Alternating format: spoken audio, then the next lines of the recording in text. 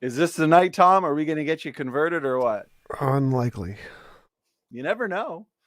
I mean, crazier things have happened. Kent, I think we should have a debate. Who's had more debates, Kent or TJump? So you had a bunch of them, Tom? I haven't followed. 500 or something like that. Oh, you're ahead of me then. I'm only on 271. I'm trying. That's about 800 debates between the two of you. Yeah, but Tom, when you're sleeping and you dream about debates, those ones don't count. Well, I'm just counting the videos I've posted on YouTube. I'm just playing. So yeah, this should be good. Kent, your audio sounds good. Your video sounds good. Okay. Tom, actually, give us an audio check again real quick. Testing. 1, 2, 3, 4. God is fake. Fake news. Ooh, fighting words already. So what kind of work do you do, Tom? I'm a full-time YouTuber.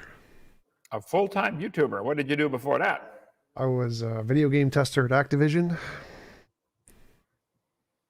A video game tester. Everybody's dream job, eh?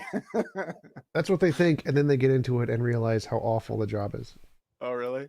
Yes, because you spend hours picking up every single character and running up against every single wall of every single map for 8 hours a day, and then you get the break of when you find a bug, you get to write a 3-page report and then submit it, and then go back to bumping characters in the walls all day long. So not as fun as the kids. Sounds like a valuable thing to be doing. I think, I don't know, it might be just as valuable as studying the Bible. We'll see Judgment Day on that one. The debate hasn't even started yet, and you guys are already giving me a good laugh. So, gentlemen, Tom, I sent him the format. He's easygoing. Kent, we're going to opening statements, whatever Tom takes, let's say 10 minutes, then about a 6-minute rebuttal, open discussion, closing, audience Q&A will be done by, we're trying to keep these now about an hour and a half rather than the typical 3 hours. Right. Because I'm only 33 and I can't even handle them anymore. So we're the same age. That's weird. You 33? Yeah. Yeah.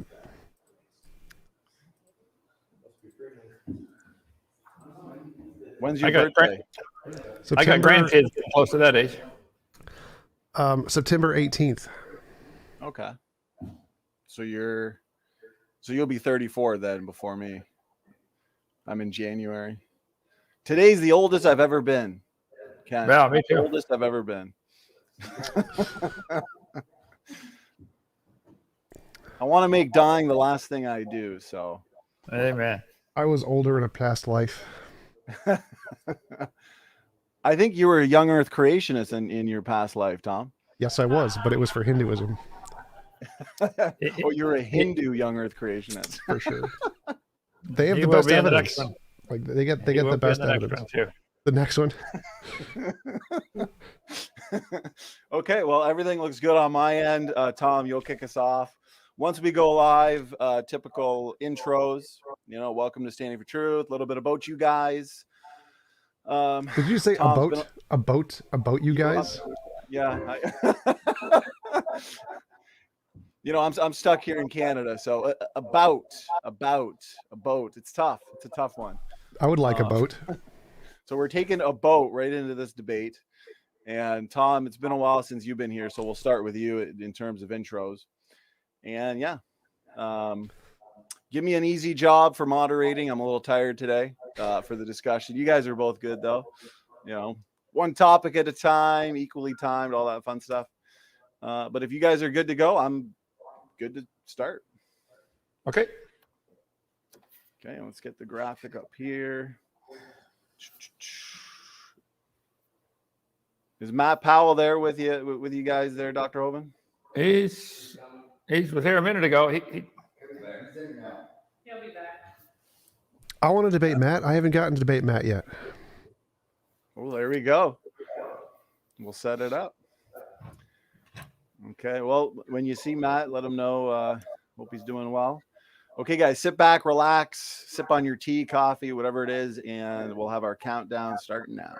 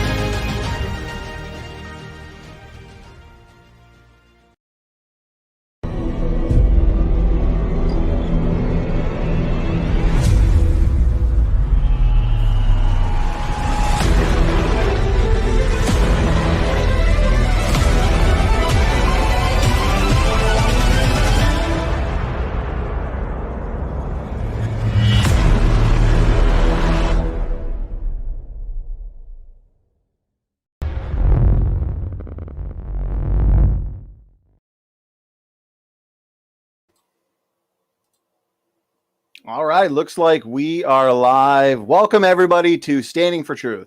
I am your host, Donnie, and tonight is the night you have all been waiting for.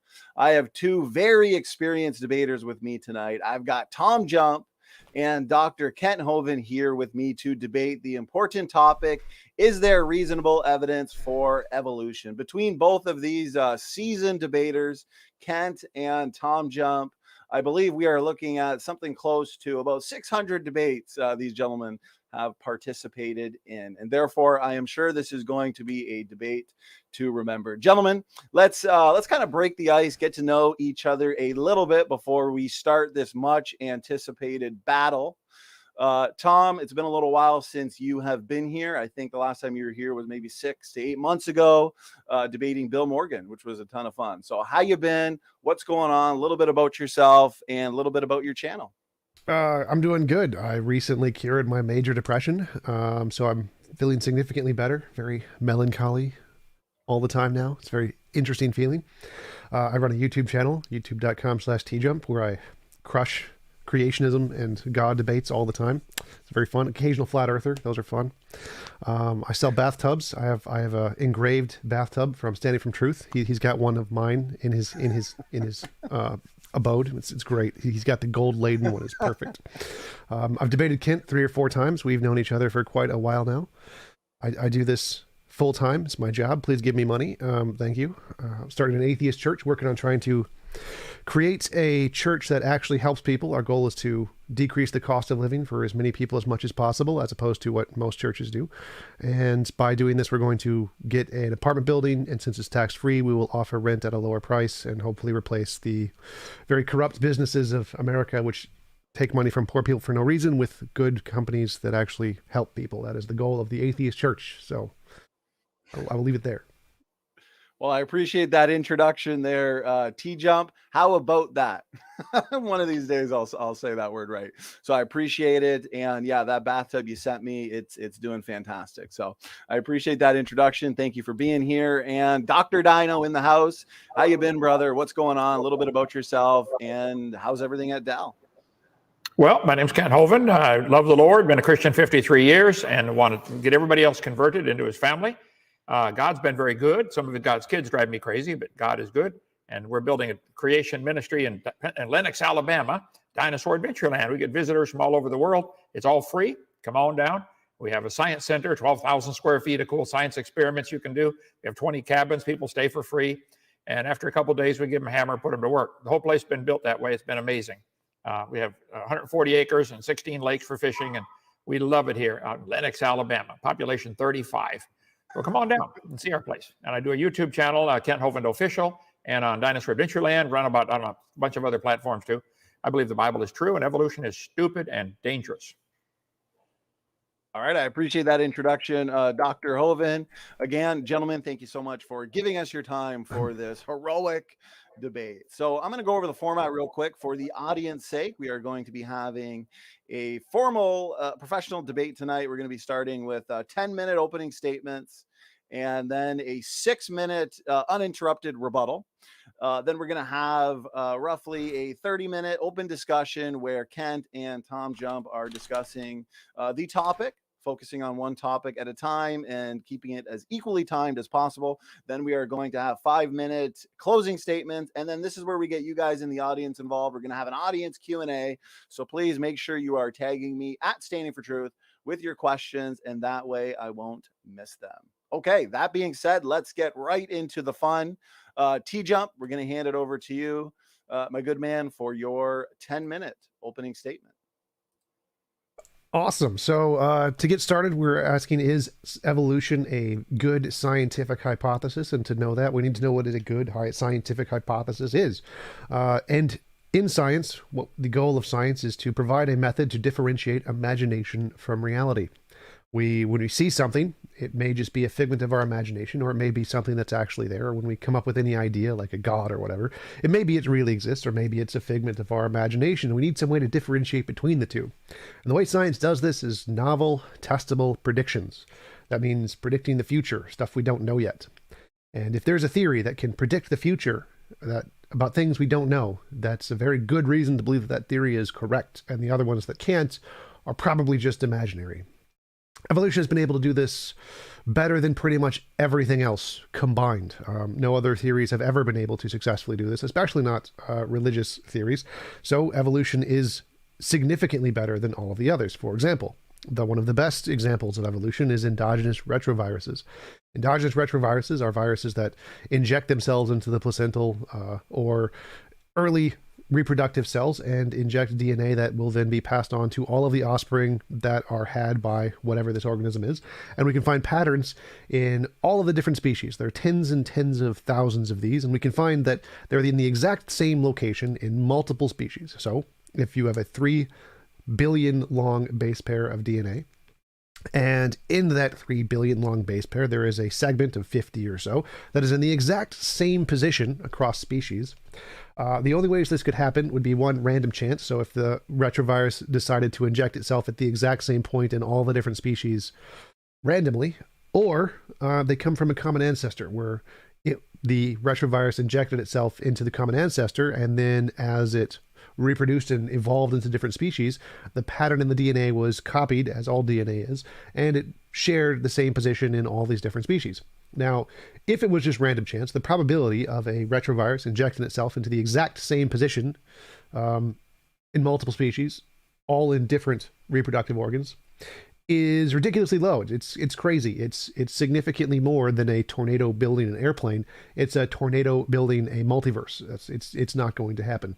So the more plausible explanation here is that evolution actually took place, and a retrovirus injected the placenta of a early organism, and that early organism continued to reproduce and evolve into multiple different species, and each of those species share the retrovirus. Now, it gets more complicated than this because there's a lot more than one retrovirus. There are tens of thousands of these, and so the probabilities explode exponentially. So this is not plausible to have happened by chance.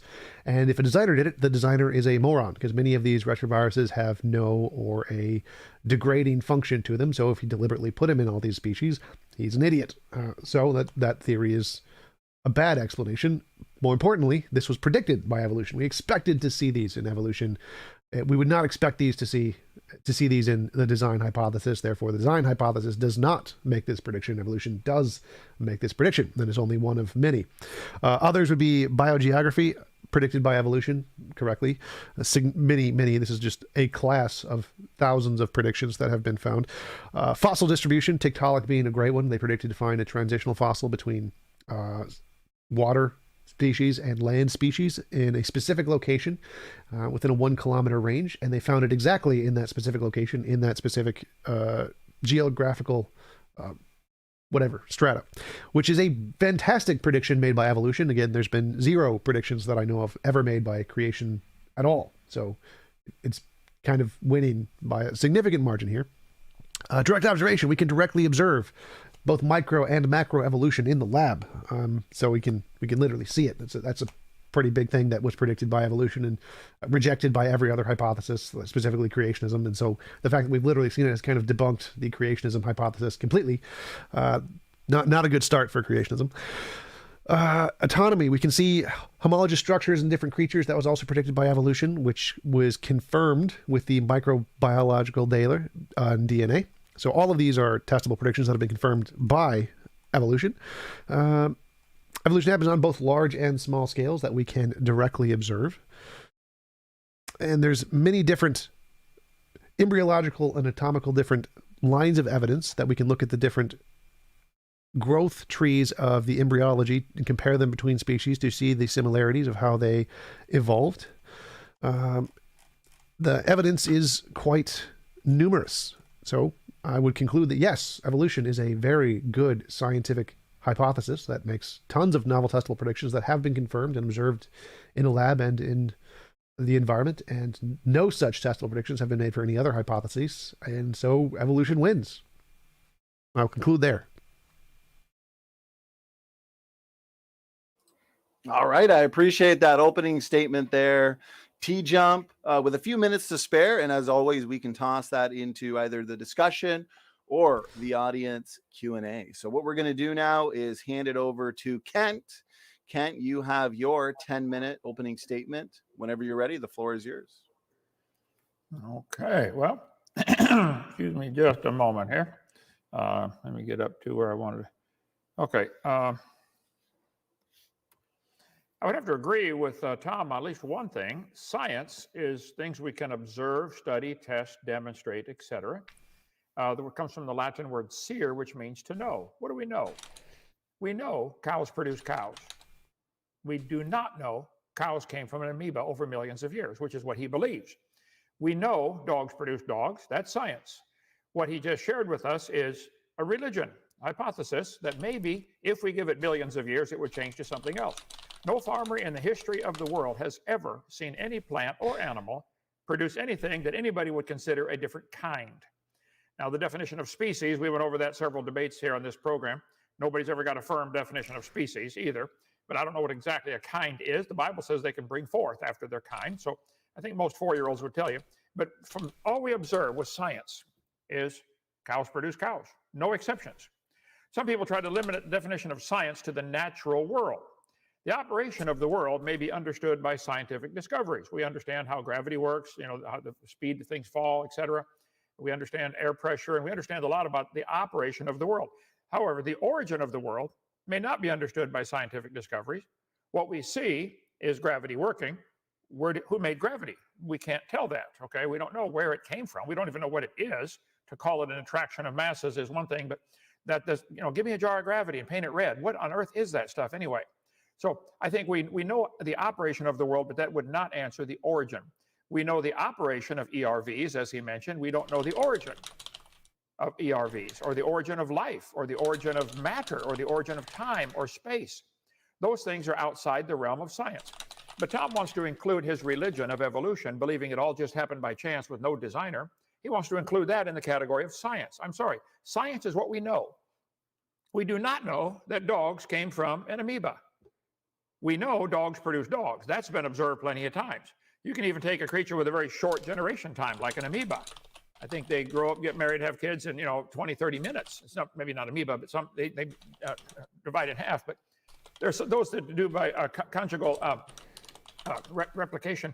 They have very short generation time, and we in one human lifetime you can see thousands or hundreds of thousands of generations, and we never see a bacteria produce a non-bacteria, a virus produce a non-virus. We just don't see that. It's not science.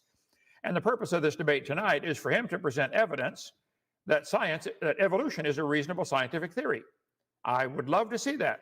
The operation of a computer can be understood by science. We know how it operates.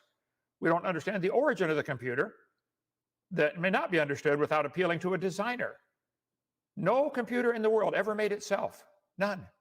No wristwatch ever made itself. No ink pen ever made itself. We understand the operation. We don't know the origin. You don't know the origin of life. You don't know the origin of the earth. You don't know the origin of species. Darwin's book never did talk about the origin of species in his book, The Origin of Species. Religion is a set of beliefs concerning the cause, nature, and purpose of the universe. That's what Tom has. He has a religion, but he will never admit that, I promise you. He thinks it's part of science. The creationist worldview says God created everything about 6,000 years ago. That's what we believe. We're not asking that to be taught in the school system, though, so the burden of proof is not on us. They believe 18 or 20 or 16 or 17.22, whatever it is, billion years ago, the Earth, the whole universe came into existence from a dot of nothing exploding, or dot of near nothing. That is not only not science, that is stupid. The whole Big Bang Theory is the dumbest idea in the history of humanity. I'm amazed that a grown man would believe such a thing. Then they believe the Earth cooled down 4.6 billion years ago, or 4.54, I guess they're down to now, and developed a hard rocky crust and rained on the rocks for millions of years and turned them into soup, and the soup came alive. That's all part of the evolution theory. It is nonsense. It is not science. The Bible says in 6 days, God made the heaven and the earth and everything in them. Well, based on that, I can make some predictions, scientific predictions. I predict the universe will show evidence of intelligent design. I think we see it everywhere. This ink pen shows evidence of design for a purpose. It can't make itself. Every cell in your body, Tom, is more complex than the space shuttle, and you got 100 trillion cells, each one with 100 trillion atoms. It's designed. Get over it. Just common sense would tell you that. I predict there will be thousands of symbiotic relationships in nature, where the plants breathe in the CO2 and give off oxygen. The animals breathe in the oxygen and give off CO2. They reciprocate the gases. That's a cool symbiotic relationship. If you wish to believe that happened by chance, you're welcome. I believe it was designed, and I think it was designed very well. You have all the systems in your body. That symbiotic relationship, your digestive system, your muscular system, your skeletal system, your nervous system, all that working in symbiosis with each other, I think is pretty cool. All the animals seem to have that evidence of design. I predict there will be limits to the variations that things can produce. Certainly dogs can produce different kinds of dogs. Chihuahuas, Great Danes, Dobermans, no question. There are now 339 recognized breeds of dogs by the American Kennel Association. I would say they probably had a common ancestor called a dog. But you guys want to take this evidence of variation within the dog kind and imagine, SpongeBob style, that it goes forever, clear back to an amoeba. Your family trees do show, the family trees do show an amoeba turning into everything. That's not science. Based on the prediction that God made the world, there are some scientific predictions. I predict there's going to be a purpose to life because somebody designed it for a reason. I predict there will be non-material things in this world, not just material matter, things like love, justice, mercy, innate knowledge of right and wrong, conscience, absolute truth. Where do those things come from? Where does love come from in an evolutionary, materialistic world? if you're nothing but animated meat, pure matter, well then how do you get these imaginary things? And if your brain is nothing but chemicals that got together by chance, how could you trust your own thinking? How can you trust your thoughts and your reasoning process? And how on earth do you tell right from wrong if evolution is true? I predict there'll be a way to find the will of the creator, like maybe messengers speaking for him, or maybe even a book telling us how he created it and why. To me, it's common sense. If somebody designed this world, he would tell us what he wants. He owns it, and he makes the rules. And if your city passes a law that says the speed limit's 40, and they're going to give you a ticket for breaking that, well, then it's up to the city to publish the law and to post it, put up a sign, speed limit 40. And if somebody knocks it down, they preserve it. They put up another one right away. I think if God's going to be the judge one day, it's his responsibility to publish what is his law, what's he want, and to post it and to preserve it. I think I'm holding a copy of it right here. I think I know God told us pretty clearly what he wants, and we've all fallen short of the glory of God. And therefore, God himself came down, became a man, and said, I'll do it for you. Now, if you'll accept my payment, my death on the cross, I'll forgive you. And I did that 53 years ago. I gave my heart to the Lord. He's now my Savior. I'm going to heaven, not at all because I'm good. I'm forgiven. I predict there'll be a life after this life where we face the Creator and give an accounting. I predict, Tom, your knee's going to bow before that Creator one day. You can be proud and haughty and cocky now, but we'll see how it holds up for you on Judgment Day.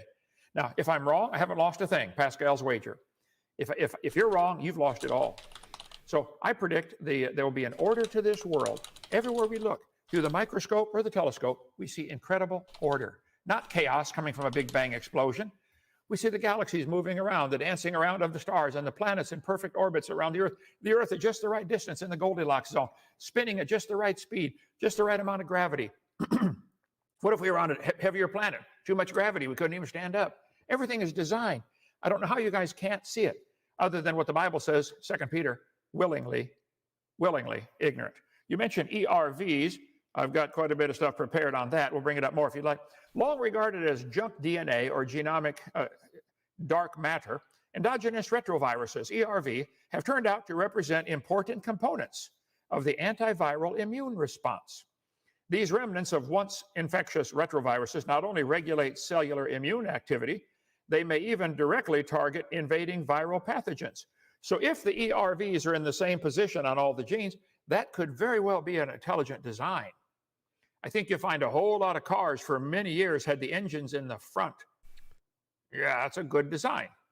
And they had round wheels. That's a good design, better than the square ones.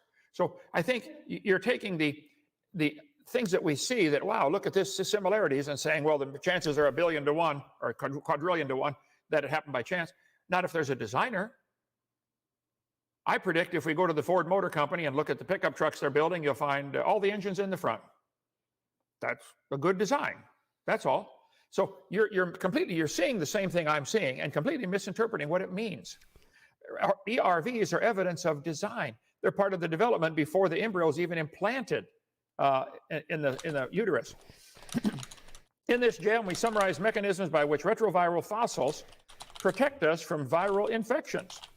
One focus will be on recent advances in the role of ERVs as regulators of antiviral gene expression. Scientists 30 seconds. Identify new beneficial function of endogenous retroviruses. They have a beneficial function in the body's immune defense against common bacterial and viral pathogens. You can read all about it. You guys are so desperate for any evidence for your theory, you're now jumping on ERVs. You gave up on the rest of them, homology and gill slits and all that stuff. Bring those up. I'd love to talk about that. Anyway, I think there's no evidence for evolution. It's the dumbest idea in the world. Go ahead. Okay, thank you, Dr. Dino, for your opening statement. I appreciate the opening statements from the both of you. Great chat already. We are close to 300 people, and I see questions flying in, so I appreciate it. As always, we're going to have a solid audience Q&A. Just make sure you're tagging me again at Standing for Truth. Okay, so we are now in the rebuttal portion of the debate. We're going to hand it back to TJump. Tom, you have 6 minutes on the clock whenever you're ready. The floor is yours. Sure. So science. So Kent said science can't know things. I don't think Kent knows what knowledge is. Knowledge is a justified, true belief. So if you can have a belief that like, evolution happened, and you have a justification, which is the evidence evolution happened, and the novel testable predictions, which have been confirmed, the tens of thousands of them, that is a justified, true belief. That's knowledge. So yes, we can have knowledge that dogs came from amoebas because we have a justification, which is all the evidence. We have a belief, and the belief is true. That's what knowledge is. So yes, we do have knowledge. I don't know. Maybe Kent has some different definition of knowledge than all of the philosophy textbooks. He said the origin of space, time, and matter. That's the Big Bang. We can know that. That also makes novel testable predictions, which have been confirmed through the Large Hadron Collider, through the LIGO experiment, to observations in the cosmic microwave background. Yeah, those are all predicted by science and not religion. So science has all the evidence to explain those things. It's only reasonable to believe the thing that has the evidence, and it's unreasonable to believe the thing that doesn't have evidence and is just making stuff up. So yes, that one we can know that one too. He said religion is a hypothesis of the causes, nature, and origin of the universe. That's not the definition I'm aware of. That's cosmology. I don't know what he's talking about here. Religion, as defined by the dictionary, is a belief in worship of a supernatural controlling power, especially a personal god or gods. I must have missed this part in the evolution. I don't see any supernatural, no controlling power, no god or gods. I have missed it. I don't see this. I don't see it. I want to make an atheist church. I want to make an atheist religion. I plan to do this. Evolution isn't one though. I don't get it. I think maybe there's some different special creationist dictionary I must got to buy from some place to find out all these new words that Kent is teaching me. Next. Big Bang is the dumbest idea. Well, I mean, that's interesting. I don't know. I don't think it really compares to a talking snake, a talking donkey, and a god who sent bears to maul 40 children for making fun of a bald guy. I don't know. That seems a little more ridiculous, but maybe that's just my opinion. I don't know. Maybe. Who knows? Kent's predictions are quite interesting because they're not really predictions. He said that there's evidence of design, but he didn't present any evidence of design. He presented an argument from ignorance. He can't understand how complex things form. Therefore, complexity equals design. That's called an argument from ignorance fallacy. That's literally the opposite of evidence. That's a fallacious argument. He said he predicts symbiotic relationships. Well, Kent, that's not a prediction if you literally see it. To predict it, you have to not know something, and then you have to make a prediction, and then you have to see the thing. If you already see the thing, and then you just say, I predict I see that thing, that's called a post hoc. Not a prediction, a post-diction. So that's not a prediction. You're just explaining things we already see. Anybody can do that. It's called post-diction. That's why it's not actually evidence. That's why doesn't support your position. He said there's limits to variation. That's great. That's good. What are these limits? Which part of the DNA thing can't be changed? Because as far as I know, every part of the 3 billion long base pair can be changed just fine, and it happens all the time. It doesn't seem like there's any limits to mutation here. Like I'm missing the limits here. Which parts of the DNA can't be changed? He said that there are non-material things. That would be great. Like evidence of non-material things, phenomenal evidence. I don't see any. Purpose of life? Do you have any evidence? Can we give any novel predictions of the purpose of life? No. Consciousness? Yes, that exists. It's material. It's the consensus in neurology, psychology, cognitive science, philosophy of mind, all physical. So not non-physical. Love? All evolution explains love. Absolute truth, that just means sentences correspond to reality. There's no non-physical thing in absolute truth. It just means A equals A. Does that describe reality? Yes. Okay. We have absolute truth. No non-physical things required. Innate knowledge, like the cuckoo bird has innate knowledge that it doesn't like eggs, and so when it hatches, it immediately pushes out all the eggs. That's from biology, because biology gives your brain certain tendencies of things it likes and doesn't like. No non-physical things required there. How do you trust your reasoning process? Well, because our reasoning process is a product of reality, so our reasoning process can't do things that aren't in reality. So like I can't imagine a round square. I can't believe I exist and be wrong. So there are things, since our brains and reasoning process is a product of reality, it can't do things that don't correspond to reality completely. They can't do logical contradictions. You can't imagine a round square. So we can trust our reasoning process because there are many facets of our reasoning process that can't be wrong. God's morality. That's funny because God drowned millions of babies in a global flood. And again, I love 2 Kings 2:24, favorite quote. Some kids made fun of a bald guy and God sent 2 bears to go maul the 40 kids. Perfect morality. Love it. Just the greatest model of morality ever I've heard in my entire life. He predicted that there's life after this life. Again, fantastic prediction. I would love it. Do we have any evidence of this? No. So, I mean, it's just, you got to confirm. The prediction has to be confirmed to be evidence. You can't just make a prediction like, I can predict I'm going to win the lottery in 1,000,000 years, but until it happens, it's not actually evidence. You got to confirm the prediction. That would be a good one. He mentioned Pascal's wager. Pascal's wager does not work because even if there is no God, just nature, there could still be an afterlife. And in the afterlife, the laws of physics determine that the only people who get the reward are the atheists, the rational ones who don't believe nonsense. Therefore, all of the religious people who do believe in a God will go to the hell, and all of the atheist, rational people will go to the heaven. Therefore, the probabilities for Pascal wager are exactly the same, whether your belief is for a God or for no God. So Pascal's wager doesn't actually indicate anything, doesn't support anything.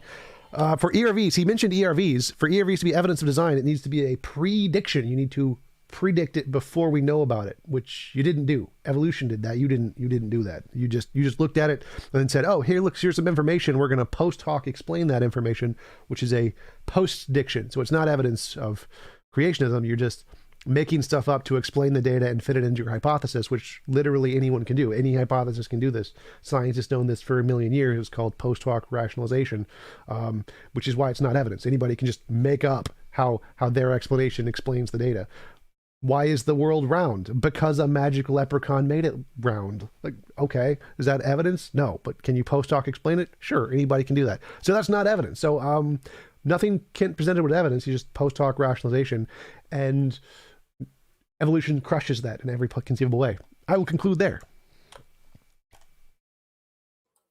Okay, Tom, thank you for that rebuttal. That was about 6.5 minutes. So to be fair, we will give Kent equal time. Kent, whenever you're ready, the floor is yours. You have roughly 6.5 minutes.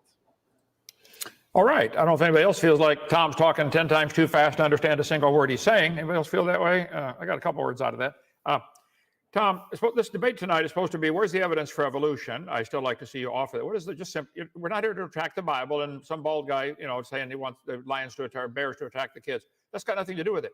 Where's the evidence for evolution? Your religion is on trial tonight. You believe these charts like this, that an amoeba, a protozoa, or a single-celled creature turned to a human. This is the textbook example of what they're teaching, that a single-celled creature became everything. Here on this chart, they've got the humans, the bears, the elephants, the dinosaurs, the grass, the tomatoes. Everything came from a single-celled creature. This is what is being taught. This is my objection. This isn't science. This is a bunch of lines on paper connecting very different creatures. They have a shark and an octopus and a squid and a snail, and grass and roses and flowers and wheat and everything going back to a common ancestor. My question would be simple. Tom, do you believe these charts represent reality and science? Is this something we can know? Nobody's ever seen a shark produce a non-shark baby. Never have seen that. If you wish to believe they came from an amoeba, congratulations, you can believe whatever you want. But that's not science. Science is what we can observe and study and test. Show me which animal or plant you think has produced offspring that are different than its kind that would lead to the conclusion that everything has a common ancestor. They draw these lines on paper, the phylogenetic tree, and say, look at this, animals, fungi, plants, all have a common ancestor. That is religious belief. Nobody's ever seen a cow produce a non-cow or a dog produce a non-dog. It's not observable science. We can see a variety of bats. I think there are now 1,100 varieties of bats that have been classified. We can see varieties of elephants, two appear to be extinct, but the African, the Asian, the mammoth, the mastodon, they might have had a common ancestor. But everything inside this circle they drew with all the lines is religion. Nobody's ever seen an elephant produce a non-elephant, but they got the elephant connected back to, the dolphin. Tom, do you believe an elephant and a mosquito have a common ancestor? I'll answer for you, yes, you do. And where is the evidence for that? That's not science. They say all the many forms of life on Earth today are descended from a common ancestor, which was a primitive unicellular organism. My objection is this is what the kids are taught every day, and this is a religious belief. You have successfully invaded the school system and forced your religion down the throats of every kid who has to go, and everybody else has got to pay for this to be taught. You guys who believe that all life forms, including the elephant and mosquito, had a primitive unicellular organism as common ancestor. This is what you believe. This is what you teach. This is your privilege. But it's not science. The debate tonight is, where is the scientific evidence for evolution? What is it a reasonable theory? You can draw lines and say the mammals, which include the humans, and the birds have a common ancestor. And they do draw these lines all over the place. Heath biology textbook sitting right there. And the crocodiles also. Oh, wow, came from a common ancestor. This is religious belief. My point is, it's not science. All these charts you guys make claiming common ancestor, wow, they've all got common ERVs. So we don't observe the animal producing anything other than its kind. Bobcats produce bobcats, birds produce birds, but they got birds and turtles going back to a common ancestor. Do you believe birds and turtles are related to a common ancestor? I would agree that probably a variety of birds are related to a common ancestor called a bird, but that's as far as it goes. My whole point is, evolution is a religious belief. The evidence indicates, fossil evidence, stop. No fossil is going to count as evidence for evolution. When you find a fossil in the dirt, all you could prove is it died. Here's a fossilized clam. I could not prove this had any children at all. I certainly could not prove it had children that lived, and neither could you. And nobody in the world could prove it had children that lived that were different. All we see today is clams produce baby clams. That's all anybody's seen. So if you wish to believe and imagine, SpongeBob style, something else, go ahead. But stop calling it science. I think it's nonsense. I think it's stupid. I think it's criminal to call that science and teach it to kids. They draw the lines on paper and say, look at this. Everything's connected. Oh, there we got the dolphin going, and the whale, or the elephant. Wow, look at that. The manatee and the elephant and the dolphin have a common ancestor. That's not science. It's a bunch of lines on paper, and the kids are taught this stuff. So the Bible says clearly they're going to bring forth after their kind. That's all we've ever observed. I've chosen to believe that. I can't prove that, but I know this: you won't find a farmer in the world that'll tell you that mosquitoes ever produced a non-mosquito on their property, or the cows produced a non-cow. We just had a sheep had a baby a couple of days ago. It turned out to be a sheep. Whoa, who'd have thunk it? Our mule had a baby. Our donkey turned out to be a baby donkey. Our chickens have babies all the time. They always are chickens. My point is, it's the burden of proof is on you to prove, to offer evidence for why on earth you would think a family tree like this is science. We don't observe it. We don't test it. I tell you what, test it. Put an amoeba in the laboratory. Get as many as you want, billions of them, and try to make them produce a non-amoeba. Where is the evidence of an amoeba ever producing a non-amoeba? I would like to see that. Over to you, Tom. Okay, perfect timing, Ken. I appreciate that. Let me shut the timer off. And gentlemen, that concludes the opening statements and the rebuttals. Great debate so far. Lots of great points to discuss here in the dialogue portion of the debate. Let's discuss one topic at a time as we do our best to remain on topic. Oh, just a second, a little bit of an echo. Okay, we're good now. Topic being, is there reasonable evidence for evolution? Okay, let's jump right into it. Dr. Dino just ended with his rebuttal. So Tom, let's allow you to start with the first point or first question. Go ahead. Sure. So Kent said that I've never seen a non-cow come from a cow. Now, I've never seen a non-Kent come from a Kent, like his son specifically, but I can still show that his son is his son because I can look for patterns in the DNA.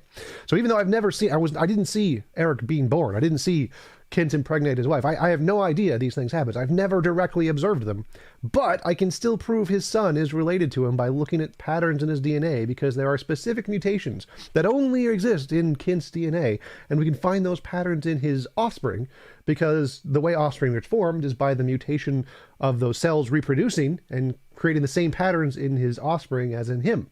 Now, luckily, this same process has happened throughout all life, and so we can see the same mutation patterns in different species and know they're related in the exact same way we can know Kent has a son. Even though we've never seen a non-Kent come from a Kent, we can still conclude that they're related because of evidence, novel testable predictions. That's the ERVs, the mutations in the DNA. So those things are the evidence, Kent. I don't need to directly see a non-cow come from a cow. I just need to look at its DNA. Just like if I want to know if Eric is your son, I don't need to see a non-Kent come from a Kent. I just need to see his DNA. Okay, let's hand it over to Kent. Equal time. Go ahead. Okay. Tom, are there any limits to how far this DNA can change? Is a man producing a boy child that grows up to be a man, is that evidence that an amoeba can turn to a whale? I think all we've ever seen is humans produce humans and whales produce whales. You wish to believe because we see changes in the DNA and the son is not exactly like the father. Sure, all the cows are not exactly like the mother, but they're still cows. All the birds are not exactly like the mother, but they're still birds. You are imagining and muddying the water here to make it where people say, oh, wow, maybe that's true. Sure, humans produce humans. Some have red hair, some have white hair, blonde hair, some have brown hair, some have black hair. They're still human. Where is the evidence of anything beyond a man producing a boy that turns up to be a man is not a change that's going to support your theory. So where's the evidence that is my son? Do you think the difference is between me and my son and then his son, and if I get a grandson or great-grandson out of them, do you think there'll ever be a time when they're non-human? Yes. You think there will be? Yes. Is that scientifically observable, or is that just a belief system you have? The evidence for that is scientifically observable, yes. Explain what you mean. What evidence would make let's just take a simpler organism like an amoeba. Because they've got a short generation time. What evidence would you have that an amoeba will ever eventually produce a non-amoeba? Do it in the lab. Where's the evidence? Well, so I can answer that the same way. What evidence do we have that a non-Kent or that a Kent will produce a non-Kent? Well, we look at the offspring of Kent and see, oh, look, there's a difference. There's a difference in the pattern in the DNA. It's a non-Kent was produced by a Kent. So there's not an exact copy. Like you haven't produced Kent's DNA exactly 100%. There are differences. So a non-Kent can come from a Kent, even though I haven't observed this directly, because I can see differences in the DNA. So if I want to conclude that one species will produce a different species, I would say, well, if this was the case, we could look back at different species and we'd see that there are the same patterns in this species and in this species' DNA that make them related, just like that we can determine that a non-Kent, Eric, is related to Kent because it has similar patterns in the DNA. So if we see the same patterns in DNA change across species in the same way as they do between father and son, then we can determine, hey, they share a common ancestor, just like your children share a common ancestor. The DNA patterns work the same in both. Tom, you are muddying the water by saying a parent produces a kid. Let's say an adult human produces a miniature human. Sure. That's still a human. Yep. And that, sure, there's changes. He's different than me, and I'm different than my dad and my granddad. But by deliberately trying, man has produced a whole variety of dogs. They select for the smallest one until they get the useless ones like the pug and the chihuahua, okay? They're still dog, barely, okay? Barely. Is there any chance all this selective breeding, okay, they've gotten dogs now as small as a toy chihuahua. Is there any possibility in a billion years they will ever get a dog as small as a flea? Sure, it's possible. Or are there limits to the dog size? Yes, like it couldn't be smaller than an atom, obviously, because they're made of atoms, so there's definitely a size limit. Okay. If there's a size limit, we've now got the Great Dane, which is a pretty big dog. Do you think you'll ever crossbreed dogs and get a dog as big as an elephant? There are animals as big as an elephant, like an elephant. Yes, there are animals as big as an elephant, like an elephant. Yes, I agree. Well, yes. Can they get a dog? Can they get a dog as big as an elephant through selective breeding? Probably yes. You think so? Okay. Yes. This is imagination. All experiments and observation says, hey, there's a limit. You might get a big dog, but the further you get away from just a average normal dog, and the more you got to babysit them. Most of these would not survive in the wild. What's the limit? Turn the chihuahuas loose out there. The squirrels would eat them, okay? Well, what's the limit? You said there's a limit. Like, where is the limit? Like, I would say the limit of the size would be determined by how thick the bone mass can be before it collapses in on itself. So I'd say that since elephants could do it, then yes, we could probably produce bone structures that are similarly strong in dogs. Right. What man has observed in all of human history is everything we try to selectively breed for, whether it's sweeter apples or bigger apples or, apples that grow in cold climate or warm climate, they've got 1,100 varieties of apples that man has successfully created. They're all still apples, and most of them would not, if you like take the dogs, if you turn all the dogs loose in the world into the woods, most would not survive. Natural selection would select the general, and it would go back to the general average ordinary mutt. So my point is, you guys imagine these family trees, and it's not science. We see dogs produce varieties of dogs, and we see dead ends. We see big ones and little ones. Can't go any further. Ask anybody who breeds dogs. Like my wife has several members of her family and people, relatives, that do this for a living. They will tell you, yeah, there's a limit. It could be the dog, the wolf, and the coyote had a common ancestor, but you believe a dog and a banana have a common ancestor, don't you, Tom? Well, what's the limit? So yes, I believe dogs and bananas have a common ancestor, but you keep saying there's a limit. What's the limit? Because I don't see a limit. Dogs are still getting bigger. Where's the limit? Well, I guess we'd have to go by what we observe, which is called science. We observe there's a limit. You run into a stone wall. You can't get bigger than a Great Dane. You can't get smaller than a toy Chihuahua. So maybe we've reached the limit. They do get bigger. They're getting bigger. What do you mean we can't get bigger? They are getting bigger. Oh, get one as big as an elephant then. Come on. Well, they get bigger in small amounts, but they are getting bigger. So we're getting there. Give us enough years, we'll get one that big. Through selective breeding, they've gotten as big as a Great Dane.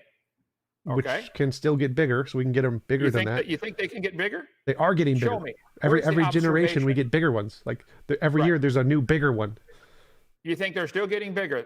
Yes. Every year they're getting bigger? Yes, like that's why the You believe that? Yes, that's what we have. We have competitions for like the largest animal or the tallest animal, and every year they get beaten by a different one because they keep getting bred to be bigger and stronger and faster. Like we have cows now that are just like 100% muscle to the point where they can't reproduce. So yeah, we've made them so big that they literally can't reproduce on their own anymore. Yes, they're still getting bigger. Stop and think what you just said. We reached a limit, didn't we? They can't reproduce anymore. Hello. But they're still getting bigger. They're continuing to get bigger. Not if they're not reproducing anymore. They're going to die. They can't. They have to reproduce babies. They don't live forever. They can't naturally. You're proving my point. Evolution doesn't work. So they can't naturally reproduce. We artificially reproduce them. Artificial insemination. They're still getting bigger. We're making them even bigger than they are now. Through artificial insemination. Yep. Isn't that going to kill the mommy cow if they get the sperm from the giant bull? No. There is a limit. You think they'll ever get a cow as big as an elephant? Yes, that's also possible. Okay. You think they'll ever get a cow as big as Texas? No. So there is a limit somewhere in there, right? Yeah, the laws of physics mean that atoms can't hold themselves together, but that has nothing to do with physics DNA. And all of genetics and all of observation says there's limits. 339 breeds of dogs. That's not the limit. That's not Texas. 339 breeds is not the size of Texas. So all of evolution is, yes, we agree in evolution there are limits. Like obviously you can't break the laws of physics. You can't make a dog that can travel faster than the speed of light, okay? But we can have like amoebas go to dogs. That's simpler than creating a dog the size of Texas. So yes, we agree, evolution, no, you can't make a dog the size of Texas because literally the atoms would not be able to hold themselves together. But you can make an amoeba into a dog because the only difference there is the pattern in the ATCG and the DNA, which is very easy to change, happens all the time. Okay, now wait a minute. You just said, 415, Alt-DV, 415. You just said we can get an amoeba into a dog, I believe is what you said. We go back and have. It's literally happened and we have proof, yes. Wait. You're saying we have turned an amoeba into a dog? Is that your statement? Evolution did, yes. We can prove it, yes. You can prove that? Yes. All we've ever seen is amoeba produce amoeba. I've never seen a non-Kent be produced by a Kent, but I can still prove it happened. I'd like to see how many science laboratories are there. Tell you what, I will give you $500 if you can get an amoeba to produce a non-amoeba. Well, if I could do that in a lab on my own, I'd win a Nobel Prize, which would give me $1 million. So that would be I could get a lot more than $500 for that. But again, I only need one lab here. Like I can show a non-Kent was produced by a Kent with one lab with just doing DNA tests. You know, I can show an amoeba went into a dog with the same DNA testing. It only takes one lab to do this. It's just basic evidence. They take a lot of labs. Okay, get all the labs in the world. They have these family trees like it's part of science. Let me go back up here. And they call this science. It's not science. To say an amoeba turned to a human or a protozoa turned to a human, all we've ever observed is protozoa produce protozoa, amoeba produce amoeba, humans produce humans. You're choosing to call it an adult and a kid muddying the water. It's still a human. Has any human ever produced a non-human? How many babies have been born in the history of the world, and how many have turned out to be human? I don't understand. Human. I don't understand what you're saying here. So I've never observed a Kent produce a non-Kent. I've never observed this happen, but I can still prove it happened. You don't need to directly observe one species evolving to another one. You don't need to observe that. You can prove it happened without observing it. It's called evidence. DNA. You can prove an amoeba turned to a dog. Please, yep. What evidence do you have for that? This is your debate. You're supposed to show the evidence for evolution. Why would you believe such a dumb thing? That an amoeba can turn to a dog. Why do you believe that? Because that hypothesis has made successful novel predictions that have told us many things about the world that we didn't know yet. It was able to predict the future and give us insight into how the world worked before we knew it. And it's the only theory that did that. So it's the only one that any rational person can believe and be justified. Whoa. The theory that God said they're always going to bring forth after their kind, when that's what we observe, that's a rational theory. All we've ever seen is amoeba produce amoeba and dogs produce dogs, and they don't ever change. Well, that's, again, post hoc rationalization. That's not a prediction. That's people that are goat herders 2,000 years ago looking around them and saying what happens, and then they wrote it down in a book. That's not a prediction. That's a post-diction. So that's not evidence. That's goat herders writing down what they observe. Yeah. And some moron walking around the islands because you can't get a real job named Charlie Darwin sees a bunch of birds, produce a bunch of birds, and says, wow, this proves everything's created. You want to make fun of the goat herders, man. You're like to make fun of your stupid religious leader, Charlie Darwin, too. Okay? Well, that's I agree with you there. So what Darwin said wasn't evidence. What Darwin said was a theory, and then the evidence was when his theory was confirmed. He predicted things and he got it right, and that was the evidence. So his predictions aren't anything, but at least he made predictions about things we didn't know yet, and then once he got those right, they were proven correct. That's the evidence, which didn't happen for the Bible. Okay. They didn't. Never has that happened. I will predict something that we don't know yet. I will predict that if you start with a colony of amoeba in a laboratory and let them grow and develop and reproduce for 1,000 generations, I will predict it'll still be an amoeba. How's that for a prediction, Tom? We do already know that. That's something that's literally been done in a lab. We have like things going on for 50. I'm sorry, I cannot understand what you are saying. Talk more clearly and enunciate and slow down. What did you say? I said we have done that. We've literally done that in a lab. Right. 1,000 generations isn't enough to produce a new species. So you're again, that's not a prediction. I just don't think you understand what a prediction is. I understand what a prediction is and a postdiction. Now listen. So well, then why do you not give any predictions? You keep give me a prediction, because you don't. Okay. I don't think you do know what it is. In the laboratory, you're saying they did 1,000 generations of an amoeba, and it was still an amoeba because that's not enough time. Yep. I will predict if you give it 10 trillion generations, it'll still be an amoeba.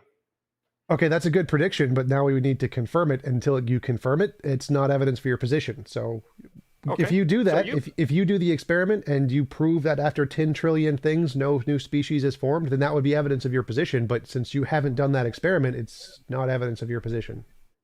That's why I said every farmer on the planet that has ever raised anything from corn to potatoes to cows to anything will tell you they always produce the same kind. Which isn't evidence. Ever seen. Since they first started planting wheat and developing it, they've got wheat that grows in dry soil and moist climates, and they got wheat that'll handle the cold weather, and they've got a whole variety of wheat, but they still got wheat, 100 different varieties. They can't get out of wheat. It's still wheat. Same thing. Let's take the dogs as a classic example. All they ever get are dogs. I predict they'll always get a dog, no exceptions. That's what every farmer in the history of the world will tell you.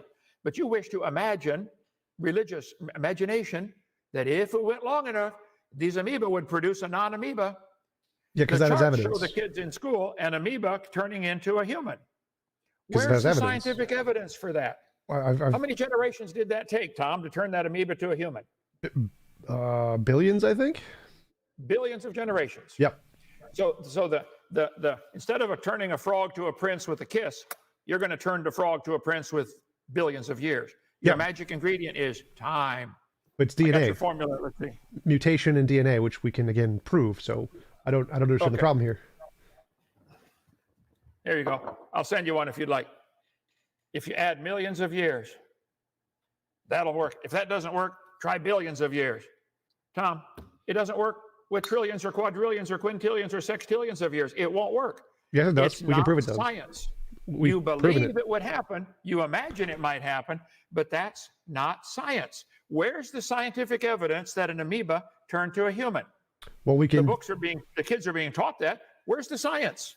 I've already answered that many times, and I was correct with all of my answers before. But as you mentioned, the 1,000 experiments that we've done, the 1,000 generations of bacteria, we can measure the rate of genetic change in those things, and then we can plot out the rate and show, oh, look, if this rate continues over billions of years, yes, we can get dogs from amoebas. So yeah, we've literally proven that we can do that in exactly the time frame predicted by evolution. We don't need like billions. The planet's only 4.5 billion years old. I predict that cows can be trained to jump higher and higher if you work them out, put them in the gym, and make them lift weights, etc. And a cow can jump. Therefore, if we work hard enough, a cow can jump over the moon. That's what you are saying, Tom.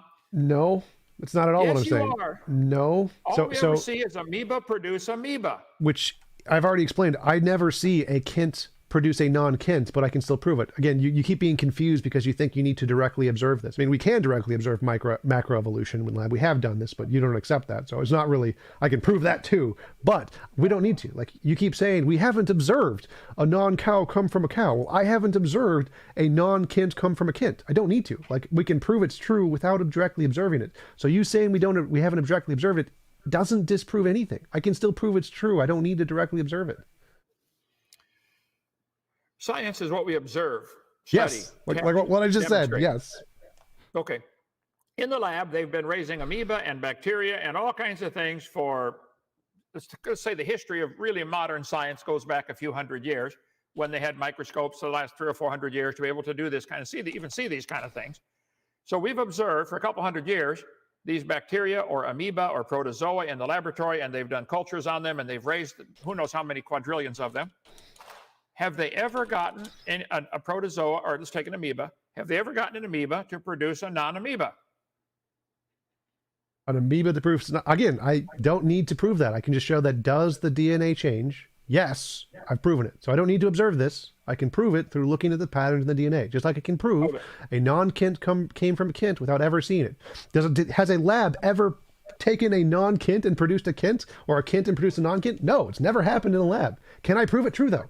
Yes, I can still look at your DNA and prove Kent produced a non-Kent, just like I can prove other animals can evolve to other species. Prove any such thing. You can imagine. All we've ever seen is kids produce kids. Kids produce kids? What? Well, humans produce humans. So you're muddying the water with kids and adults. Humans produce humans. That we can observe. I got 3 myself, okay? Right. And they've got some. I got a bunch of grandkids. So I'd be willing to predict when my grandkids get married and have babies, they will be human. I'll predict that. I'll bet you $100 on that one. Great. And I've already disproven that point and you haven't addressed it. So I can prove a Kent can produce a non-Kent, and I don't need to observe it. So that's your argument. You've never observed. One second. You never observed. I'm not understanding what you're saying. Are you saying a Kent, K-E-N-T, or a kid, K-I-D? Kent, Kent Hovind, Kent. A Kent produces a non-Kent. Kent produces Eric. Eric is not Kent. Kent produces a non-Kent. And that is your evidence that an amoeba turned to a human? No, Tom, that's what planet are you living on anyway, son? No, that's not my argument here. Is that your argument is silly, and I can prove your argument is silly. So your argument is that we've never seen you won't find a sane person in the world who will believe what you just said. Let me try to explain here. So your argument is that we've never seen a cow produce a non-cow. Now, let me take that argument. I'm going to reframe the structure here and use the exact same structure of your argument, and let's see how silly your argument is. I've never observed a Kent produce a non-Kent, just like I've never observed a cow produce a non-cow. But I can still prove both in the exact same way by looking at the DNA. I can look at the DNA of your kids and compare it to yours and be like, oh, look, a Kent has produced a non-Kent. There's evidence of this. So I can believe that you, a Kent, has produced a non-Kent by looking at the evidence, just like I can prove that a cow or an amoeba has produced a non-amoeba by looking at the DNA evidence. So I can be justified in both without ever having to see a Kent produce a non-Kent, because I can look at the DNA, which is the evidence. So I don't need to see a Kent produce a non-Kent. I just need to see the DNA. Right. I think we are watching visible evidence that our public school produces morons. Well, I mean, I didn't go to public school, so I think you've lost. Okay. You can believe whatever you wish to believe, okay? This is Evidence. not science. True. Kent produced a non-Kent. Therefore, amoebas and mosquitoes and whales are related. What kind of logic is that? So if a Kent can produce a non-Kent... I'm a human being. I have the same number of chromosomes as my son. There are differences. I have more blonde hair. He has more red hair. Okay? So we're still human. This is not evidence that cows and bananas are related. You guys want all the kids to be taught that everything is related. That's not science. It's an imagination. And you didn't offer evidence. Well, a Kent produced a non-Kent. Tom, that argument is stupid. Yes, it is. Yes, it is. Human. It's very stupid because it's your argument, and I'm just mirroring it to show how stupid your argument is. Yes, I agree it's a stupid argument because it's yours.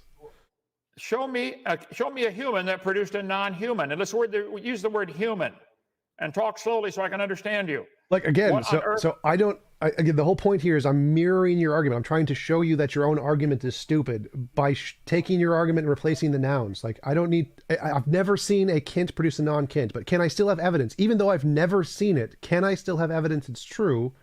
Yes. So the fact that I've seen it, what this proves is that whether or not I've actually seen a Kent produce a non-Kent doesn't matter to the argument because there's other things that count as evidence here.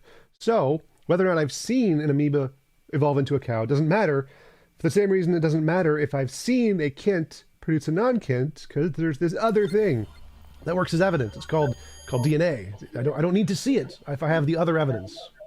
Okay, so you saw a Kent produce a non-Kent, and therefore, because we have probably differences in our DNA, therefore mosquitoes and whales are related. That's your logical conclusion from that? No. From Kent produced a non-Kent. Well, the purpose of the debate is for you to provide evidence for evolution. Right. I finally found the slides. Slide number 1415, Alt-DV, 1415. Okay. There are 50 varieties of what? Put my slides up. Put my slides up. Hey, wake up over there. There are 50 varieties of watermelons. I predict they had a common ancestor. I predict they will always produce watermelons. The Bible says they'll bring forth after their kind. There are 500 to maybe 1,000 varieties of mangoes. They probably had a common ancestor. They produced after their kind. 2,500 varieties of apples. They are always going to produce an apple. Okay? Always. How many wasps are there? 17,000 species of wasps. Wow. 3,000 varieties of tomatoes. All we've ever seen is they produce the same kind. Where's the evidence of anything other than that? A Kent produced a non-Kent. Is that going to be your argument? No, that's your argument. I'm trying to show why your argument easily fails, and we can prove your argument fails. So, like, you're saying the fact that we've never seen a non-cow produce a cow is evidence that it's never happened. That's your argument. And so I could use the same argument and say the fact I've never seen a Kent produce a non-Kent is evidence it's never happened. Now you could say, well, that's silly. See, I don't need to. You don't need to have seen my child being born to know he's my child. There's a different way. You don't need to see it. There's a different way to show this has happened. And that's with this thing called DNA. We can do ancestry tests and be like, oh, look, his DNA has the same mutations as your DNA, and so you're related.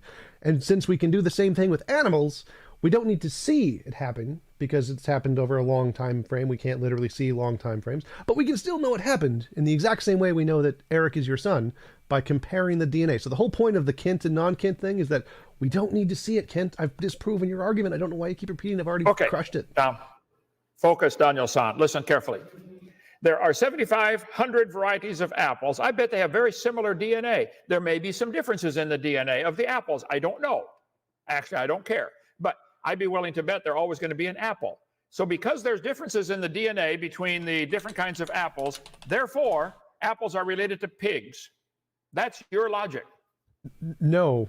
So I'm saying that there are patterns in both the apples and the pigs that are the same, just like there's patterns between Eric and you that are the same. So the patterns in the separate species, both the pigs and the apples, is the same. They have the same ERV, same endogenous retroviruses in the exact same location, same DNA. So we can know they're related in the same way we know all of your kids are related. So we know your Eric and I don't know the other kid's name. They're both related to you because they have the same patterns at the same location, the same pattern in the DNA structure. So we know they came from the same parents. And we do the same thing with pigs and apples and amoebas. Okay. I will confess that my son and I had a common ancestor, grandpa and great-grandpa. And I'm embarrassed to say it, but you and I probably have a common ancestor also, if we go back far enough. We're still human. The apples that we see have a common ancestor called an apple. Sure, there's variations of the DNA. You might get red ones or green ones or yellow ones or big ones or little ones or sour ones or sweet ones, but they're always apple. There are 17,000 species of wasps. Might have had a common ancestor. That doesn't prove wasps are related to tomatoes. There might be DNA similarities. That could prove a common designer. That's a different argument. I don't know. All I know is all science has ever observed is tomatoes produce tomatoes. Farmers, they do it, and you get a new crop every year. Now with Kent producing Eric, that took, well, it didn't take very long to produce him, but raising him took a long time. So that's a different story. So I think that we get a new generation time for tomatoes every year. Wow. So in one human lifetime, we could observe, 70 different generations. You couldn't do that with humans. So let's take something with a shorter time frame, like amoebas. You believe there's evidence that amoebas produced a non-amoeba. I know you do. You think an amoeba turned to a human, and you think they should put those charts in the school because they drew a line between the human going back to an amoeba.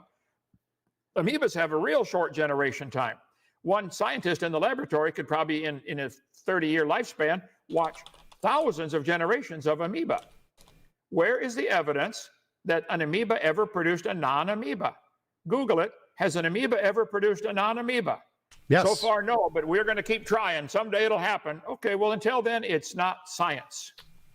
No, again, so I've already proved that wrong, like to the point where any child, like it's like at least above 5, can understand this. You don't need to directly observe it to prove it happened. You can prove it happened in other ways. And so I've debunked your argument there, Ken. You've lost that point. Wait. It could happen another way.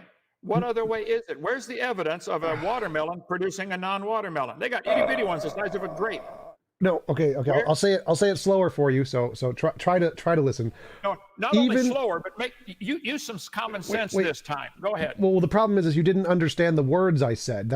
I don't think you comprehended the sentence and the argument there. So the argument is that we don't need to directly observe it happening. There are other ways to prove it happened other than directly observing it. This is a thing in science called indirect observation, which is a kind of observation, so we can prove that Eric is your son in a different way other than seeing it happen. We don't need to see it happen to prove it happened. We can prove it happened in a different way. So you keep saying we've never seen evolution happen. We have, but that's a different topic. But that doesn't matter because we can prove it in other ways. We can look at the patterns in the DNA. So if we look at the patterns in the DNA, saw Eric get created. We close the door, okay? Right. Yes. Which means I've never seen it. So I've never seen Eric being created. But can I prove it? Can I prove it still happened? Sure. Okay. So how do I do that? The Bible says they bring forth after their kind. Wait. I had a question. How would I prove that Eric was your son? We are both human. We both fit the category of mankind. How would you, I'd rather divert it to something more common sense. How would you prove wasps and tomatoes are related? I had a question here. So this is a specific question. I'm asking you. Don't try to diverge. Don't try to avoid the crushing argument that's going to destroy your entire position. How would I prove that Eric is your son? Well, there could be DNA testing to prove Eric is my son. So, but I never saw it happen. I never saw a Kent produce a non-Kent. It's never been done in a lab. No one in a lab has ever produced a Kent from a non-Kent. Therefore, it's a lie. Completely not evidence because it doesn't matter because I've never seen a Kent come from a non-Kent. Calm down, Tom. In any court of law, there are different types of evidence. There is direct evidence. There is indirect evidence. There is inference. And they have different weights that they carry in law. We could see probably the DNA code of all these different tomatoes have enough similarities that we could say maybe all the tomatoes had a common ancestor. That does not prove tomatoes and wasps have a common ancestor. You are wildly jumping to conclusions, trying to include your religious belief that everything had a common ancestor. Nobody designed it. You're wildly jumping to the conclusion to try to avoid the obvious that God said they bring forth after their kind. You don't like that. Okay, lump it. He said they bring forth after their kind. That's all we've ever seen. Kent Hovind, a human being, produced Eric Hovind, a human being, and he produced his kids, a human being. That's it. That's not proof we're related to apples. There is no direct or indirect, certainly no indirect direct evidence. You can imply this if you want. Wow, look at this. They're both eukaryotes. Wow. You know, apples and humans are both attracted by gravity. Oh, that proves they're related. That's the kind of dumb logic you evolutionists follow. This is insane. Where's the scientific evidence that everything is related, Tom? You're the one who believes this stuff. Do you believe you're related to an apple? Yes, I am related to apples. I believe it too. Congratulations, you've accepted evolution. I win the debate. Okay, let me let me jump in, guys. This has been a great debate. We've got over 420 people in the chat. Many calling this historical. So it's definitely been a ton of fun. The timer for the discussion went off about 5 minutes ago. So we had about a 35-minute discussion. I really just didn't know where to jump in. Great discussion and dialogue, guys. Let's move into some closing statements. Tom started off the discussion, so we'll let Dr. Kent end it. Tom, we're going to hand it over to you for a 5-minute concluding statement. Then Kent will give you a 5-minute concluding statement. Then we'll get into some audience questions. So Tom, floor is yours. Go ahead. Yeah, so I mean, I think I demonstrated why Kent's argument doesn't work with his own words there. He's like, oh, you've never observed it happen in a lab. And I said, well, there's other ways to show evidence, and it's the DNA pattern.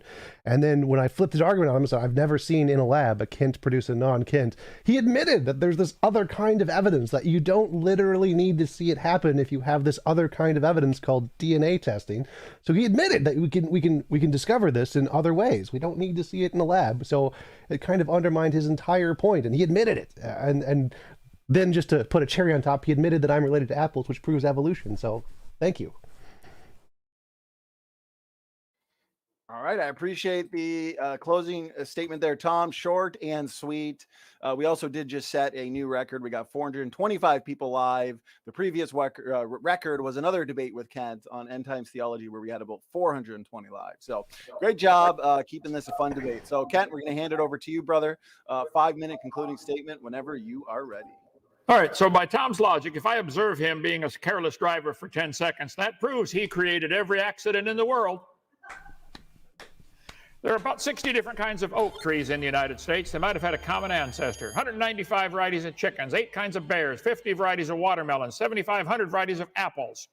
Okay, I accept the fact that there are variations of all these things.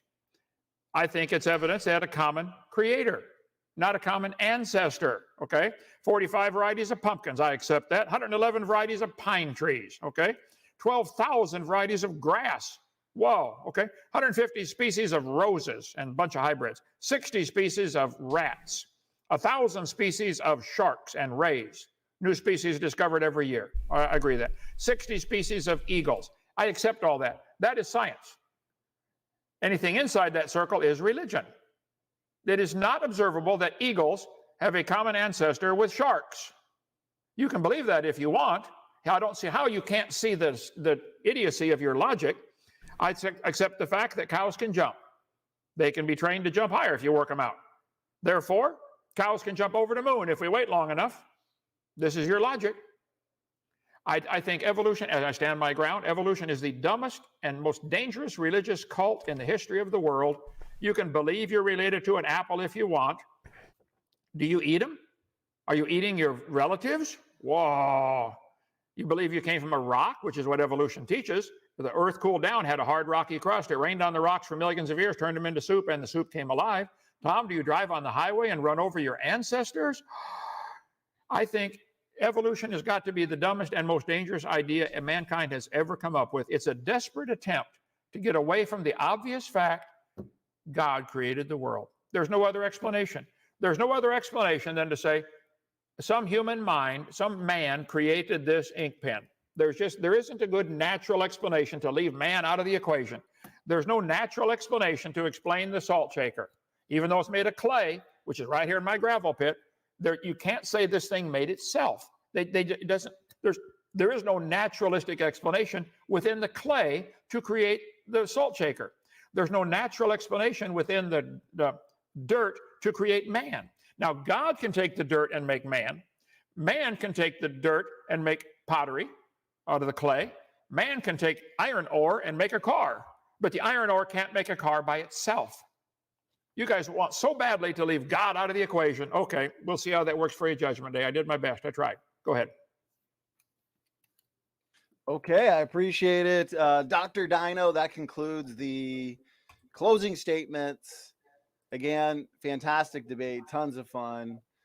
Time flies by. So let's get in about 15 to 20 minutes worth of audience questions. We have a ton here. So what we'll do, as we usually do, is whoever the question is for, we'll make sure they get the last word.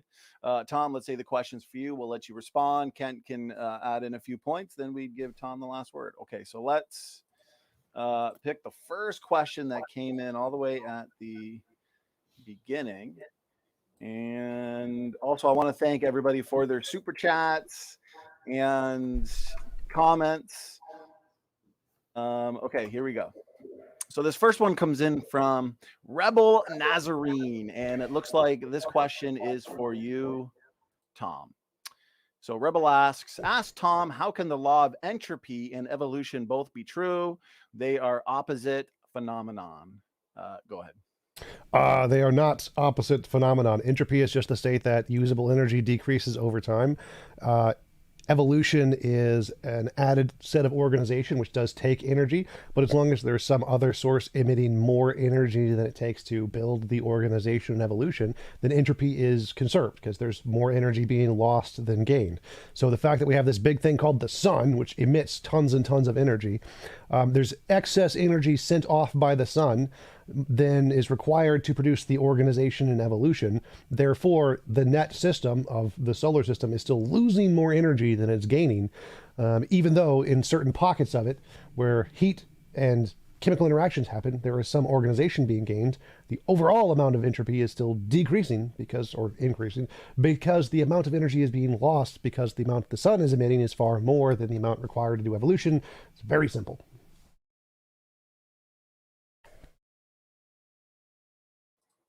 All right, I appreciate it there, Tom. We'll hand it over to Kent. If there's anything you wanted to add, go ahead. Well, yeah, he has demonstrated great faith to believe that the sun's energy is going to somehow make these changes. What we've seen is the law of entropy. Everything seems to be falling apart. Everything degrades. The more the gene code is multiplied and the DNA, we're gathering a genetic load. Mankind today has a genetic load much greater than 1,000 years ago. There's all kinds of defects in our genes. They're slowly, if you took a piece of paper with anything written on it and ran it through the copier, then you took the copy and ran it through the copier, and you made a copy of the copy of the copy. You go about 20 or 30 generations, you won't be able to read it. We're about probably 300 or 400 generations from Adam, and our DNA code is degrading. It's not improving. And so the law of entropy is true. Adding more sunlight is going to make it worse. You're going to get a sunburn. So to add energy doesn't help. Dropping a hand grenade into a pile of sticks will not build a house. Adding energy, it takes intelligence to take the sticks and turn them into something useful. It takes intelligence to get the clay out of the ground and turn it into a salt shaker. It takes intelligence, okay? It does not take intelligence to graduate from school these days, but it does take intelligence to build things, okay? So I rest my case. Go ahead. Thank you there, Dr. Dino. And Tom, question was for you. If you want a final word, go ahead. Oh yeah, we can obviously see things are growing in complexity. Like all life grows. You start from a kid form, and then you grow and add complexity to your life form. Crystals add complexity from the beginning. Things organize all the time. If you add energy to the system, it can organize if there's excess energy in the system. So it's pretty obvious how this is possible. Life can organize in the system if excess energy is being added to it by, like, oh, I don't know, the sun. Okay, thanks for that final word there, Tom. Moving on to the next question. This one comes in from Born 100 Years Late. I've got it up on screen here. And again, the question is for you, TJump. So he asks, 1,000 generations isn't enough time for one change. How many changes are necessary for a completely new kind? And he just says, do the math. How does this fit in your timeline? Yeah, so it depends. Like, there's no such thing as a kind. That's just a made-up definition by creationists. There are different kinds of species, and different kinds of species have been produced in a lab. Like, there's been the longest experiment on evolution. I think it's gone on since I was born, 33 years or so, where they've done continuous different generational changes to E. coli and some of the fastest reproducing bacteria in order to test evolution. And they have produced many different species of bacteria. So yes, we've literally seen it happen. 1,000. I mean, each generation has changes. Like, there are tens of thousands of changes and mutations in every generation.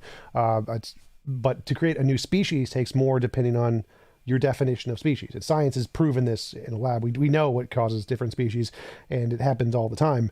There's not like a specific number. It's just based on when do the changes happen enough to produce a new functionality that makes it a different kind of a thing, like going from a single-celled organism to a multicellular organism, which we have also observed happen in a lab. So, I mean, it's not like a specific number. There's just like an on average, this is the amount it takes given the environmental factors. But it definitely happens. I don't know the exact number, but we've seen it happen many times. Okay, over to Kent for your response. Another clear demonstration of his faith, his religion. He believes it could happen if we give it enough time. This isn't science. I think in science class, we should teach science. I think in math class, they should teach math. History class, teach history. Evolution is not science. It's a religious belief that if we gave it more generations, the question is very legitimate. 1,000 generations isn't enough time.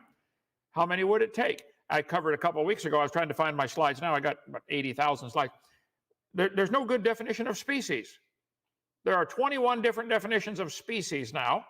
What exactly is a species? Is a dog and a wolf a different species? Yes. Can they still interbreed? Yeah. Well, so he said that creation has made up the word kind. No, God made up that. He said 10 times in the first chapter they're going to bring forth after their kind. That's all we've ever seen is dogs produce dogs. Cows produce cows. Anybody wishes to believe something other than that is welcome to believe it, but it's not science. There we go, 537. Almost found it. 537. Enter. Mankind has played around with the gene code and selectively bred different kinds of corn, different kinds of dogs, 12,000 species of grass in the family, in the world. They're still grass. They're still a plant. Do you think they'll ever, with enough generations, if we give it 20 trillion generations, will they turn grass into an elephant?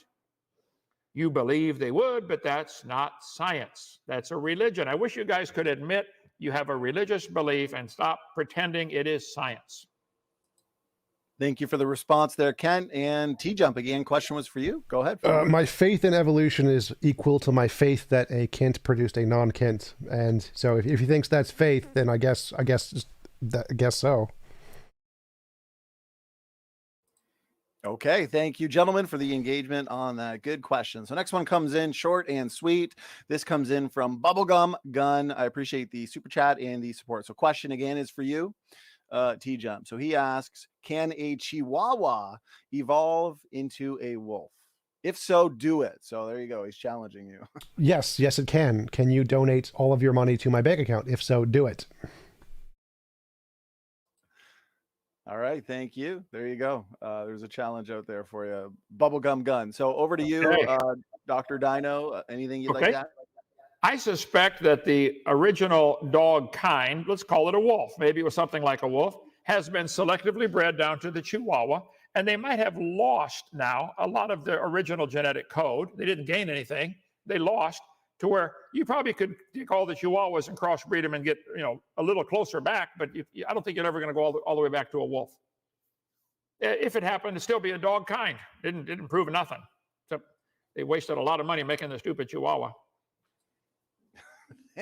Thank you, Ken. TJump, final word? Oh, I'm good. Okay, here we go. Next question comes in from Endo. $5 super chat. Again, I appreciate the support. Endo asks, Kent. So question for you there, Kent. How similar does DNA need to be to show that we have a common relative? He says, are chimps' DNA similar enough, Neanderthals, for example, or it only works for your son? Well, I know it worked for my son. I think in a court of law, they would try to look at DNA and say, there are limits to this. How much can you prove? I think we could prove that probably, humans from Asia and humans from Africa and humans from North America have a common ancestor if you go back far enough. I think his name was Adam. I even know his wife's name, Eve, and I know where they lived. Yeah, Garden of Eden. So that's as far as we can take it. Humans produce humans. One of my people said, Kent produced a non-Kent. Well, did you expect an exact clone? What do you expect out of this? Good observation. So yes, I think that the DNA, there's a lot of variety within the DNA. You can take the English letters, the 26 English letters, and rearrange them and produce thousands of words. But you're never going to get Chinese out of there. It's not available. Go ahead. So I don't think he answered the question. Like the question was, what is the limitation here? How would, in a court of law, if they look at your DNA and your son's DNA and say, yes, you're related, and they look at a chimpanzee DNA and a dolphin DNA, why would they not also say they're related? What point of the similarity in the DNA are they is the court of law going to be like, nah, not related, even though they have the same patterns? Well, I'm in the middle of my library here with thousands of books. I think we could prove all of them have the same 26 letters of the alphabet for their code to write the book. Therefore, all these books have the same author. That's your logic. Look, they got the same 26 letters. Aha, proof of the same author. Of course, there are limits. Yes, you can rearrange the words of the 26 letters and get a lot of different words. That's the code everybody in English writes with, the same 26 letters. I bet we could find similar sentences in some of these books. So it's not proving a common ancestor. That's the code with which you write it. The fact that chimpanzees have a few similarities with humans doesn't prove common ancestry. Microsoft Word has a lot of identical lines of code to Microsoft PowerPoint. That doesn't prove they came from Morse code. That proves the same guys are reusing some of the code. So God used some of the code to make fingers in humans. And guess what? Chimpanzees have fingers. Whoa, let's use the same code to tell the body to develop a finger. It doesn't prove ancestry. Same designer wrote the code. Chevy puts round tires on their trucks and on their cars. That's proof they came from a skateboard. All right, I appreciate the answers there and responses on a good question. Also, disclaimer to the audience, we got a lot of great super chats, and I appreciate that. But any super chat that comes with either an ad hom towards the debaters or even an off-topic question, I can't ask those. So I appreciate the support, but we're not going to ask those types of questions. So here's the next question. This one comes in from Redefine Living. This question is for, looks like it's for you there, Tom. So he asks, question, did evolution predict that endogenous retroviruses would have function before these specific functions were found? Yes. So function as defined by the ENCODE project is just any binding kind of thing. And so, yes, we predicted that the ERVs and pretty much every pattern in DNA would have a function in that it would bind to other molecules in DNA. They don't have any coding function. They don't code for anything, but they do have a function in the fact that they do bind with other molecules. So yes, that was predicted by evolution a long time ago. Okay. Thank you, Tom, for the response. Kent, anything you wanted to add? I disagree completely. The evolution of religion was invented way before they ever heard of an ERV. Now, everything that is discovered since Darwin came up with this dumb idea somehow has to be shoehorned into this dumb religion.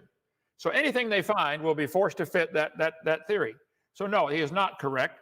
ERVs weren't even heard of, weren't even thought, never discovered until way after Darwin's religion was invented. So he is mistaken.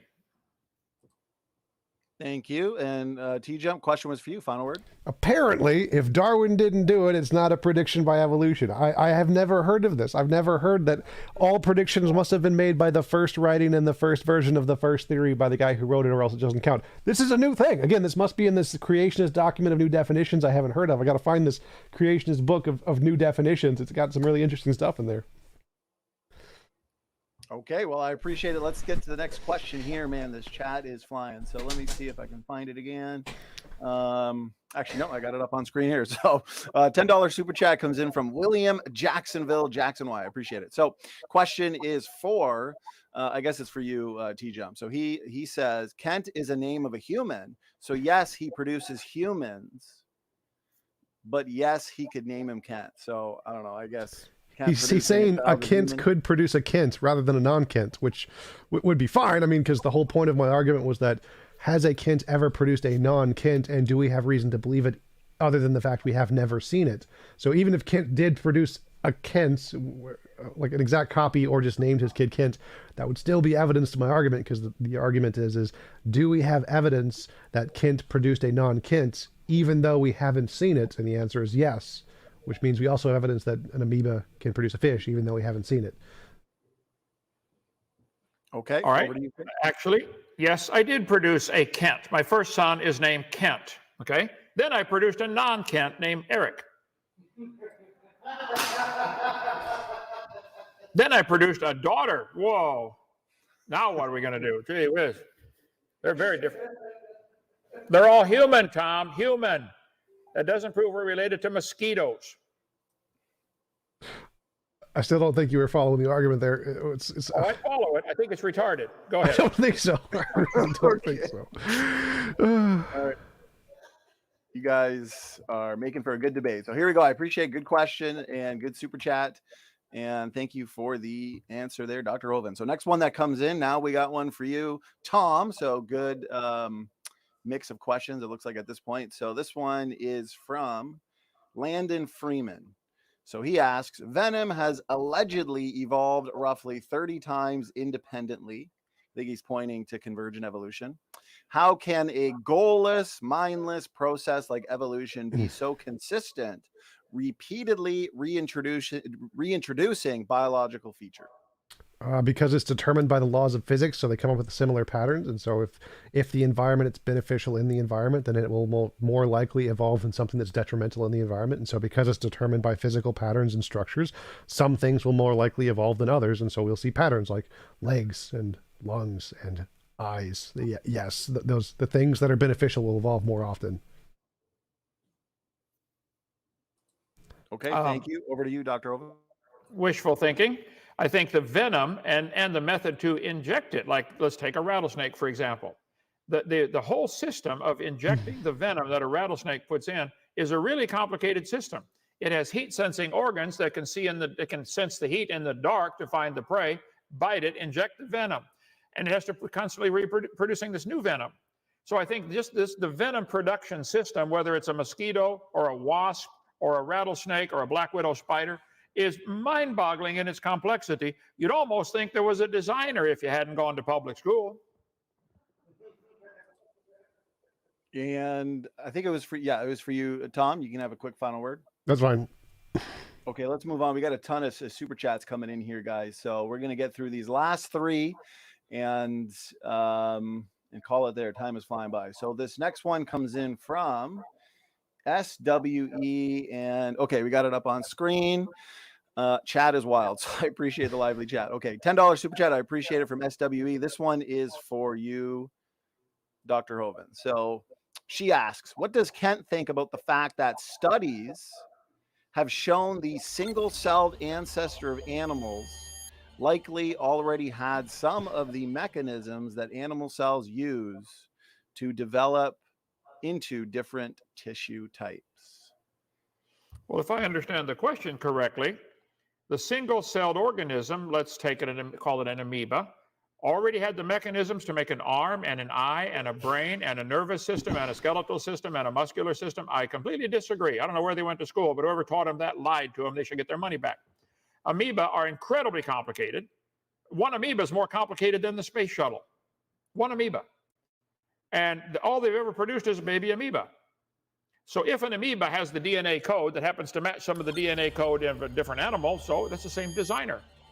Neither one is actually provable in a court of law, so why do we all pay for one religion to be taught? Let's just ignore the subject, teach biology in biology class, and forget evolution is not part of science. It's certainly not part of biology. Thank you there, Dr. Dino. And Tom, if you want anything to add, go ahead. Again, I don't think he answered the question, like same as last time. Oh, I think Tom, I think you're on mute. Sorry. you muted me, goddammit. But I think that I don't think Kent answered the question like last time. Like I think he hasn't really answered the questions that people are asking. He's just kind of like avoiding them. I don't know. I don't get it. Okay, over to you, Kent, for your last word on that. No, that's fine. I think let's see, 7, 9. There. No, we've never seen an amoeba produce a non-amoeba. That's just, it's nonsense. It's non-science. It's religious belief. It's imagination. It's SpongeBob to believe it can happen. That's fine. And even if it did happen, even if it's true, we couldn't prove it scientifically. So it's outside the realm of science. And the topic of the debate, if you go back and read it, Tom, is where's the scientific evidence for evolution? There isn't any. None. I win. Let's go home. Okay, thank you guys. Last 2 super chats here, and anybody who brings in any more super chats, I apologize. We do got to wrap this up at some point. So, Canadian Catholic $5 super chat, I appreciate it. This is a question for both, so we'll get both your input in on this one. Canadian Catholic asks, do you think old Earth creationism is a good bridge between evolution and creation? Tom, we can start with you if you'd like, since Kent started with the last one. Sure. I'd say no. I'd say it's mostly post hoc reasoning. We're after the young Earth creationist view, which is the predominant view in Christianity for a long time, got debunked by evolution and proven wrong. The Christian worldview shifted to try and make it fit the scientific data, which happens a lot. God of the gaps. After many of the Christian things that have been proven wrong over and over and over again, they change their view to try and make it fit science, which shows that science is better than the Bible and tells us more about reality. And religion just has to fit the science, not the other way around. So I mean, it's better in the fact that it more corresponds to the things we know in reality, but it's not a better hypothesis because, again, it's just post hoc fitting the data that science discovered. Okay, over to you, Dr. Dino, for your response. Well, he is dreaming when he says it got debunked, so they tried to change a new theory. I've never changed mine God never changed it from the very beginning. He said he made it all in 6 days. Jesus said the creation of Adam was the beginning. Bible says nothing died till man sinned. God made a perfect world and man messed it up. And someday God's going to fix it back like it used to be. And I'm looking forward to that. But no, it's never been debunked. So there's no reason to try to compromise this dumb evolution theory with the common sense, obvious evidence. Somebody had to create this. Well, adding billions of years is not going to help. Jesus said the creation of Adam was the beginning. Catholics are teaching there might be a gap. There might be millions of years in there. Well, then they're calling Jesus a liar. He said that was the beginning. The 10 Commandments, Exodus 20. God wrote it on a rock with his finger. In 6 days, the Lord made heaven and earth. They're calling God a liar. I completely disagree. There's no reason to try to compromise at all. 6,000 years is a long time. Plenty to put everything in that happened in the world, and especially when you include a big flood to make all the fossils and all the layers and all the canyons, one giant flood. The Bible says the scoffers in the last days would be ignorant of the creation and the flood. We got demonstrated here tonight, live on screen. Go ahead. Thank you for the response, Kent and Tom. Last super chat for the night that I can get to here comes in from Logan Missiak, $10. I appreciate the support. And this one is for you, TJump. So I've got it up on screen and we can read it together here. So he asks, if I kill a deer, am I killing my family member because we have some similar DNA? Are humans bananas? What is your state? Well, I guess there's a few questions in there. Take your time. Choose whatever you'd like to respond to there, Tom. Sure. Deers are related to humans in that they came from a common ancestor. They are just very distantly related. Humans are related to bananas. They're not literally bananas, except if you ask Ray Comfort. What is your standard of truth? My standard of truth is justified true belief, and novel testable predictions is how I know right from wrong. I assume he means correct true facts from false facts, or if it means moral facts, I believe there is an objective morality.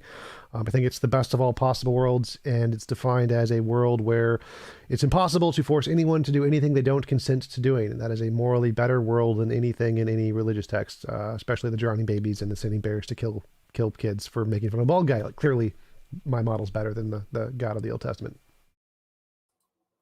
Okay, over to you, Kent, if there's anything you'd like to add to it. I caught about a third of that. I have to go back and listen carefully. If I kill a deer, am I killing my family member? Absolutely not. It's okay. Up on our deer feeder, we've got a sign. This corn is for squirrels. Any deer caught eating this corn will be shot. Yeah. We do have some similar DNA. We got a common ancestor. Are humans bananas? No. Okay, not at all. What's your standard of truth? I have a standard. I have a tape measure to measure when I'm going to do carpentry work. I have a standard of inches. I can measure things, or feet. I've got a standard for right and wrong. There are standards of weight. There are standards of speed. There are all kinds of standards we use in science. Evolution doesn't have a standard. How do you tell right from wrong? Great question. I think the creator who created this world gave us the standard to judge things by. Is it wrong to kill another human? Absolutely. Is it wrong to, oh, it depends on the situation. I mean, if they're attacking you or they're trying to kill you or for certain crimes, but generally it's wrong. Is it wrong to kill a deer and eat it? No, they taste great. Go for it. Okay, thank you for the response, Kent. And quick final word from you at all, TJump? I'm good. All right, well, there we go. I appreciate all the great questions and super chats that have come in. Time flies by. This was definitely a debate to remember. It was a much anticipated debate and it was worth the wait. So Logical, Plausible, Probable sends in a super chat. He says late night after show. I guess he could not resist. He was supposed to take the night off, but this debate was too much fun. So he is having an after show. He says, look for link in the chat. Tom, Dr. Hovind, thank you so much for giving us your time for tonight. Let's have some final words, final thoughts before we shut it down. TJump, again, thank you so much. Final words. Thanks, Donnie, for hosting. Appreciate it always. Thank you, Kent, for showing up. Appreciate the conversation. It was really entertaining talking to both you guys as always. Thanks for hosting the show. I appreciate always the engaging conversations and debates between creationists and evolutionists. It's a good thing to have dialogue, even if we disagree. And so I appreciate it as always. Well, thank you. I appreciate that, Tom. And Kent, thank you as well for doing this and engaging in so many debates lately as we have this evolution debate challenge. Final thoughts, final words? Well, thank you. I enjoy doing it. Bring them on. I'll take them all on same time, okay? I believe in the beginning, God created the heaven and the earth. I believe that's the only logical answer we can come up with. Somebody had to design it. If I'm walking through the woods and find an arrowhead, I have to conclude somebody made it. I might not know who, but I think somebody made it. That doesn't happen naturally. I think the evidence is overwhelming. There's a God. Some people don't want to see it. They so badly don't want to see it, they will instead believe wild ideas like they're related to an apple. Okay. I don't think that'll go well for you Judgment Day. We'll see. Tom, come visit Dinosaur Adventureland. I'll give you the tour. Yeah, we should do a live debate at your place sometime. That'd be awesome. In-person debate. I didn't understand a word of that. Oh, like on stage? We should do an on-stage debate. Okay, sure. Yep, come on. You're invited. The next debate could be live and in person and even more fun than tonight. So again, Kent, TJump, thanks for a wild debate, a fun debate. We'll let you guys get out of here. Blessings to the chat. Thank you for tuning in, and Standing for Truth is out.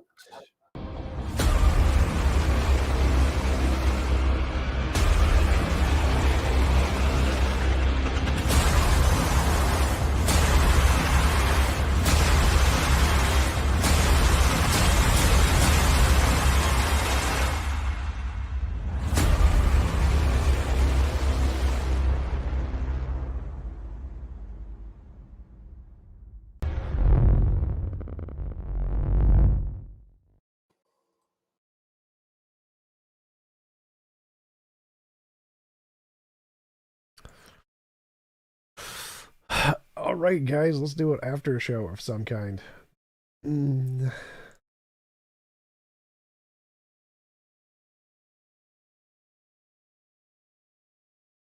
Oh, he's hopping in PNR, dude. Hey, what's up? Yo, what's up, dude? I'm streaming your stream, dude. Nice. After show time. Can you guys do You crushed Kent Hovind? Thank you. Yeah, Yes, I did. Dude. I did. Nice, bro. Can you guys do like do you know how to do a, what's it? At everyone or whatever to... I don't think you could do that here. You want me to be look, people are joining, but once they see you down here, everyone's gonna join. But you want me just to run around and be like, join TJump? Yes, please do that. Get one of the mod guys. All right, I got you, bro. Appreciate it. Were you guys arguing macro evolution or micro evolution? Just either one. It doesn't really make a difference. Like, it's Kent felt Hovind. like you guys were arguing different types of evolution. I was so confused. I think the best part was the unironic echo chamber of his friends in the same room that all laughed at his really dumb arguments. Yes, that was good. Just want to say for the audience, if they get the reference, Kent just got body slammed.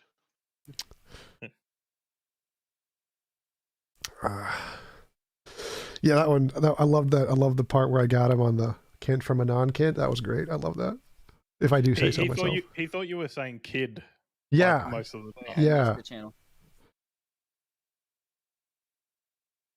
I did. Yeah, I didn't realize he misunderstood that at the beginning. But There we go, dude. thank you.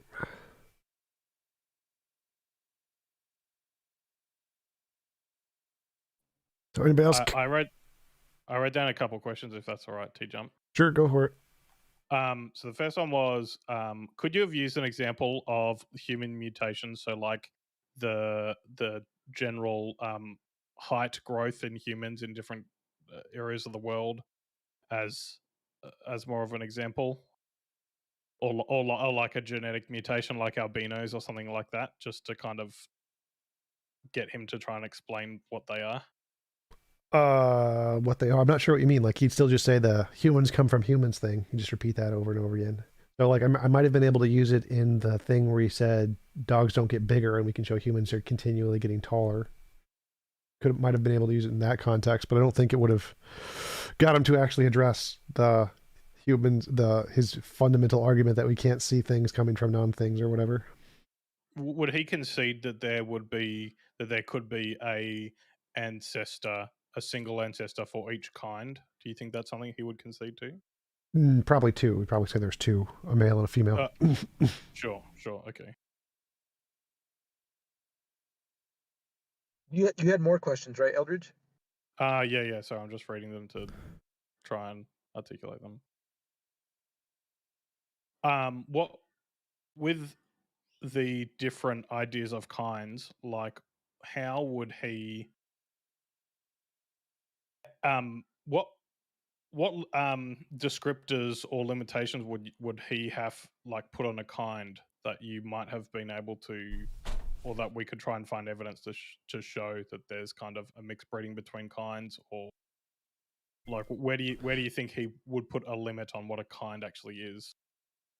He won't ever answer that question. He doesn't have an answer. So like one of the people in the super chat literally asked him, in a court of law, where would you determine that you and your son are related, but you wouldn't be able to determine that a elephant and a dolphin are related or whatever? And he just avoided the question. Like he doesn't actually give an answer to how much differences in a DNA would actually be a different kind. And so because he doesn't know enough about the field to even give an answer. Now, obviously, if you had like a really well-educated creationist, they could make up an answer. It wouldn't be supported by anything, but they could give you some kind of an answer.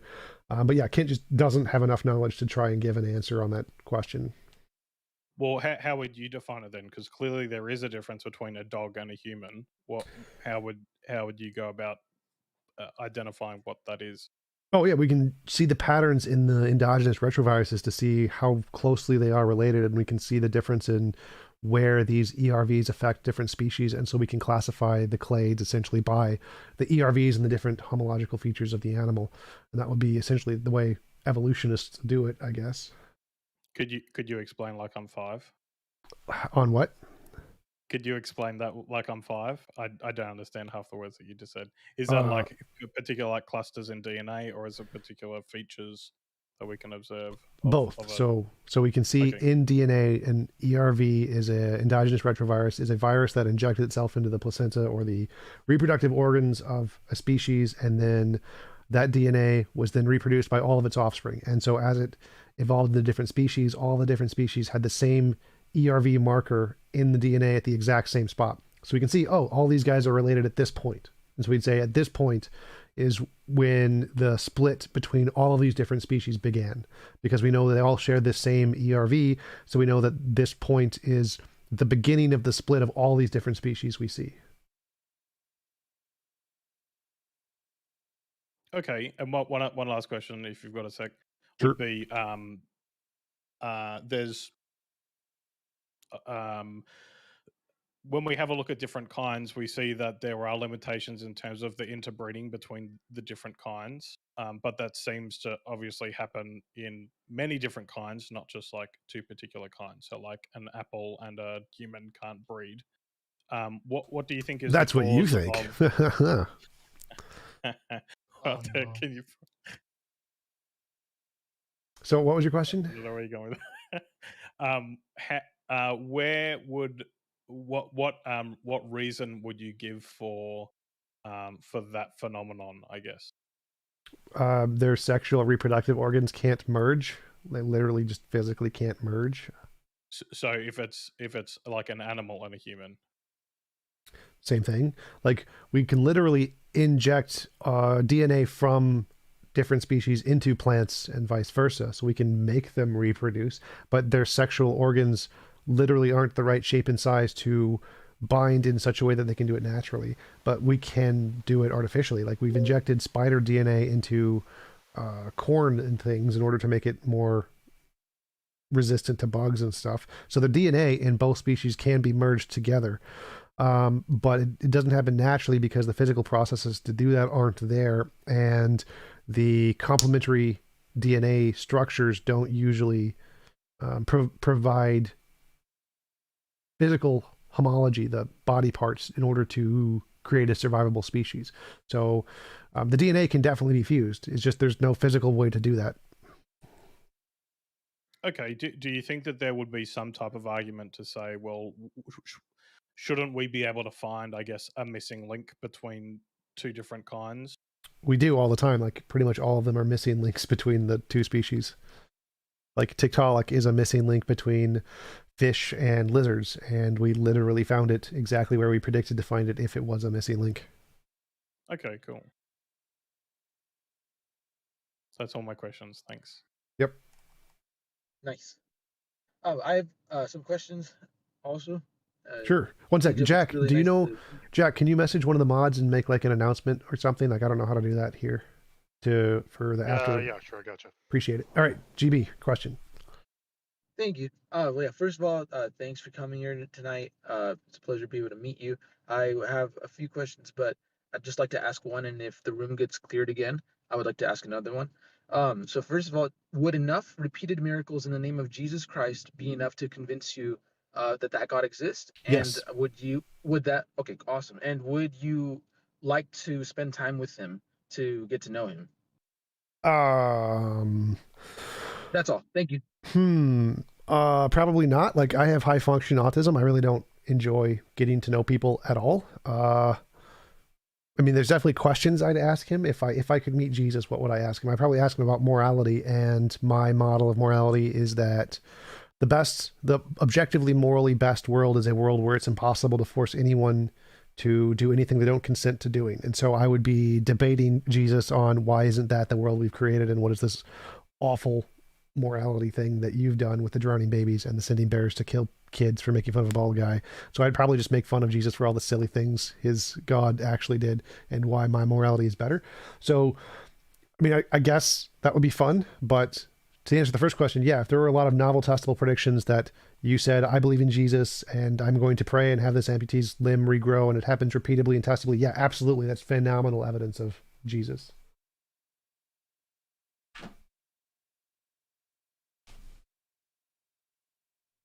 Thank you very much. Yep. Do you have like the place where like you had the supply dump for your sources? I was just wondering if I could look through those. Which sources? Like for the debate. Or was it like a non I don't know if we brought up any sources. Like mostly we were just talking about in general how endogenous retroviruses work and how DNA works. I don't think we brought up any sources that were like needed for any of that. You can just Google endogenous retroviruses or the phylogeny of endogenous retroviruses if you want. Yeah, I'm just curious about like, like because you brought up like stuff about like the MEPA testing and how like the rate of change in mutations. Oh yeah, that is the longest running evolution test. Long-term evolution experiment is the LTEE, 68,000 generations from microbial experiment and evolution. Oh, yeah, Here it is. I see it. All right. Post it in the TJump chat.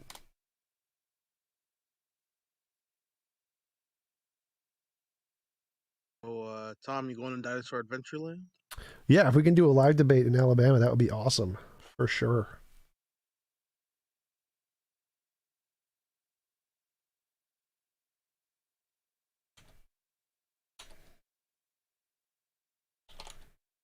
How did you like the format of the debate, Tom? Was it too stringent or?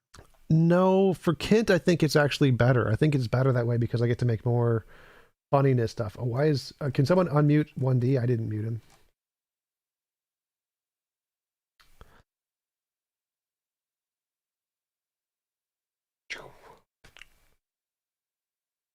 Yeah, thanks. Yeah, I got muted because I went in to have a blessed days channel. He's a tyrant, dude. Yeah, it gets me a local mute on every channel for like 20 minutes, but you can unmute me in your channel. But if I go to any other channel, now I'm muted. Like if I go out, I'll get muted again. So I'll just stick in here. Wow. But dude, that old guy, he was going in, dude. Kent Hovind? Yeah, he was going in on you, dude. He is a very funny guy. Yeah, dude. Yeah, he's funny. I will say Ken is really good at giving advice. Like I listen to his like sermons and stuff. They're actually really good. But when it comes to evolution, he's terrible. So I imagine make people would criticize him for his life choices and say, I don't know if he's the best person to get advice from. Should make like some motto about like the cow jumping over the moon. That was my favorite part of the debate. You can just train a cow, we're just going to give it some calisthenics, give it a personal trainer, we're going to get it over the moon. It's going to happen. Lots of testosterone injection, bunch of get them all juiced up. Get them all Jewed up. So what do you guys think about Jews? Jews are the greatest people ever. Or is that you're just trolling, right? No. Why do you think Jews are the greatest people ever? Because they have the highest IQs, they make the most difference technologically and scientific advancements. They have a good work ethic. They're very, very good people. Why aren't you Jewish then? Because I wasn't born in Jewish heritage. You don't have to be born to be Jewish. I'm talking like when I say Jewish, I don't mean literally like also like quote unquote bloodline Jew. You know, I'm talking about like even people that are like, you know, like if I converted from Christianity to Judaism, I would be like a quote unquote Jew. Like Well, I actually am a Jew right now, and you may not understand that. But I'm a real Jew. They're fake Jews. They're satanic synagogue of Satan Jews. I'm the real Jew. no. But So, oh yeah, I so, wanted no. to ask you something anyways. I messaged you a while ago, and then but it was a while ago. So I can give you proof, evidence that that there is a creator, Okay, what's that? that there's a God. Okay. So and you probably heard this before. So I'd like to hear how you can refute it. So how do you know a building, when you look at a building, right? How do you know the building was built? TJump. Because there are no natural processes that do it, and there are design processes that do it. Yeah, because the building has a obvious, you know, unique design to, or maybe not even unique design to it, but it has an intelligent design. You know, it didn't just pop. No, so there's no such thing nothing. as intelligent design, but we know of the process by which buildings are made and designed, and there is no natural process by which buildings are made and designed. Therefore, you can conclude that because there is a process that we know about where we know the designer and we know how it happens, that we can conclude it's designed. Yeah, so and with the Earth, right? We Same do thing know with the building. no with the the Earth car, there are natural processes that we car, know with the how it book. happens. So no, Like if you look at a no, book, bro, no, like look at a book. no, You look at the page. Wait, hold on, don't. no. So we know for a fact that there are natural processes that produce the Earth. We can literally see it everywhere in the universe. We see planets form on their own. So it's literally the opposite of being designed.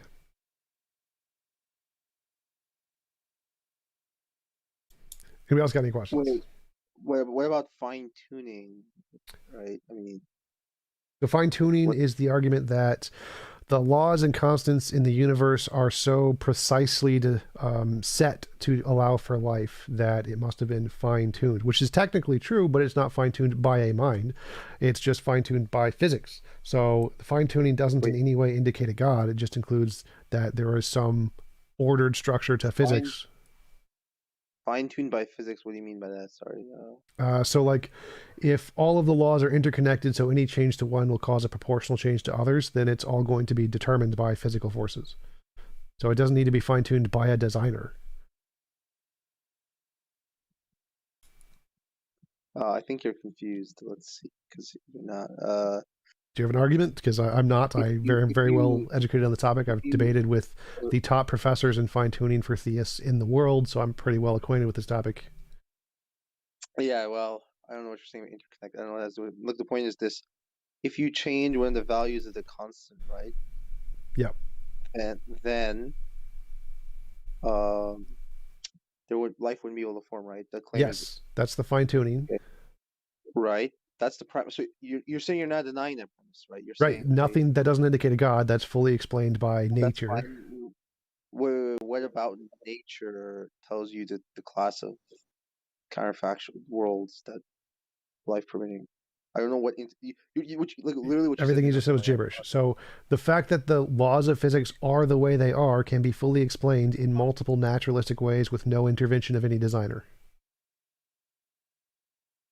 That doesn't. No, the question is, I'm asking you to actually do the explanation. Explain. Okay, all of the laws of physics are interconnected, so any change to one will cause a proportional change to others, and therefore all of the laws of physics are necessarily intertwined in the way that they are. There's one. Okay. So your claim is something like necessarily the laws have some proportional interconnectedness. Why should we think that? You asked for one of the possible Okay, naturalistic explanations. I'll give you evidence against that theory. Sure. I'll give you direct evidence against that theory. Confirmational evidence, observational evidence. Okay? What is the evidence? Premise one. Okay, well, you're going off on a bad start. An argument isn't evidence, but go for it. Okay, what you said. Or whatever, I don't know. Okay. Premise one is if something is conceivable, then the probability that it's possible, basically the posterior is higher than the prior. Okay, I'm not going to get into details on how that works. Okay. So this is a conditional claim, right? Now You have an argument, evidence, something? Yeah. So here's the confirmatory evidence, right? I have a conditional claim. So there's many cases where we've seen where something's been conceivable and it's turned out to be actual, right?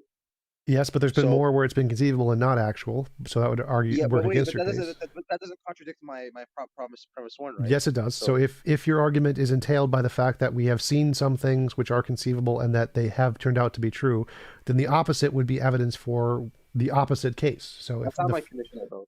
Okay, then what is your argument? Because so the first one doesn't work for anything. Wait, what was my first premise? You say my first premise. The fact that it has been the case that many things that have been conceived as possible have been found out to be real. That was not my first premise. My first premise is if something is conceivable, then whatever. Let's just give your argument. Stop gibberishing and just give an argument. Let me explain. I'm going to mute you if you don't present an argument soon. I'm just giving you the premise. I don't care. I don't just say it. Hurry up. Okay, if something is conceivable, then it's possible. But okay, yeah, that's first premise, right? Okay. Now my premise too was there's been many cases, actual evidence. I can give you billions of cases where something's been conceivable and it turns out to be actual, right? But wait, if something's actual, then it's possible, right? But the converse isn't true, right? That's the mistake you're making. Okay, you've literally said nothing there. So what is your argument? My argument is there's been many cases where something's been conceivable. Therefore, what? Therefore, that's evidence that it's possible. If something's actual, then it's possible, which means that's confirmatory evidence. I don't know. That's like the Asian reason. Okay, it's possible that the universe was created by not God. Therefore, it's actual. That's not what I said.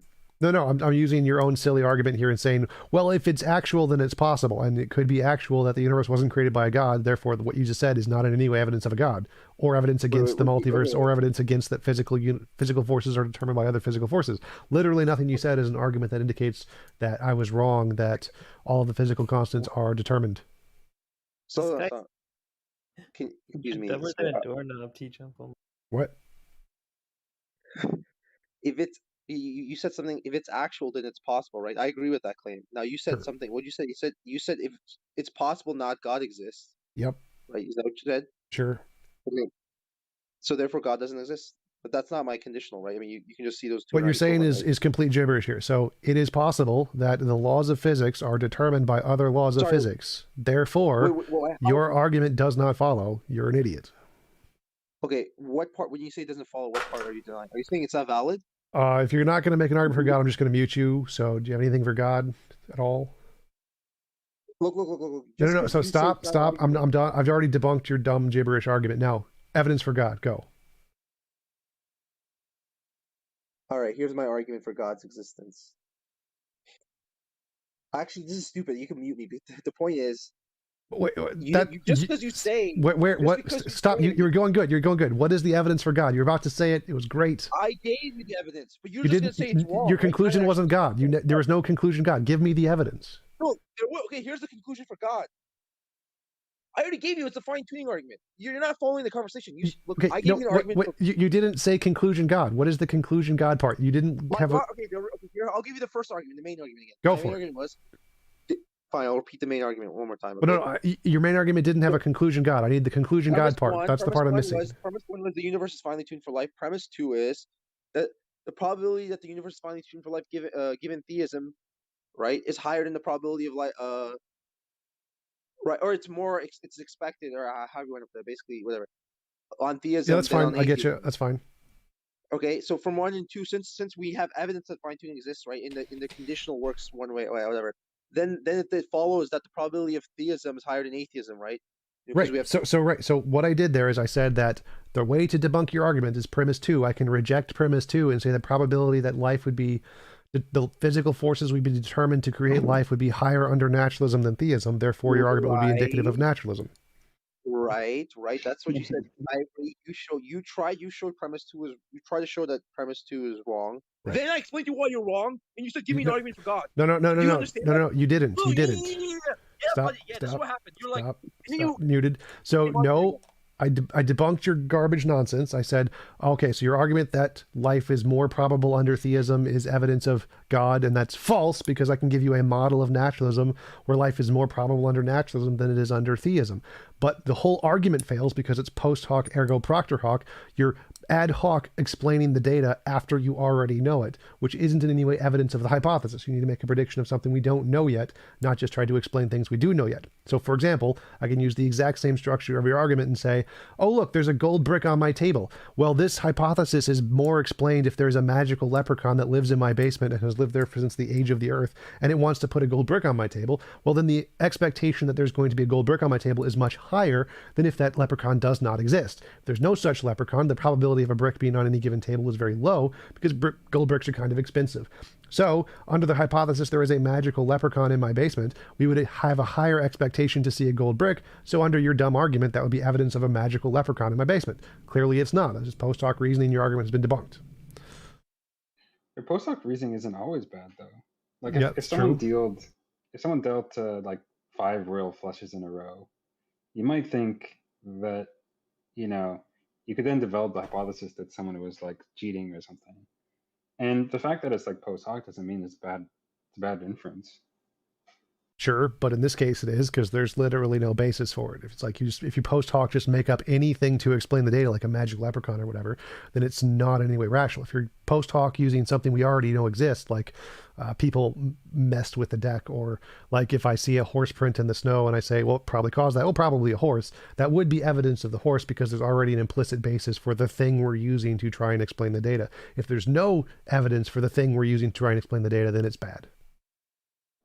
Yeah, but you might be able to infer something you wouldn't otherwise have good reason to believe in. Or, I mean, you might suppose that you do have other reason to believe in it. But if the idea is that we have this data that, the universe is fine-tuned for life, and it turns out that the sort of most likely or best explanation for that is that there's something that designed it that way, that might be reasonable. In the same way that in the card case, I mean, suppose you had reason to think that like no living creature on Earth did it. Well, that might be reason to think that some, I don't know, other sort of mechanism or maybe even an alien sort of creature did it. Or like, in principle, you could make a reasonable inference of that sort, depending on the specifics. Sure. And the claim is that the specifics in this case are favorable to the design inference.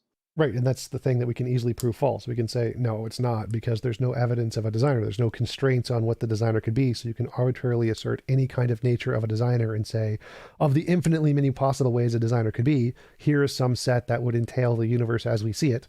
And we can just say the same thing of all the different potential primordial laws of physics, here's some set that could entail exactly the universe we see. And so the probability is exactly 1-to-1 of a designer creating the universe we expect and the laws of physics creating the universe we expect. And because we already have prior evidence of the laws of physics, that hypothesis is preferred.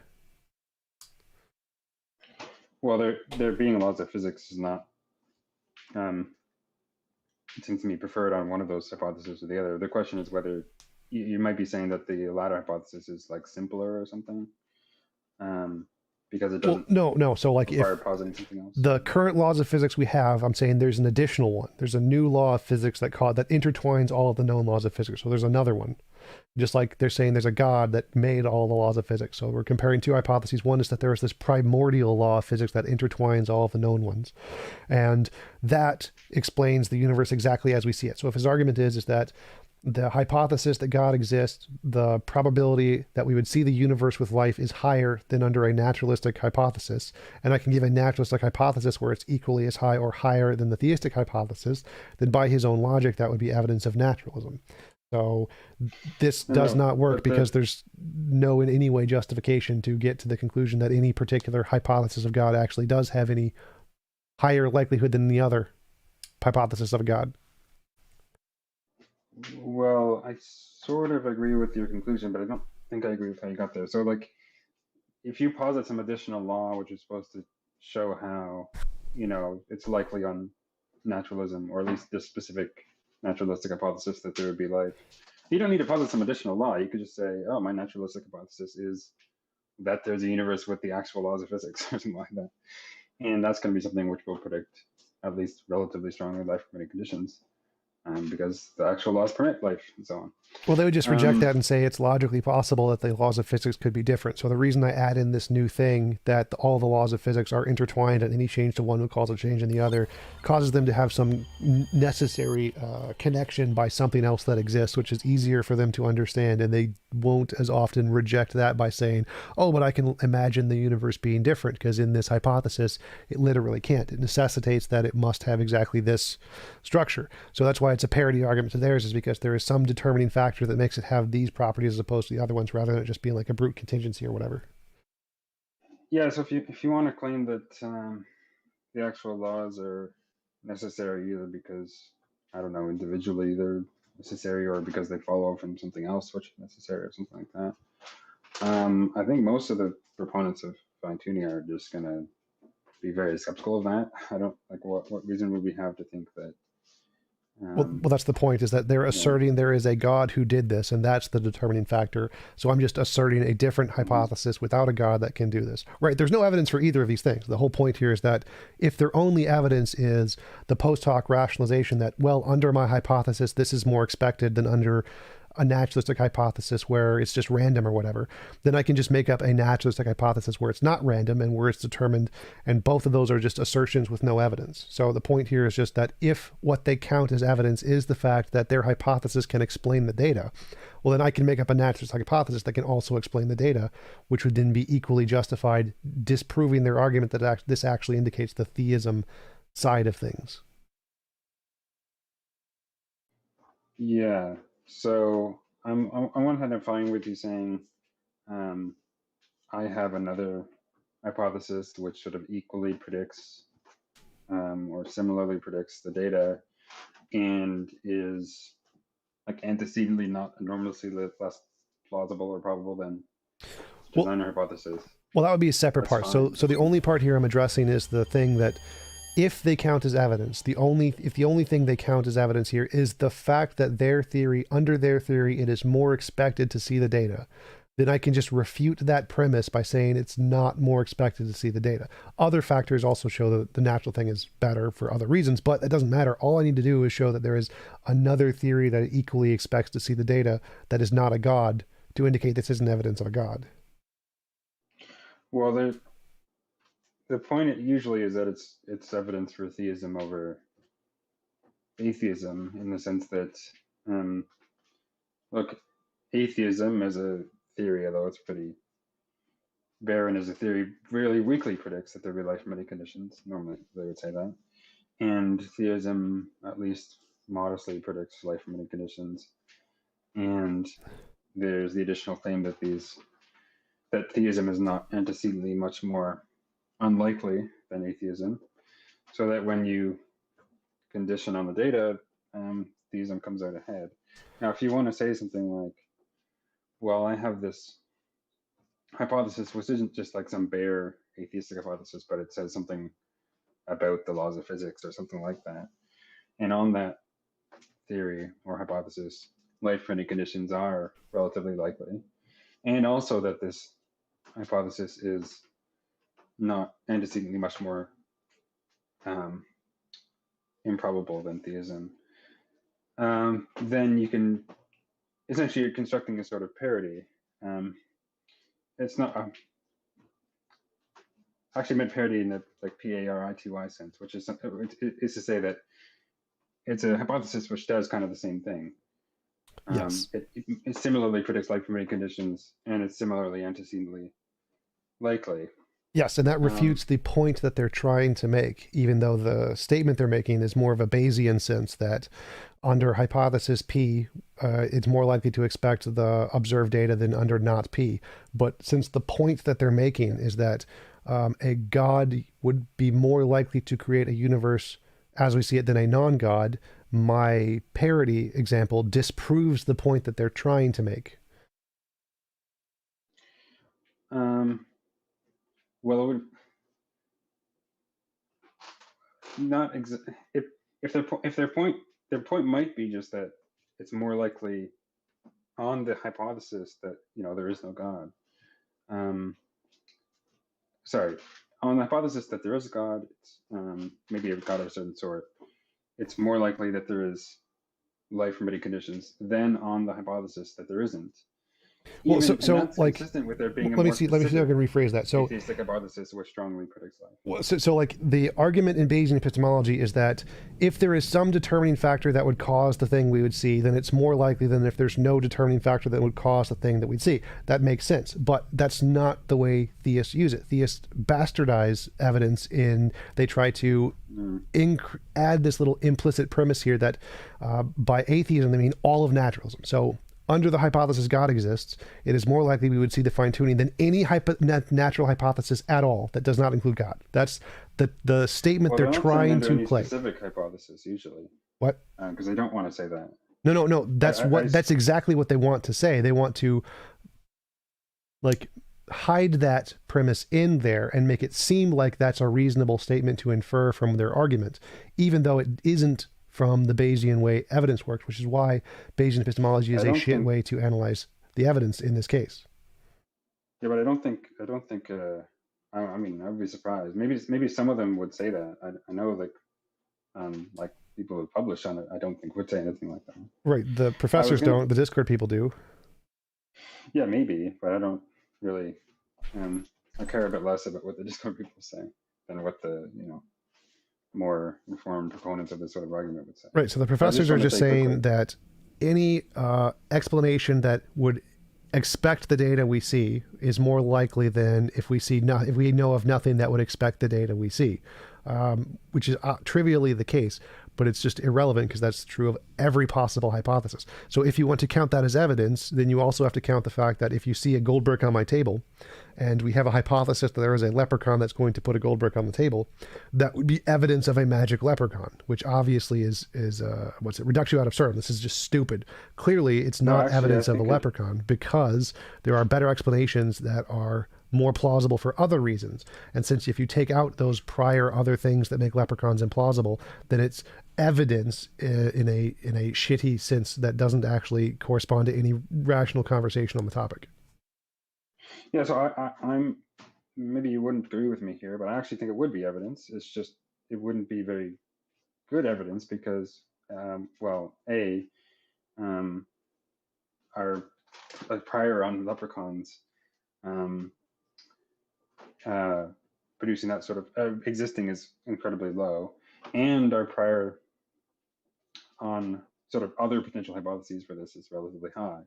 And so even though this might be some evidence for that sort of leprechaun, it's we're still going to think it's much more likely that there's something else that resulted in that phenomena. Because if you think of evidence as in the Bayesian way, which is just that some observation or fact E is evidence for some hypothesis H, just in case, given E, are the likelihood of H is more probable than the prior on H, right? And that is going to be true in the leprechaun case. Right. Well, the problem Assuming here that is prior is not zero. right. So the problem here is that when you assess evidence in that way, it gives a false sense of confidence when you say something is evidence. Like when we say something is evidence, we means it is a strong indication of this thing. And if it's not, then it's not evidence. So I use the word evidence to means it's one of the top contenders, not just anything you can logically possibly imagine caused the thing. I do not count that as evidence because that's just stupid. So I would say the way Bayesian epistemology curtails the priors out of the argument and allows anything to be evidence if it can logically explain the data is crap way to assess evidence, and a way for people who have a bad unsupported hypothesis to try and ambiguate their argument to make it seem like they have more evidence than they do. And so I'm not going to allow that as evidence. I'm going to say, nope, you've got to have more than something that's logically possible. You got to have actual some high level of priors, or it doesn't count as evidence at all. Yeah. No. So I agree that sometimes a sort of Bayesian reasoning can be misused, but usually the way the fine-tuning argument, Bayesian fine-tuning argument is run, is that the conclusion is not just that, I don't know, life-permitting conditions is evidence for a designer. It's that the designer hypothesis is antecedently more likely than the alternative hypothesis. Well, if the alternative hypothesis is like naturalism or something, then it's not, and that kind of debunks the argument. Well, the alternative hypothesis is like atheism. Well, right. That's the logical possibility thing, which is just garbage. Saying the hypothesis of leprechauns explains the gold brick with the antecedent being no leprechaun. Obviously, that would just be more logically possible that if there's some determining factor like a leprechaun will put a gold brick there, that's more likely than if we have no explanation of what put the gold brick there. But again, that's just shit evidence. Like no one should ever use that. You're saying, I wouldn't grant, and they wouldn't grant that if you're comparing the leprechaun and no leprechaun theory, that given there's a gold brick there, we should think that the leprechaun theory is more likely. Even though it would be in that case some evidence for it, the overwhelming evidence would be against the leprechaun theory. So I agree. They're going to want to say that the same is not the case in the fine-tuning case, because there's a constraint on the priors that they're not. Wait, what would be, that would be a good argument. That would be a good way to progress the argument. So from my understanding, the God designer hypothesis is equally as implausible as the leprechaun hypothesis, and they both have equally low priors here, or God probably has even lower priors than the leprechaun hypothesis. So why would you say that it would not be an equivalent parity there? Well, actually, I would say what you just said. In fact, the video I made on this topic effectively makes this point, because just to bring it back to something we said earlier, there's kind of four claims that might be made that are actually inconsistent with each other. So the first one was the theistic hypothesis predicts life-permitting conditions more strongly than the atheistic hypothesis. The second being that the theistic and atheistic hypothesis are about on a par in terms of their prior probabilities. And the third being that the sort of modified or more specific atheistic hypothesis predicts life-permitting conditions about as well as the theistic hypothesis, and that the more specific atheistic hypothesis is not antecedently much less probable than the theistic hypothesis. And if you write, it's going to be somewhat difficult to get this across in voice like this, but if you kind of think about what these four statements are saying, it's not actually mathematically consistent that they're all true. And the one that I want to say is false, although you could say that more than one is false. I would say the one that's false is the initial constraint on the priors. I think that the theistic hypothesis required in order to do the work of the Bayesian fine-tuning argument is going to be one for which we should be antecedently much less confident in its truth. And I actually think from pretty reasonable assumptions that can be proven. That's what I drew in that video. Right. So I think I would agree with everything you said there. The difference is that when they say that the hypothesis, there's a God who would create the universe as we see it, has a higher prior probability, or has higher probability of explaining the universe than no such God existing and no alternative being presented. I mean, that's just trivially the case. I would say that it is inappropriate to ever call that evidence, ever. Like, you can't call that evidence. It's just a stupid way to ambiguate the argument and ambiguate what evidence is to make it seem like you have more justification than you do. So that's the objection I'm using here. I don't disagree with anything you said. Obviously, saying that there is a leprechaun that would produce a gold brick on the table has a higher probability than giving literally no explanation of a gold brick on the table. It's just nothing. But that doesn't count as evidence for the leprechaun. I think that's the thing I object to and why I don't like the Bayesian approach to knowledge, because it's so easily misused to try and make it seem like there's evidence when there's not. Well, I'm not totally against that. I think we use the term evidence in different ways. So if I think the kind of probability raising account is pretty reasonable, but sometimes you want to use evidence in a much more restricted way, perhaps a way which is such that, given the data, it's more likely true that this hypothesis is more likely true than false, or something like that, right? If that's how you want to use evidence, or something like that. I would say, like, it indicates it's more likely than other hypotheses, or something like that. Okay, so there's no other specific hypothesis which is as likely or more likely than this one? Well, it's, yeah, if it's identifies itself as better than many of the other hypotheses or something like that. So, like, if your goal is to try to indicate the existence of a God, then you have to have something that indicates the God over a non-God hypothesis, naturalism. So if you just say, well, it's better than... But that's what I'm...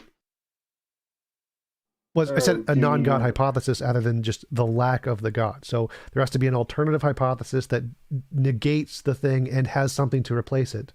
And that would be less plausible than the God. So if there's a natural law that can explain it, and there's a God can explain it, there would have to something that would indicate the God over the natural law. Otherwise, it's not evidence of the God. So you want to say it's not just evidence, for it to be evidence of the God hypothesis, it can't be just that it makes that hypothesis more likely than, I mean, if it makes it more likely than the hypothesis that there is no God, presumably that's also going to make it more likely than any other specific non-theistic hypothesis, right? Well, no, like, because that was the thing. If there's, like, the evidence that the leprechaun would put the gold brick on the table is more than if you posit no leprechaun. You've posited nothing else to explain the gold brick, simply the fact that the leprechaun would explain the gold brick. What hypothesis? We could be comparing it with the hypothesis. Right. So I'm saying if there's another hypothesis, like law of physics magically generated a gold brick or something, then those two are now equivalent. They both explain the data. There's no difference between them two without any other kind of priors or evidence being assessed. We can compare the leprechaun hypothesis with the hypothesis that there was no leprechaun. And if the leprechaun hypothesis were to come out ahead, in terms of how likely it is, given that data, that there is a brick.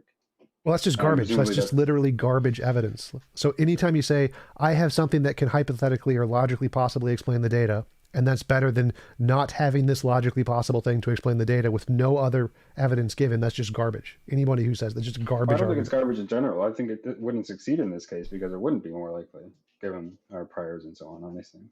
But, well, right. But that's the point, is that if you have your different priors, which you haven't presented in the argument, you say, oh, well, it's evidence of my God because they have different priors. It's just taking the crap parts of the arguments, hiding it in the priors to make it seem like your argument is better than it actually is. And that's why this is a bad way to ever talk about evidence for God. Like, nope, it's not evidence. Oh, well, I'm still not exactly clear on sort of what you're counting as the conditions for evidence as you're using it. Well, if you want to use the Bayesian thing, I'd say you have to include the priors in the argument itself, and you can't curtail them and say, I have these higher probabilities. Yeah, so the priors are normally included. They're just sometimes swept aside because people will say, and assuming a relatively similar prior on these hypotheses. But I think that's not a reasonable constraint for other reasons. What? But I don't know. I'm fine with having different uses of the term evidence here. You could use it. I don't have a problem with someone using it in this Bayesian sense, unless they're using it to like mislead people. Well, yeah, that's my objection here, is that people are, in the vast majority of cases, using this to mislead people.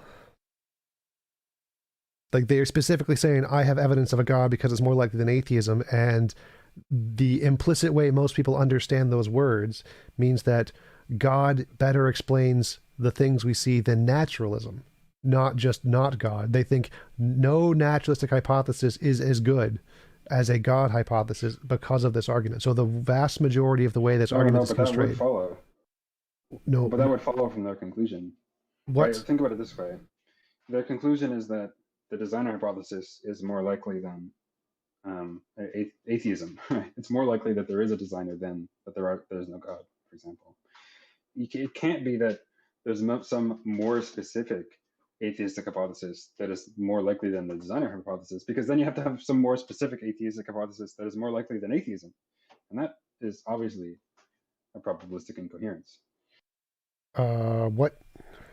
So like, the point of the argument is that the hypothesis God exists is a better explanation of the data than positing nothing, not God exists. That's it. It doesn't mean all of the hypothesis. If you put in a new thing like there is a naturalistic determining law, that undermines the argument. It doesn't indicate that there is a version of naturalism which doesn't include a God, which would be equivalent. It doesn't object to that at all. It's just saying positing a God as an explanation would give you a better way to explain the data than not positing a God. That's it. It doesn't say with literally nothing else positive. You're not allowed to posit anything else. Otherwise, the argument doesn't work anymore. No, normally now people might run the sort of argument different ways, but normally what's said is that the theistic or designer hypothesis is given the data more likely than atheism, or the hypothesis that there is no designer. Those are the two things that are normally being compared. Right, now, but they never allow the inclusion of like a naturalistic alternative. So I say, in my naturalistic hypothesis, where all the laws are interdetermined by some unknown natural force, that's a version of atheism. And under this version of atheism, it's equally as likely to see life burning in the universe as a God would create a life burning universe. Mm-hmm. Yeah, no, I'm fine with that. It's just that response requires that there's something wrong with the original argument, because their conclusion is inconsistent with what you're saying.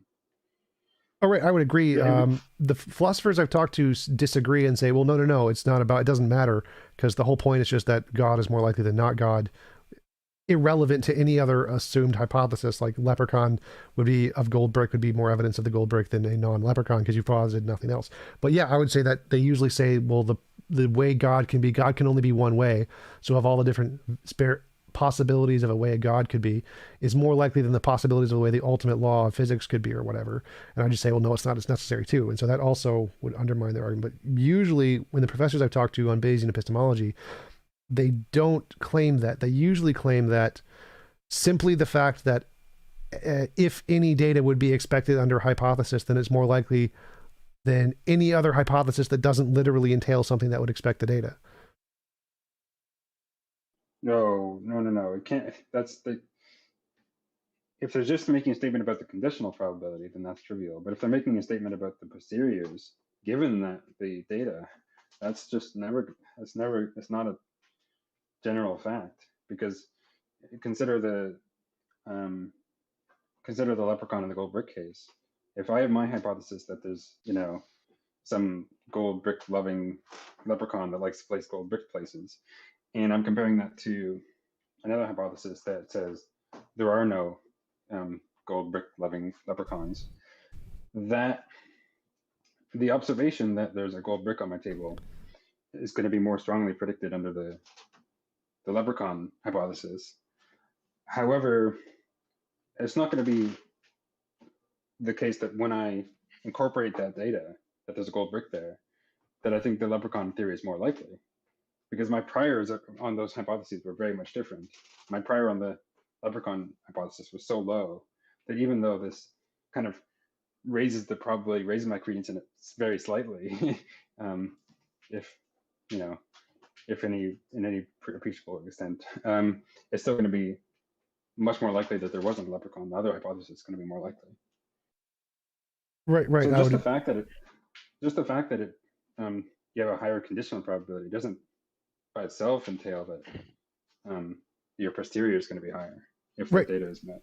Right, I agree, but the problem here is that because they have the implicit assumptions that their priors of the magical leprechaun god is real, it seems like this is evidence because they have those higher priors, which means this thing in itself really does nothing. It's not evidence. It's only if you have these higher priors, this other evidence of a god, and then you have this piece of data, Yeah. you could say, okay, well, now that there's this other high good evidence of God, you can say, okay, well, maybe it's like a horse creating a hoof print in the snow. If we already know about the horse, that's a rational conclusion. But until you provide that, this argument itself is a nothing. It's just trivial. And that's the problem here, is that Yeah. you can't call this evidence until you provide that other thing that raises the priors. Well, normally there's two things that might be said there. Well, three things. I guess someone might bring in other theistic arguments, but I'll ignore that.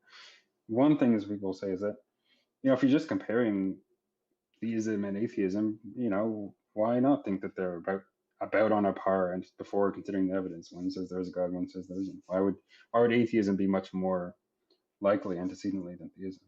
And the second thing, I don't know if you want to comment on that people might say is that because of how extreme the conditional probabilities are, i.e., the likelihood of life permitting conditions given atheism is so enormously low, or so they'll argue, and it's like many orders of magnitude higher on theism, the constraint on the priors would have to be extreme, right? It can't just be that atheism is somewhat more likely than theism antecedently. It would have to be many orders of magnitude more likely in order to balance out the base factor, the difference in the conditional probabilities. So I think people normally say those sorts of things.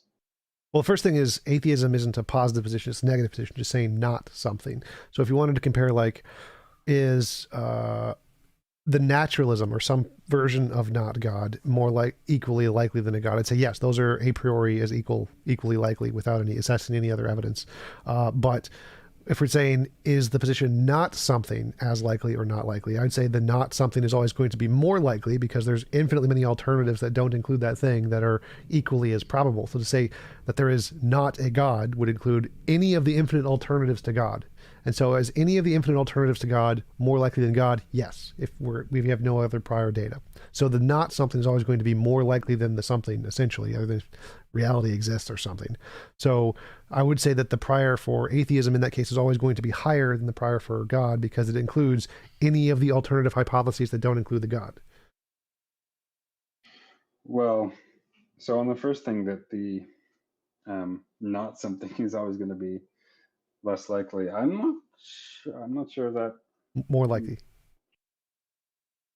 the So if I say denying something, the yeah. hypothesis which denies existence of something is always going to be more likely. Yes. So if I said, if someone says God exists and I say God doesn't exist, I'm going to have the higher probability, because there's infinitely many alternatives to a God that aren't God. So if I think of it like a pizza, one slice of the pizza is a God and 7 slices are the not God. I have 7 slices, you have 1 slice. I have the higher probability. Well, but if you think about the possible worlds that include a God and the possible worlds that don't include a God, it's not sort of obvious sort of a priori that there's going to be more that don't include a God than do. In fact, you might think that in principle a God could create any of those worlds that you think exist absent a God, right? Think of the universes or whatever. Well, no, because in those possible worlds there would be some other like super powerful thing like pantheism or whatever. So not God, the ultimate thing is the universe, or panentheism, or any of those alternatives that don't include a God, or like a drama bar, whatever it's called, the Buddhist force of nature thingy. Like, so all of these things have a fundamental essence of the universe which was not created, and they are not a God. So since there's a whole bunch of these alternatives that aren't a God, they're like the 7 slices of pizza. There's these other different things that aren't God, and each one of them could occupy or create everything or ground everything, and that are not God. And since there's more of them than there are God options, that means that there's more probability that I'm right and they're wrong. If we're just using logical possibility. It might turn out that there are more possibilities that don't include a God, but I think it's not as simple as you might be making it out. So you might think, for example, that there are a variety of other sorts of worlds that could come about if there is a God that couldn't come about if there isn't one. And kind of mirroring the stuff you were saying about how if there's a world where the fundamental stuff is this non-God thing, well, and there couldn't be a theistic world with that because presumably that precludes a God. Well, someone might disagree with that, but whatever. You could Wait, say, on the other hand, well, what do you mean there could someone be would this sort disagree of- with that? So, like, if they said there is an uncreated thing that wasn't created by God, and their definition of God is the thing that created all other things, that wouldn't that be a contradiction? They would have to say that's impossible. If that's the definition of God that they're using. But I think for the designer hypothesis, you don't need that, right? Presumably, the kind of, as I would take it, this kind of charitable interpretation of the Bayesian fine-tuning argument is that the conclusion is just that our universe was designed. I don't think that entails some commitment to some more restricted form of theism, which says that, like, and that designer is, has omni properties and created everything apart from himself or anything like that. Well, sure, yeah, you could say the Um, designer's aliens or something, but usually I'm asking what is your evidence for a God as opposed to not God. So usually it's in the context of that conversation, not just saying a designer. Yeah, so I think someone who would run it in the way that I've been describing might say, well, okay, this is maybe some evidence for that, but then we can make further sorts of inferences about what a designer of the cosmos would be like. Maybe it's immensely powerful, maybe it's immaterial, I don't know. And they might provide different sort of theistic arguments that kind of further compel the theistic case. I do want to say something really quickly, though, on the second thing you had said. Yeah, so if we're comparing, it sounded like you had agreed that comparing naturalism as a hypothesis to theism, that naturalism will pretty weakly predict life from any conditions, right? Or no? Depending on the version of naturalism. So there's equally as many versions of naturalism as there are versions of a God hypothesis. So you can have a God who would only want black holes, and you can have a naturalism that has physics that only produces black holes. And you can have a God who produces the universe we see, and we can have a natural deterministic force that produces the universe we see. So there's equally as many variations of kinds of natural hypotheses as there are kinds of God hypotheses.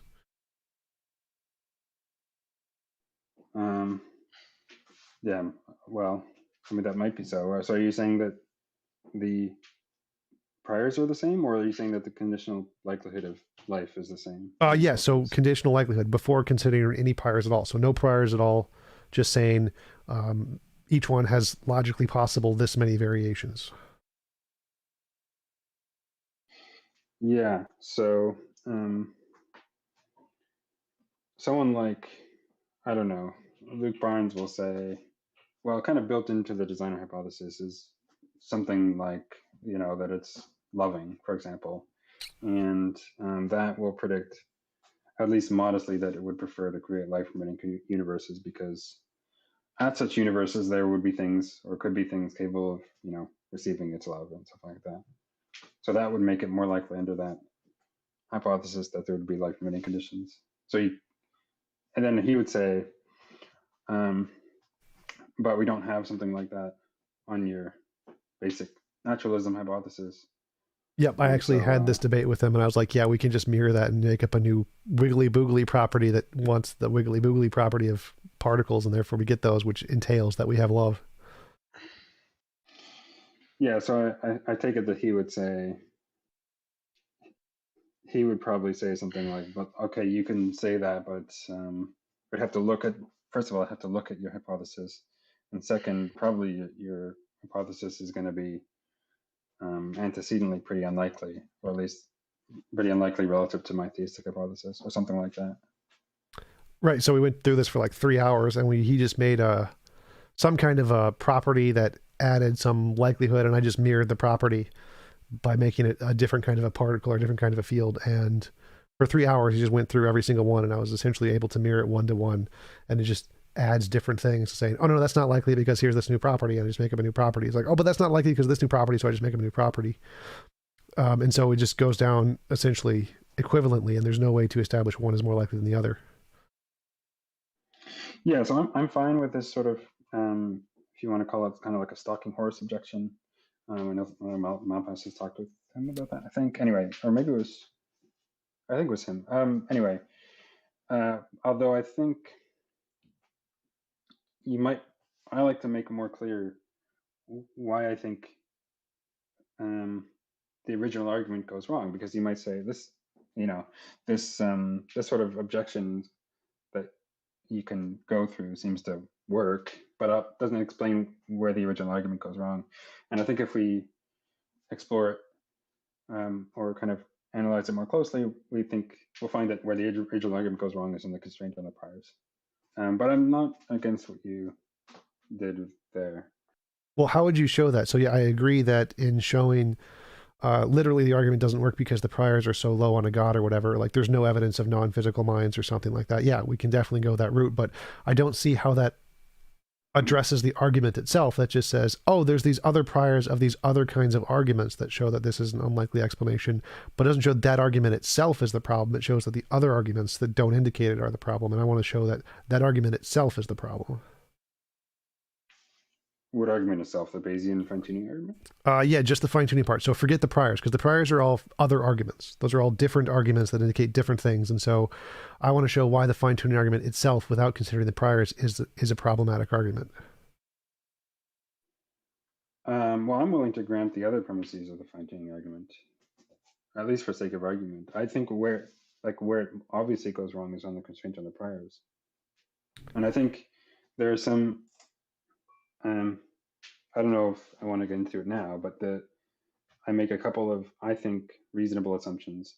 I'll just say them. One of them is that a sort of bare theistic hypothesis, which says nothing about how it's likely to create, or doesn't include any property like love or something like that, is not antecedently more probable than a bare atheistic hypothesis. And the second assumption I make is that the bare theistic hypothesis doesn't predict life-permitting conditions more strongly than the bare atheistic one. And I think from those and sort of uncontroversial probabilistic reasoning, we can just prove that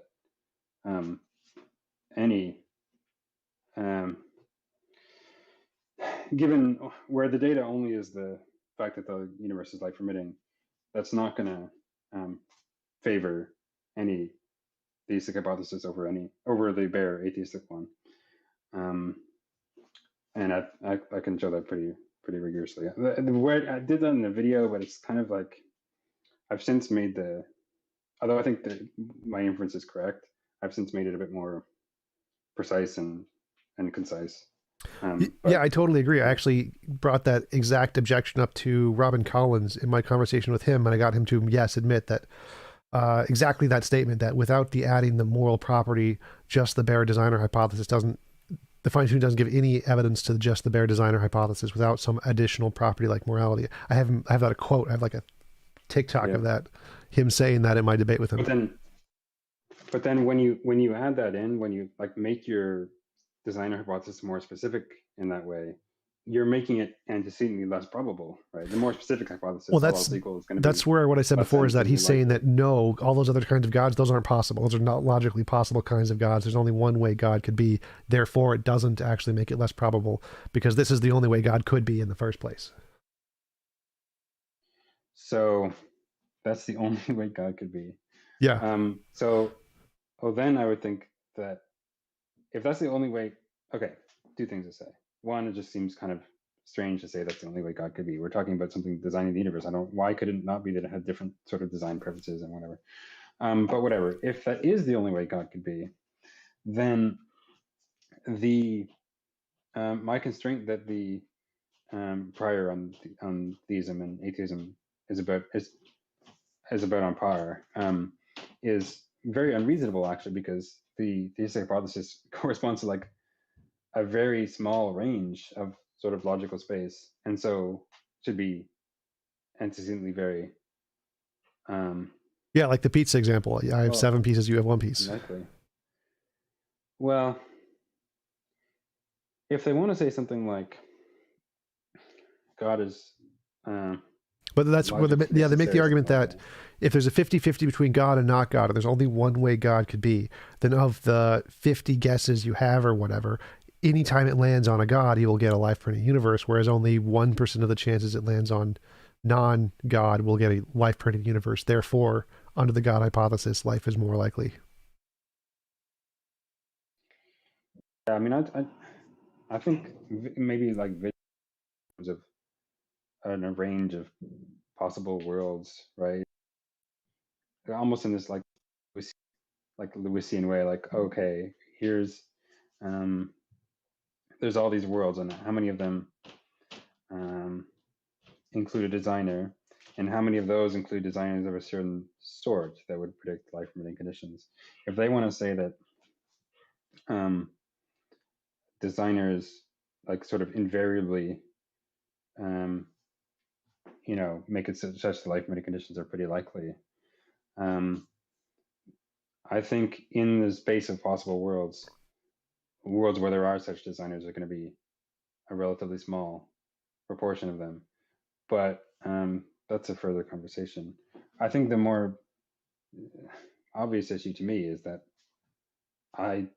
if we're just talking about a designer hypothesis, the hypothesis that something designed a universe or created a universe, it's not a necessity in any sort that something which satisfies that role has the sort of attributes that it does. It could have had an inclination to create non-life permitting universes, or it could have just randomly selected, or it could have I don't know had any sort of creative intentions. And if that's the hypothesis we're considering, then I think my point goes through. But if we're considering this more specific one, where it's like necessary that a designer of that sort would have the sort of attributes that it does, then that's just going to be a much more specific hypothesis on its own. So you can in a way you could think of that hypothesis as adding on to the fair designer hypothesis that I was considering. And so it's going to be entirely consistent with what I've been saying, which is that once you add in this extra attribute onto my bare design hypothesis, which is such that you'll be talking about something which is like necessarily a certain way, you're going to lower the prior on that hypothesis being true, and you're going to lower it at least as much as the conditional probability increases. So, yeah, I totally agree. That's exactly where I went in my debate with Luke Barnes and Robin Collins.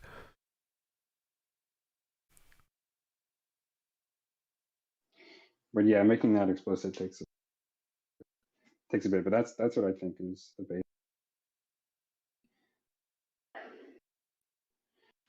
You should send your videos to them, to Troy. Yeah, I've been meaning to get around to making the follow-up on this because I wanted to. Well, there's two things I wanted to do. One, I wanted to kind of restate some of the inferences that I made because it's, I think, more clear and more concise in the way that I now have it. And two, I wanted to respond to a couple more objections, including one from, I don't know if it's really an objection to this, but I wanted to respond to a sort of objection that Luke Barnes has made, which is that, if you're, consider the bathroom beer back. Consider the possibility that the stars start arranging into verses of the Bible or something, night after night. You can see it's like pretty regular, pretty predictable, and so on. If your response to the fine-tuning argument rules out that as like strong evidence for a designer or at least some sort of powerful agent, then that undermines your response to the fine-tuning argument, because that really should be good evidence for a designer or at least a powerful agent. And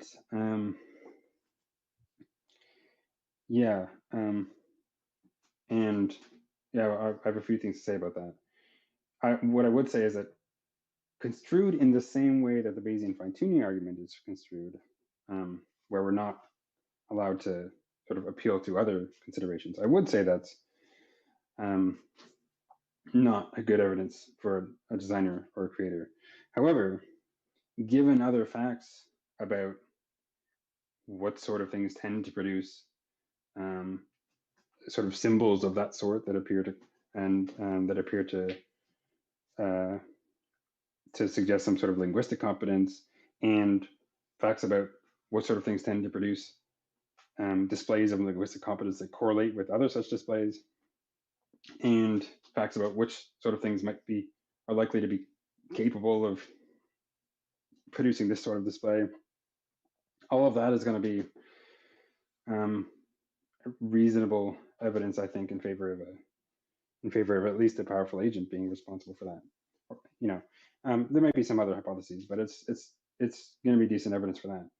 But that's going to be considerations which my response to the fine-tuning right here wouldn't undermine.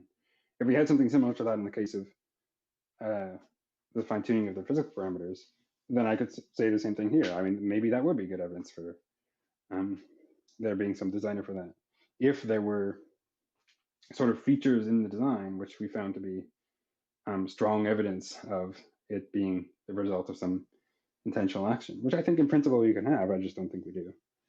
And that's not normally included in, or ever included, I think, in how the fine-tuning rubric is run. Yeah, Barnes brought up that stars example when I talked to him. I remember him. Why does this keep? I hate the mobile app. Someone pointed me to that in his conversation with. It was either James Fodor or Digital Gnosis. He was on one of those channels talking to the other one. I forget. Y'all need to stop bad-mouthing Luke Barnes. I'm definitely not bad-mouthing Luke Barnes. I haven't started bad mouthing. I'm just playing. Why not? I love Luke. He's funny.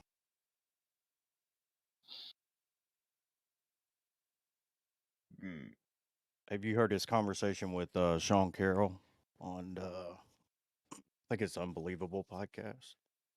It's awesome. I don't think so. Oh, man. Sean Carroll does such an awesome job in that conversation. I love Sean Carroll. Yeah, for physicists who have things to say on philosophy, is one of the better ones. Well, he is a philosopher. I mean, that's pretty much what theoretical physics is. Yeah, though I think he just set some recently. people off. I know. I think he just recently got his appointment was a sort of joint appointment in physics and philosophy. If I recall. Oh wow. At, Yeah, he's got MIT, so where many is he? different. I don't know. I'm sorry. Go ahead. No, I just blanked on what university he's at. Is it MIT? No. I actually No, talked to him about coming on to my show, and he's so busy with his own podcast. And I was like, "Yeah, yours is pretty good. It's okay." But Well, he's also not a homosexual.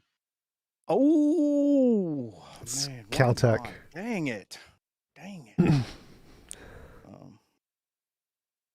Hard word. Why does it always go there with you, Jack? I don't know. Because he spends too much time on Discord and gets his brain polluted by all the Discord people. Of course, he's at Caltech. How did I forget that? Yeah, he's at Caltech, not MIT. Yeah, but he got his PhD from Harvard. I didn't know that. TJump. I think I spend more time on Discord than you do. That explains a lot. That's what's wrong with you. Well, good talk, Tom. Yep, nice chatting with you as always. No, it was boring as hell. Y'all need to move on to something else. Eddie, didn't I crush you in our debate that time, like a few times? Oh, come on now. I mean, that's not an accomplishment. I thought Quick Brown had some very good points, though. So I thought. Which ones? When he starts screaming and yelling, or that's usually when he's on fire. He gets loud and he's almost at the point where he's going to win. So I was the focus of his wrath one night. What was that on? I don't recall. Was that on the Trinity or something, or no? Molinism. Oh, that's right. Yeah. Yeah. So, who have you read about free will? I named a couple people, and he's like, "You don't know shit." I was like, "Dang, It's bro." like I read Dirk. Yeah. Hey, TJump, did you notice I subbed to your channel there tonight? The other thing, the super sub. Thank you, appreciate it. Yeah, the membership thingy. Yep. Now on both that and Patreon. Nice, appreciate it. Appreciate the support. It'll be helping me with my atheist church. You Oh, won't sub that's- to Friction? That's crazy. That's crazy. Unbelievable. Why would I sub to Friction with money? Ooh. Super chat. That's fair. That's fair. Ooh. It's messed up. So messed up. No, when you sub to TJump, you get mods. That's right. You want to be a mod on You my can have mods on Discord? my server if you sub. Not that my server is very active. But... Hey I didn't guys. know you even had a server. It's actually right above mine on this on politics and religion. Like his room is right above mine with the name of his Discord, but mine has a cool lightning bolt. Oh no, he has a whole server. It used to be fire, but now he comes over here all the time. It sucks. Yeah, I can get it Are going TJ again. It's just I don't know. People just No, congregate it's here, some, so there's some pretty good conversations in the text chats. I don't say much, but I read a bunch of them. Eddie's a lurker. yeah, sometimes. I'm a what, TJ? Lurker? He just lurk in the. I'm definitely a lurker. Some people call me a stalker, but I think that's unfair. That's only Darth Dawkins that calls people stalkers. You're a stalker and a troll. Get him out. And the bottom. What about the top? I was actually disappointed. I just recently heard that Darth Dawkins despises me. Oh no! Welcome to the Here- club, fellow. Also, Yeah, hi well, everybody. It's me, Fluffy. I wanted to be friends with Darth, and he doesn't want me to be Hi, friends. everybody. Darth Join the doesn't big have club friends of with me. despised characters. You can be Wait, friends after with those me. 2 conversations you had with him, Eddie, that he despises you now, those were like the tamest conversations I've ever seen with Darth. Oh, You're I've got a talking part. Darth Dawkins. I've If you got a don't part agree with him on 3. every little thing, he's just gonna despise you. So Oh, there's a sorry. third I haven't seen. Okay. Yeah, it was in a room that didn't have replays on, so I screen recorded it. I just hadn't had a chance to edit it, and I'm gonna probably send it over to Tom, let him put it on his. Oh no, I'd love to see it. Oh no. God 420. mean, That's Tom kind of Rabbit? a I see. that's kind of a contradiction. Why? God God can't made smoke weed. weed? What- No, he God can't made smoke weed. weed. What are you talking God, about? what do you mean? You can't smoke weed. My God smokes weed. Who's your God? Well, God created it. The Bible says that God created Exactly. everything. Yeah. So Hey, he hey, he 64. created rocks. That doesn't Hey, mean that you 64. have what? Oh What? my God, This, dude! Can you this get the one is mic out this. of the back of your throat, please? Hey, 64. This is just for you. What? Okay, is that better? Is that better? There we go. Nice bong hit. Very nice. Sounds very like nice. you have too much water in that bong. You need to take some out. Yeah, I think. Yeah, I did because I filled it in a quicker hurry to get it going in time to give him that sound. Anybody else got any comments about the debate today, the Ken Hovind debate? Wait, is biblically here? I saw about 10 or Is that 15 is minutes that of Cornelius? videos. Here. Is that Cornelius? I have a sonnet missive contra TJump. Who talks Oh, like this that? guy! Oh my God, this guy! Hey, I Here, like this TJ, guy. talk This to this guy. guy This guy has first. paid me for like 3 or 4 debates. I love this guy. Really? Yep.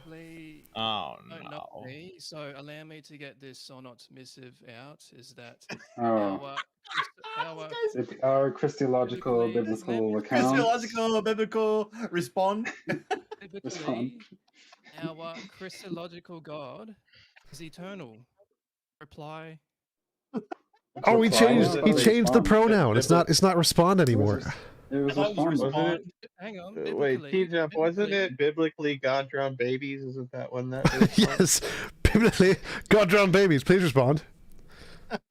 biblically, our Christological God is eternal. Reply to that TJump. Biblically, God sent bears to maul children for making fun of a bald guy. Please respond. Biblically, thou art ontologically presupposing the ontotheology of our Christological God betwixt thy premise contra me. Thus, Hey, biblically. the jump. Hang on. Biblically, you're discussing special revelation. We are on general revelation. So if you want to discuss special revelation, Is that like special and general repeat the- relativity? Oh, it's special. Typically, you're talking about the Bible, so you're presupposing Genesis 1:1 in the beginning, God. Not at all. So that is, so if you want to discuss special revelation, we can do that. However, repeat the following phrase first, as you did last time. Our God of the Bible is eternal. So you admit it. It was you. Typically, Did you wait a minute? Wait a minute. Why do you have to Why do you have to presuppose Genesis? How does that follow? Typically, Genesis 1:1 in the beginning, God. So you can't critique the Bible unless presupposing the Bible. So What? That Actually, doesn't we can follow. That is a non That doesn't follow at all. That's Hey, not a presupposition. Typically, in the beginning, Biblically, God. that doesn't so follow. If you're jumping to Kings in the Bible, You know, you biblically first have doesn't to make it any more presuppose- right. Just putting biblically in front of it every time doesn't make it more right. No, because Biblically, biblically it actually does. makes it It's not wrong. biblically. You It's know, biblically. do you know what's funny, guys? Wait, The people here think that biblically, he's being serious. Biblically, have I would you ever been appreciate it known if biblically? Biblically, I would appreciate it if you don't Beep, white beep, knight beep, for beep, beep. TJump. That was so allow TJump biblical. to respond. That was so biblical. I don't know what to do with it. Can you say biblically if- 10 times, please? I just want to hear you say biblically like 10 times. I'd appreciate it. Biblically, thy sonnet response contra me is a possible red herring ploy to elude away from addressing my sonnet request. You won't even say I was that. excuse me. No. What is? Why did you what if fart? it- Use you indeed, sir. What if it's Sounds like he's farting. biblically? He's apologizing for farting. What if it's Biblically- biblically? Biblically, I'll Biblically reiterate biblical. the aforementioned statements. So, because this discourse is being derailed. So, our Christological Something's being God, railed. Yep. Biblically, our Christological God is eternal. Well, Reply to what that is a phrase. Christological God, dude? That's what do you- enough. That's enough of the derailment for now. Anybody else have any comments on the Kent Hovind debate that was just happened? Or I didn't get to catch all of it. Yes. I'm gonna have to go back and finish it. Yes, I have the question. So biblically, what would you say about that? He was so I enjoyed it. I have always enjoyed debating Kent. It is quite entertaining to debate Kent. But he's such a dick. See, But we he- have the Trinity of Trinities. I've never been Hey, Jeff, bothered by what's people your- being like assholes, like because he lets you speak, he lets you get points out, and then responds, or at least tries to respond to them. Like he's better than Jay Dyer or Darth Dawkins, so I've always enjoyed talking to him. Like I don't care if he insults me; that doesn't matter at all, as long as he lets you like finish your point and engage in that's the what conversation. That's what he's doing It's with you, strange. though. He's wanting to just use you as a platform to speak his shit and then go forth. And so he'll let you say everything you want to say as long as you let him say everything he wants to say, because then his propaganda's done. Exactly, that's what I'm doing to him too. Like I got 400 viewers on my channel and on Standing for Truth channels at the same time. That was great.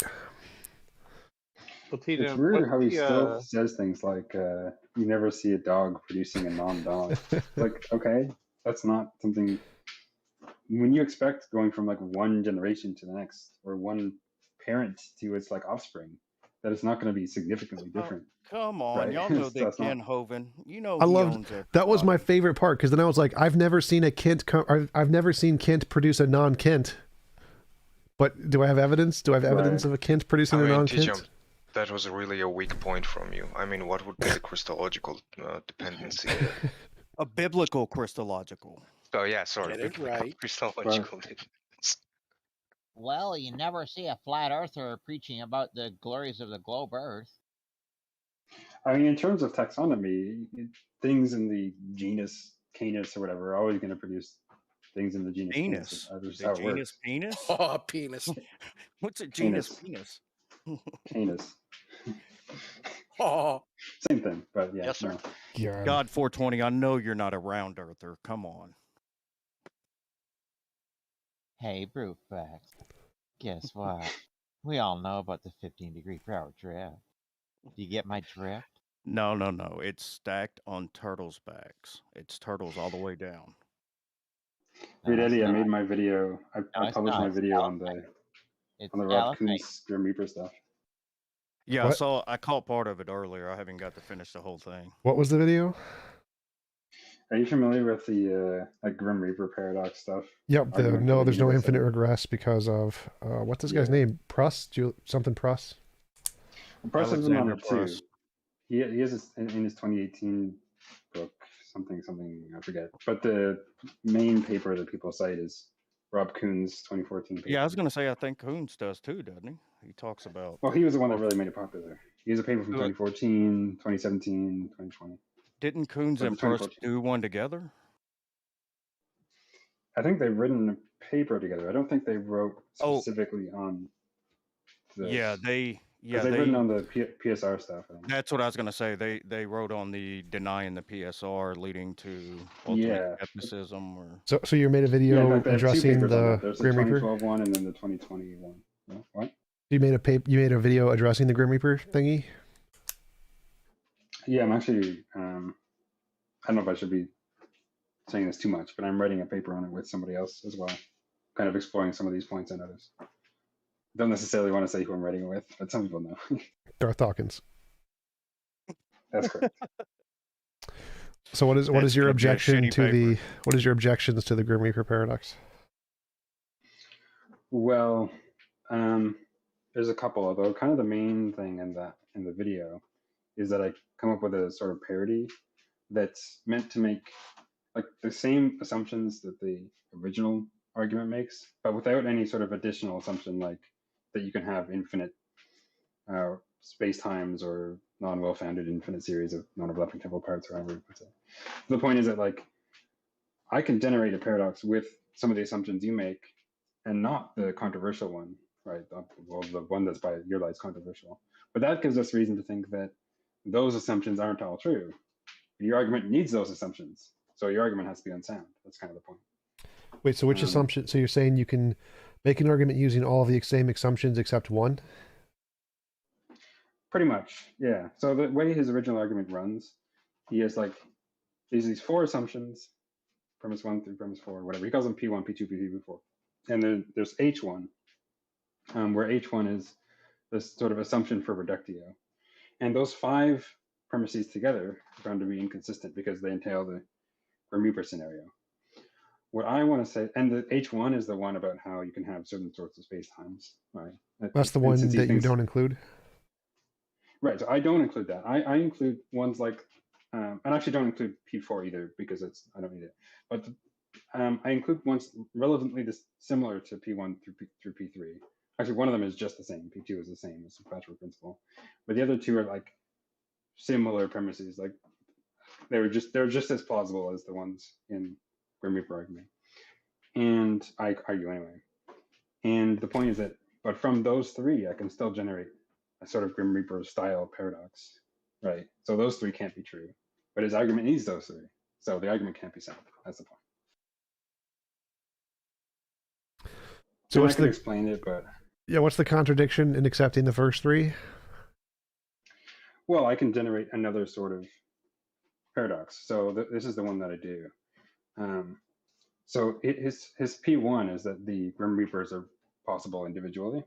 Like you have one Grim Reaper that on its own kind of has this power to kill Fred or whatever, or not kill Fred if some conditions met.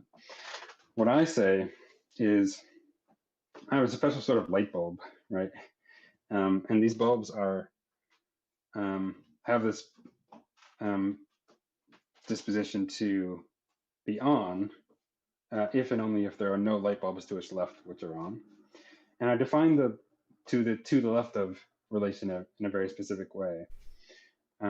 So if the bulb of one bulb, so to speak, the glass of one bulb is touching the electrical contact of another, that first bulb counts as being to the immediate left of the second.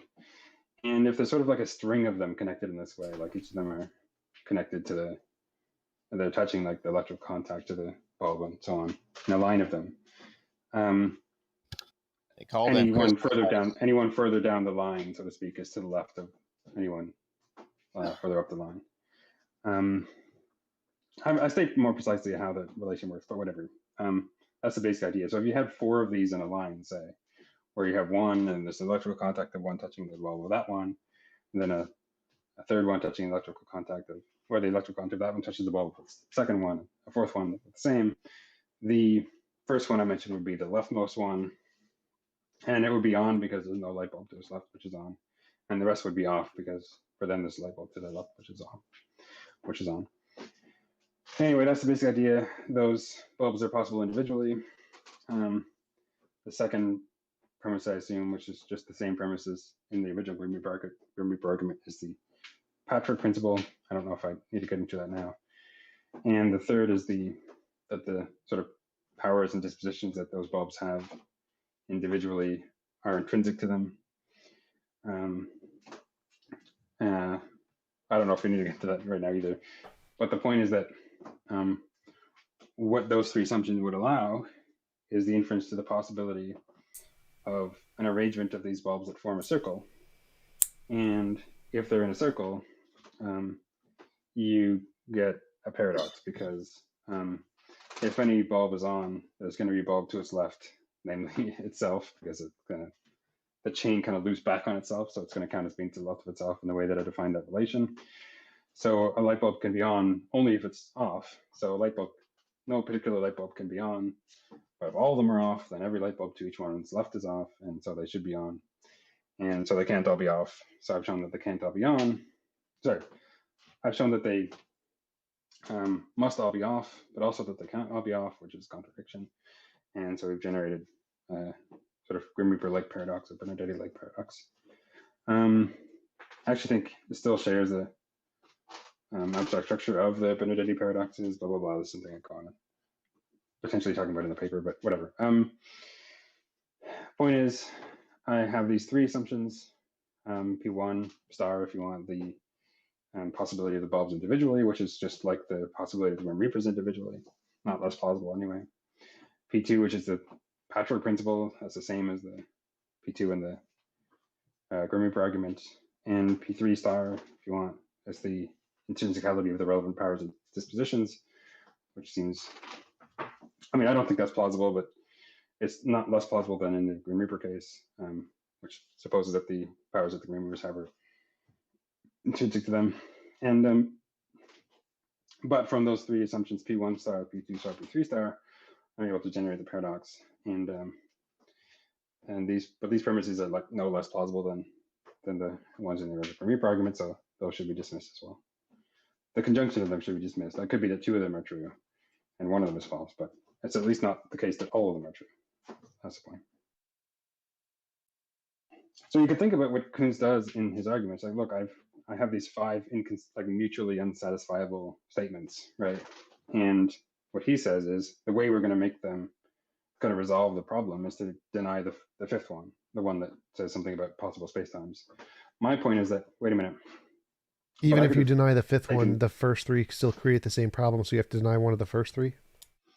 Yeah, pretty much.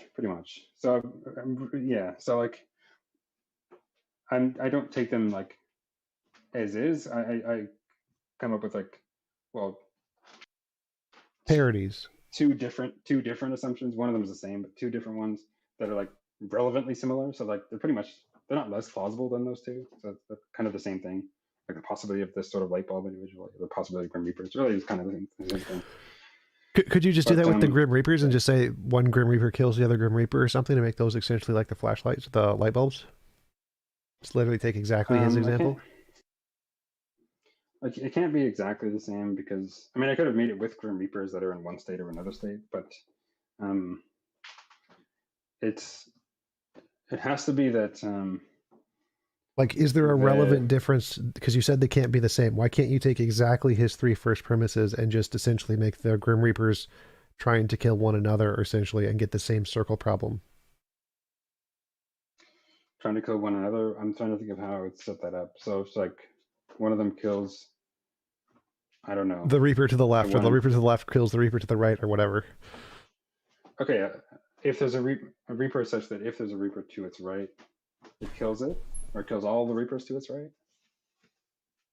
Yeah, it could probably just be any individual one to its right, or if it's about to be killed, it kills the next one to the right or something. Or just stabs. Maybe just stabs would be fine without actually killing.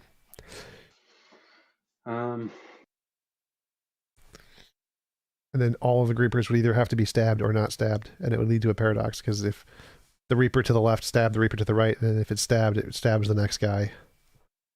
Then they'd either all have to be stabbed or none have to be stabbed if they're also in a circle, kind of like your light thingy. You have to understand precisely what the property is. So they stab on what condition? If they've been I'm trying to think stabbed. of how this would work.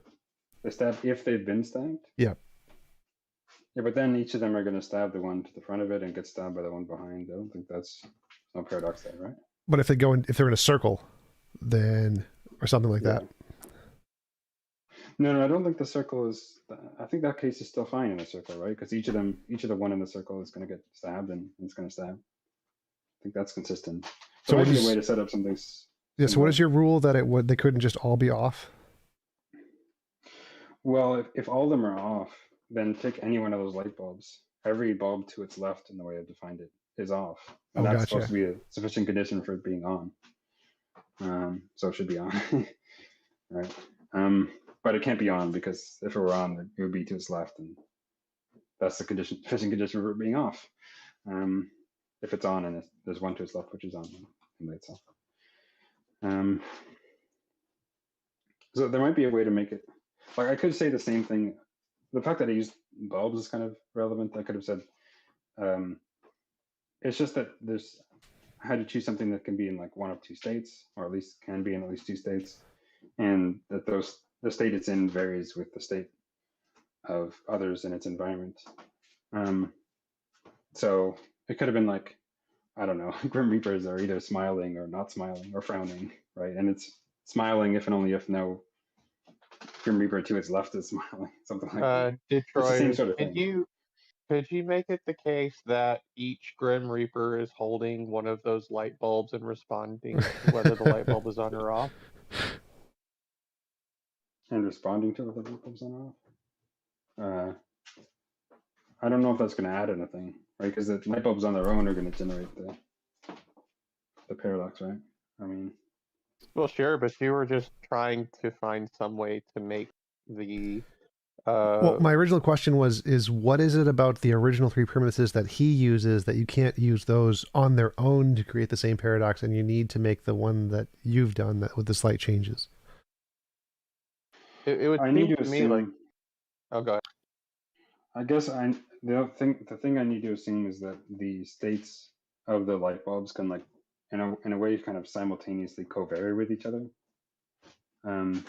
Is that somehow so- different than his time premise that you're rejecting? Because it seems like it's accomplishing the same thing. Yeah. I'm not requiring that like time is dense or that there are instances of time or that time is beginningless or anything like that. So, I mean, I do have this assumption, I guess, that there can be things that are like co-vary with each other simultaneously. But that's not absurd. I mean, actually, that's something that we observe anyway. So it's in the actual world. So I don't think that would be a controversial assumption.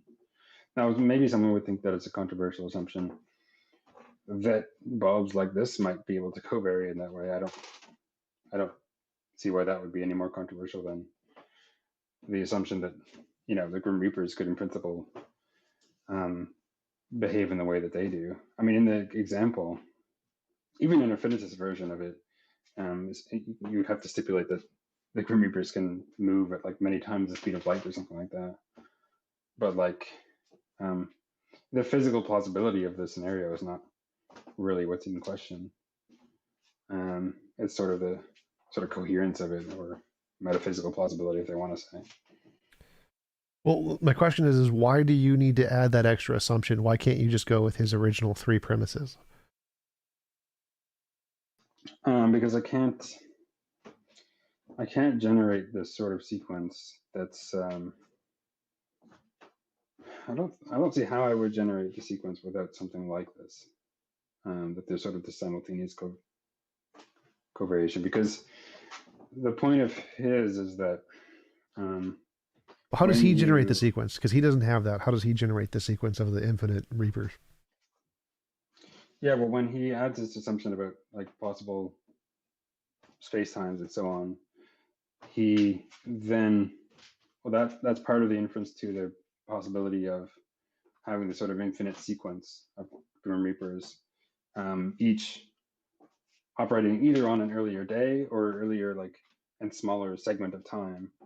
Whereas if you don't make that assumption, that inference is going to be blocked because, or at least might not be warranted because,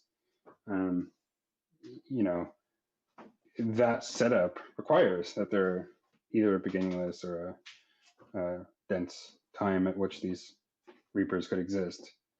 Right. So your this- added premise is essentially doing the same thing as his added time premise. You're just doing it in a different context. So could he just make the argument that there's some context different where his argument would apply to universe and time and beginning or whatever, and yours applies to some other completely unrelated context, and it's a completely legitimate argument in that context, but it wouldn't in any way validate his other context? I'm not sure what context. The point is that, if I'm able to make this sort of argument, it's true that I'm making this assumption about possible simultaneous covariation, whatever. That's not strictly speaking an assumption of his, although something near enough is, because he assumes that Grim Reapers can respond in, if not instantaneously, pretty near to it, but whatever.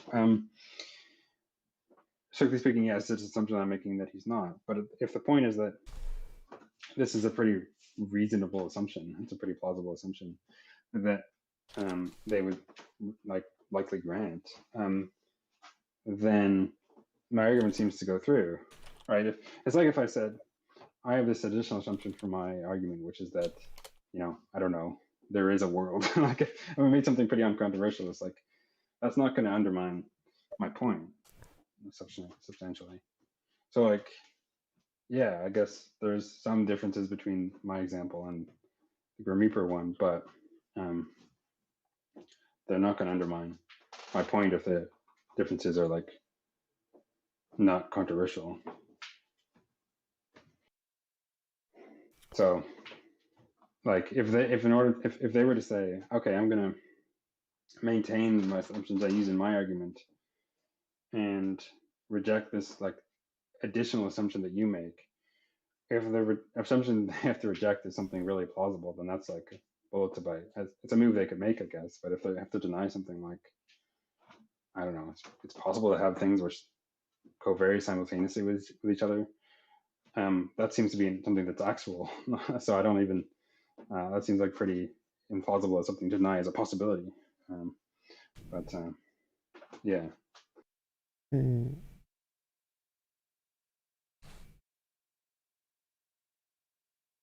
But some of these things actually I discussed that. I don't know. I think I discussed that briefly in the video, and I'm just going to discuss it more in the paper.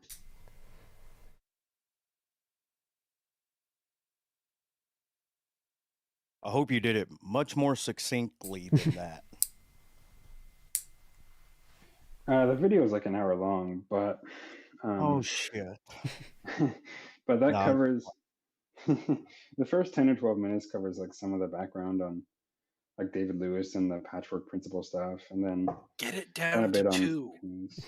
2 minutes, and then the other issue that I bring up before this sort of bulb example is this stuff with how Kuhns is understanding intrinsicality, but that might take a long, boring explanation that I don't think people here understand. No, actually, your stuff is pretty decent. Keeps me engaged, even though I'm ADHD. But let's go. Just don't get distracted, okay? What'd you say? I said, just don't get distracted. Get it? Yeah, that's why I said, what'd you say? Squirrel? No, it's rabbit. I think you need to hit the bong again. Well, squirrels are a little too small. Rabbits got more meat on them. Yep. It's for taking hits from the bong. All right, anybody else got any substantive comments? Oh, I was just going to say, one of these days you're going to stop running away from concrete when he brings up an argument, TJump. Concrete, oh my gosh. Well, he needs to actually express an argument to address and then actually answer the question. His name is perfect because that's what it's like talking to concrete. How did How did the Hovind thing end? How did it end? Yeah. Ran out of time pretty much. Like it was, we just kept going on the exact same topic the entire time. Yeah, I have a feeling that I Sorry, go watched ahead. I think I watched the end of his second rebuttal and then the first few minutes of the conversation after that, and I have a feeling that a lot of it covered those Yep. things that were mentioned there. Yep. That's essentially the point of the Kent Hovind debates, is just to show that he didn't understand the argument and explain it simpler and simpler and simpler, and then get him to contradict himself in some very silly way, and that's how you win a debate with Kent Hovind. Oh, here comes another picture of all the dog breeds. Here we go. Have you, TJump, have you ever read or listened to Alexander Pruse's argument from Beauty? Yes. Oh my gosh. Oh, it's so effective. I think it's probably one of the worst presentations of an argument I've ever. I love Pruse, but that one was terrible. It's almost as bad as the ontological argument. Almost. Well, which one? All of them. It's kind of a thing. None of them work. I love Capturing Christianity, where he goes like, he makes 20 different versions of the ontological argument, or 20 different versions of the cosmological argument. Oh, look, they're all shit for the exact same reason. Haha. Are you talking about that 150 plus arguments for God? Yep. I can't remember. Yep. Oh, the argument from arguments. That one, I sent you that one, didn't I? That one's so hilarious. Like, if we accept that all of the different 24 or plus arguments are good, therefore we have evidence. Yes, genius. Yeah, it's. Is he a Poe or is he like just bad? Capturing Christianity? No, he's just bad. He's legit. He actually thinks, he believes what he believes. Yeah. Yes. He definitely believes what he believes. Y'all are just being ugly. Whoa, No, wait, man, I wait. was trying to be. So you for somebody guys to assume actually he was an idiot. For So you someone guys- for someone not having So you guys academic believe that background, I think Kent Hovind is actually a charlatan or something? Yes. No, I think I believe he's a Christian. No. I think Are we there really are gonna two split people. hairs, really? There are only two people who I think who I've met who could genuinely be Poes. Like, I think just said, or- I'm pretty sure like most of the people who I talk to genuinely believe what they believe. Even flat earthers, I think, genuinely believe what they say they believe. Kent Hovind definitely believes what he says he believes. The only two people who I think don't are Alex Stein, Primetime 99, greatest Poe ever, and maybe Jin, Church of Entropy. Those are the only two people who I can say But he maybe. has been arrested, right? He's a criminal. He does get away with ripping people off. This could all be a scam. No, God forgives all sins. But I do have a question for TJump in regards to arguments. I'm sorry. I'll be right back.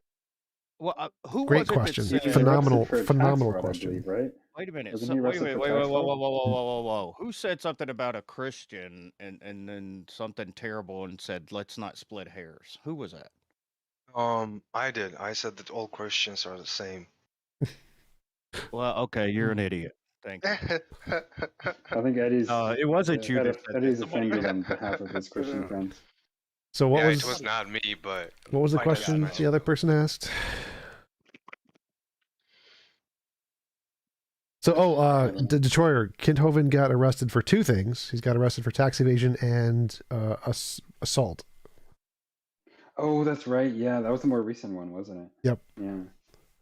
Oh my God, y'all are doxing Ken Hovind. What's going on? Come on now. I don't think it Actually, counts as doxing. We've interviewed his wife on Ashley's channel.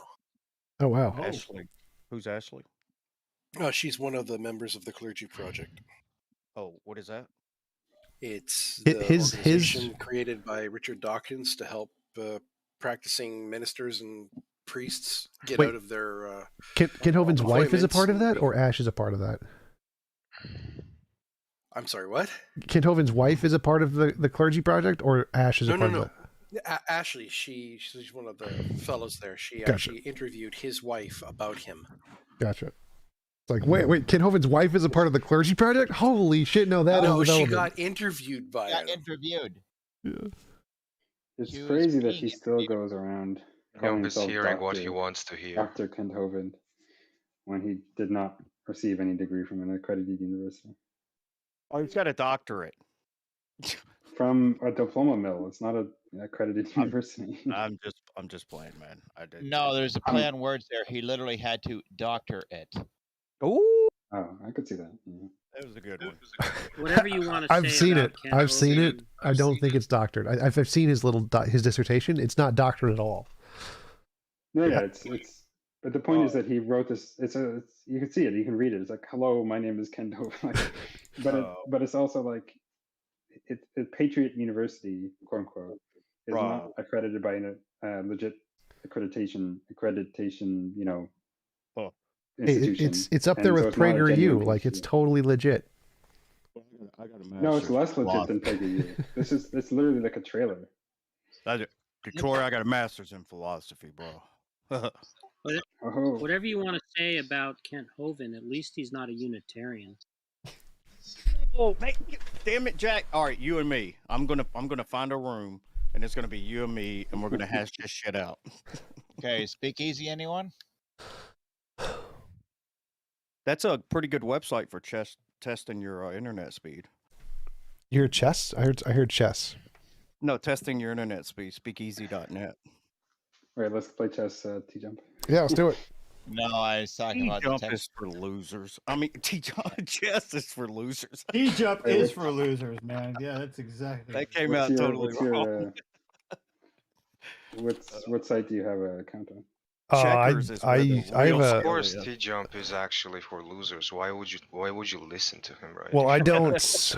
I just play. What's it? Anonymous. I love you, Because George. I'm addicted Thank to you very much. chess Thank and I hate love you losing, too. so I just play anonymous. I have an account. Bro, check. Okay. Come on. I sent you. I sent you Checkers is a where the real skill is. DM'd you a thingy. Dimmed. TJump, by the way, I got you modded my channel as well in case you wanted to be in there. You Cool. wanted to be able to meet some idiot.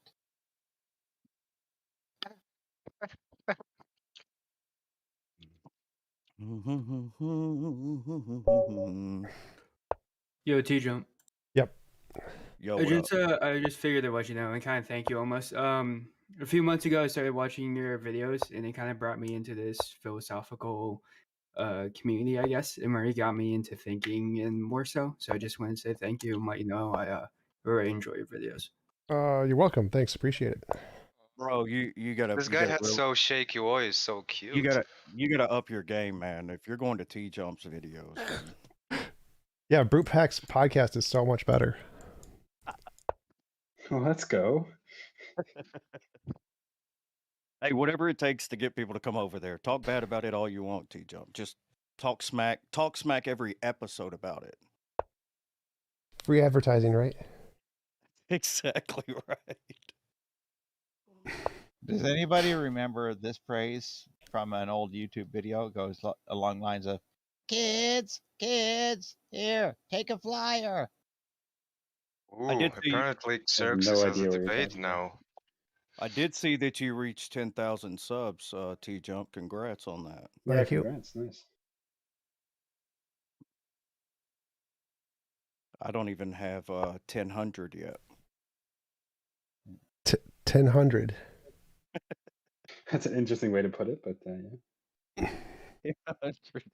Yeah, 1,000. I cannot get to. I've got all the watch hours I need for monetization. I just can't get to the damn 1,000 mark. What are you at? Like 600, 700? Seven Oranges, something. man. Seven something, and I've literally watched people like start their shit 3 months after me, and they're like 1.2 thousand. All right, I'll give you a pity subscription, Eddie. Where are you at? Oh my God! Thank you so much. You're A welcome. pity subscription is how you say. I'll take any of them I can get. But you usually get an annual spike on the anniversary of the Stonewall riots, right, Eddie? Oh hell! Hey, Eddie. There you go, There Eddie. you go. Subbed a couple of my, I subbed a couple of my 7:45 right accounts to you. Y'all rock. Thank you so Did much. you hear me? Subbed a couple of mine to you there for you. Appreciate that. I'll get the other one when I. Oh, I have to dye my hair pink tomorrow. Oh Hey, yeah, for your why? 10K subscription. Yep. Yeah. I Wait, did you actually yeah, commit to like that? you're really Yes. gonna do that. Yes, I did. I committed to that. I have an appointment at a hairstylist salon. Oh my gosh, Wait, no, wait, all your Yeah. hair or just the hair on your head? Yes, bro. my pubes. I'm doing my pubes.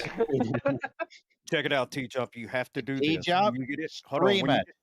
When you get it dyed pink, Yeah, you stream have it. to That could be get well. you have to get leopard spots with it. It'll be badass. You better stream it. I'm not worried about the leopard spots. Just get a nice manicure to go with it. And a Oh petty. my. I wish I had hair to dye, but that's a different story. He's gonna get hot and sexy, is he? Don't act like you don't got a beard. Yeah, you could. I know. Actually, If you flip me upside dyeing down, your I look like. beard, dyeing your beard would be even better. It's better than. You know, I thought about doing it with kind of like a yellow and black leopard spots on it. Wait, you should do it when you get to 1,000 subs. You should dye your beard. 1,000? How about when I get to 10,000? No, do it at 1,000. You know what? Just because you said that, Detroit, I will do it. If I can get to 1,000 subs, I will dye it leopard colored. Wait, leopard colored? I don't remember saying that, but sure. Well, we were talking about leopard color, and you said you should dye it. You're only 225 from it. You get there soon.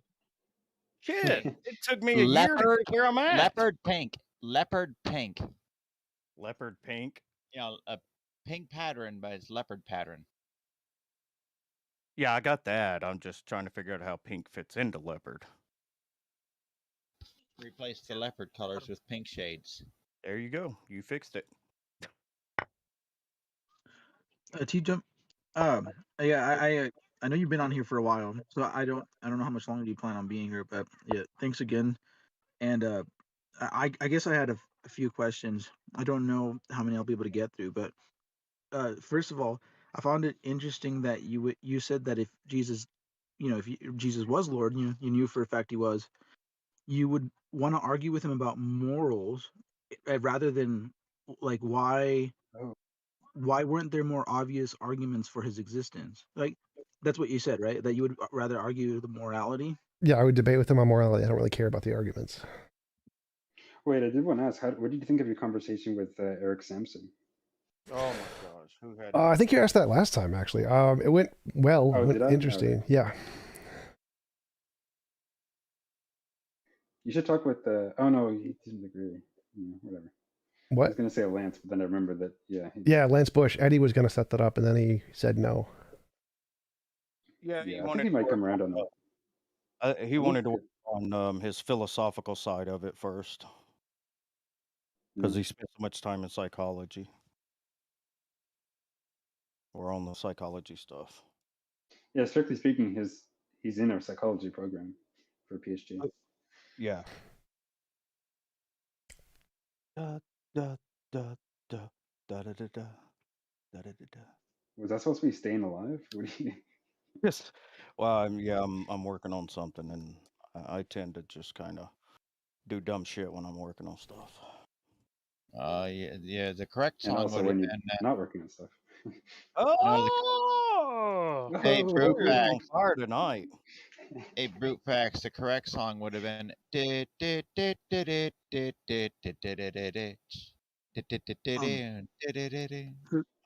The is that? Simpsons? So TJump. It's The Simpsons. Oh, is it? Dun, dun, dun, dun. Quit, as Stephen A. Smith would say, get off the weed. Fuck you. What?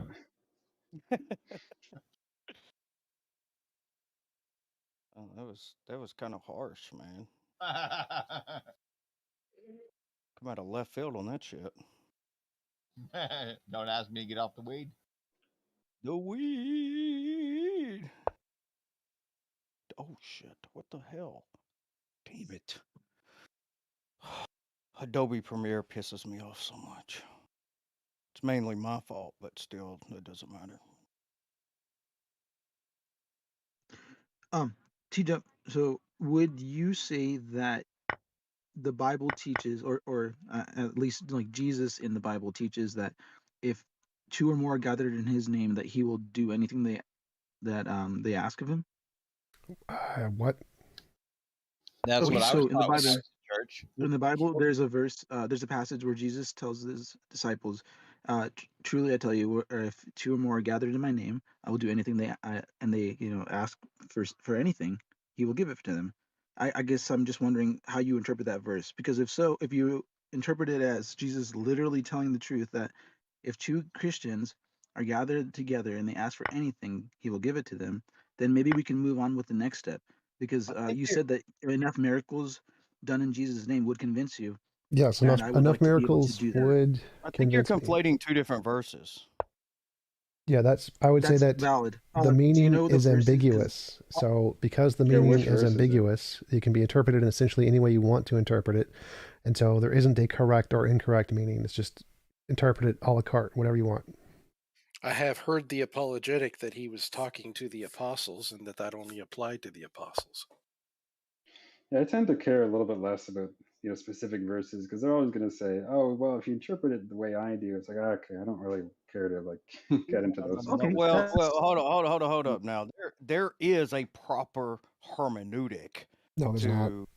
There is. Yes, there Okay. is. Yes, there, and it's not just the Alright. Bible; it's ancient scripture. I mean, ancient writings. Period. It's not. There are hermeneutics to studying ancient writings.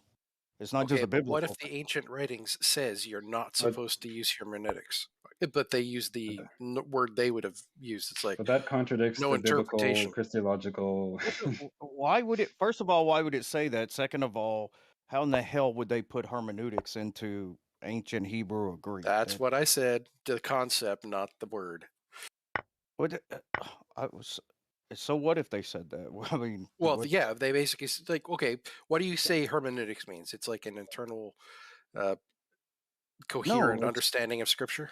no. There's a proper way. It's a science and an art to. You have a structure that you follow, but when you get to interpretation, especially with different languages and translating different languages, it's an art because based on the expertise of the interpreters, we can't go one for one with the languages. So there has to be an idea, like with ancient Hebrew, for example, in the first chapter, the creation story, when it says that God's spirit hovered over the waters. Well, the Hebrew word is ruach, which could be wind, breath, or spirit. And throughout all of the Old Testament, in the old ancient Hebrew, there's no distinction there. So the interpreter has to see which one of those fits best in the story that's going on. So there's an art to it.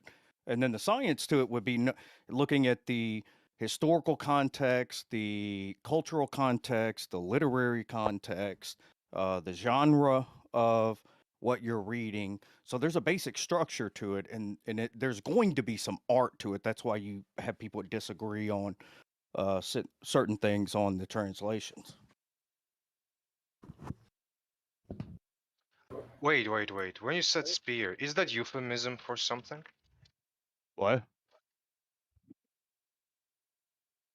When you said spear, is that euphemism for something? Spear. Well, I don't know. Spear. He was wanting to know if you were using the term Spear. spear to be a euphemistic representation of something. Who the hell said spear? I don't know what he's talking about. That's what I was asking. Seer. I think he Oh, seer. Okay, I'm I sure thought he you said said seer. spear. You don't even Okay, know I'm what the hell you sorry. are. Who said anything about a seer, spear, sphere? Where did that come from? I know. Our bad, I guess.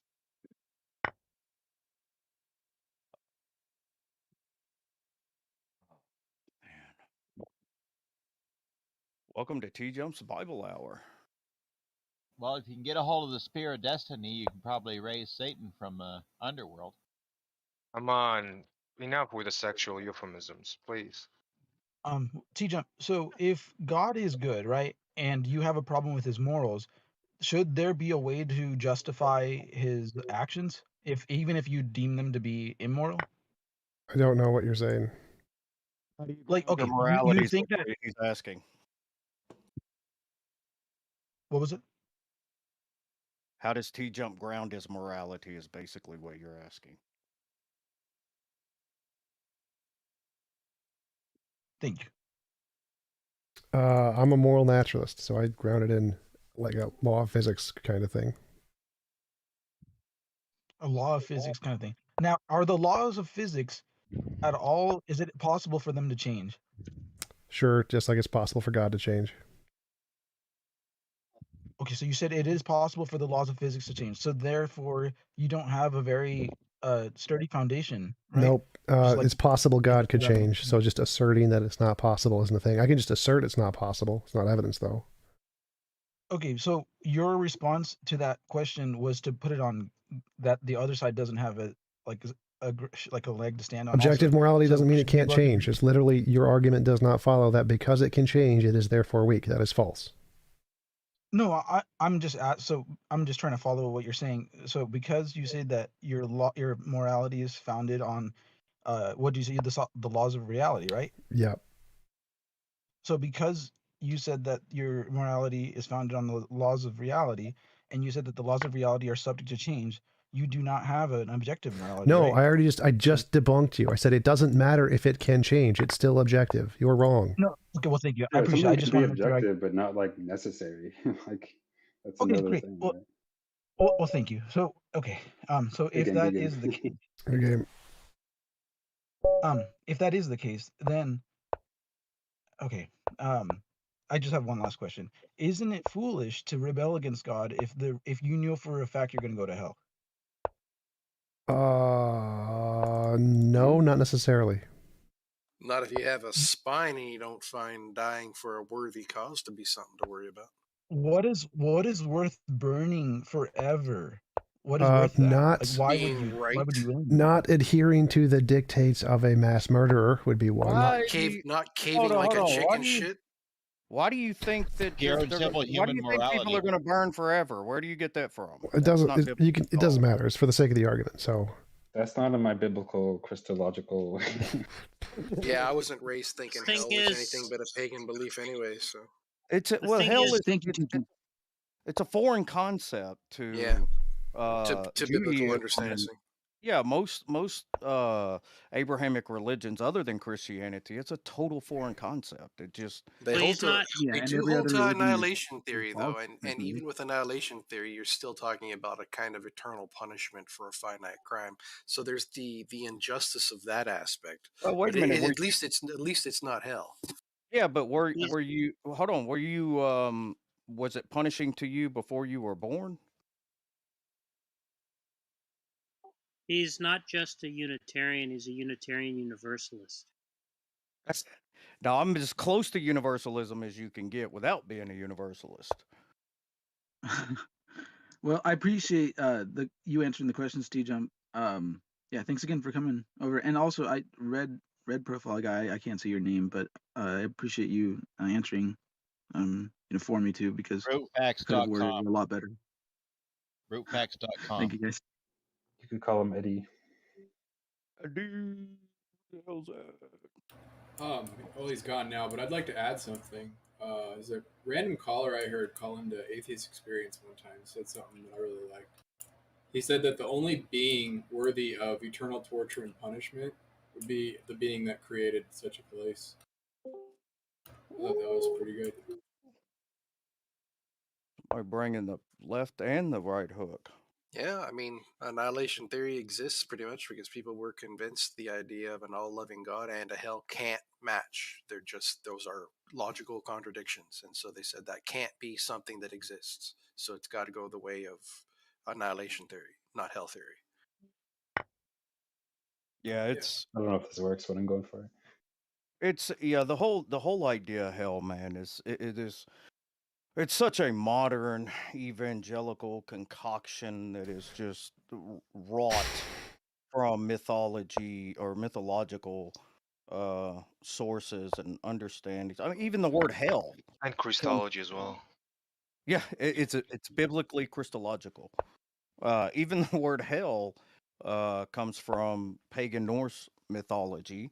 Hel was the daughter of Loki, who was the guardian of the underworld.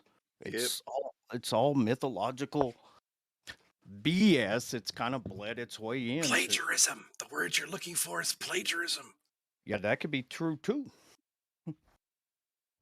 Yeah, it's just modern day evangelical Protestantism, especially on the conservative side, especially the dispensationalists, it's their ideas are just. What is dispensationalism exactly? Oh, dispensationalism, it would be if you hear any Christian talking about the modern eschatology, it doesn't necessitate the modern eschatology. They just kind of go hand in hand. If you hear them talking about the pre-tribulation rapture, 7-year tribulation, the Antichrist, which is the beast, and all of that, that spurns out of dispensationalism. It's your literalist, your biblical literalist. It came about in the 19th century from John Darby, and they typically call it Darbyism, is what it is. So basically, it'd be most of your Southern Baptist, Pentecostal, Southern Pentecostal, Assemblies of God, non-denominational, Jehovah's charismatic. Witnesses. Are they? I don't think they hold to dispensationalism, but they do have an odd view of future events and things like that. So, yeah, it's actually this whole literalist thing, which is turning into a huge anti-intellectual movement, actually didn't even start until the 19th century. It is, and unfortunately, it took off in Europe. They brought it over here. There was a Schofield Bible, study Bible, that was released.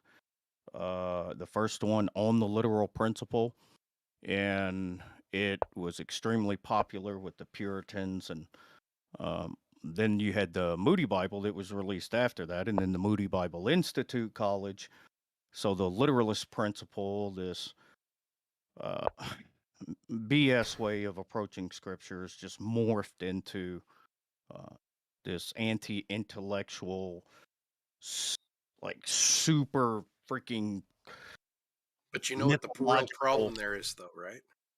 It's the fact that because of them trying to use a literal interpretation, they can then go to scriptures that say things like, you're not allowed to use interpretation.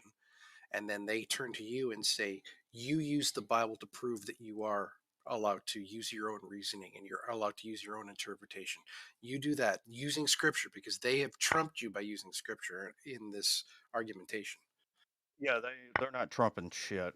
They're ignorant as hell, and anybody wants to have that debate with me, I am readily and available for that debate because their positions are untenable. The whole reason they have the crazy ass eschatology that they have is because they take the literal principle. So a lot of stuff doesn't jive if you look at it at face value. Basically, Jesus becomes a false prophet because he says this generation shall not pass before they see the Son of Man. And what would you say, Detroit? I'm making just a chess comment. He takes in the night moves, guys. I wouldn't try to deal with that.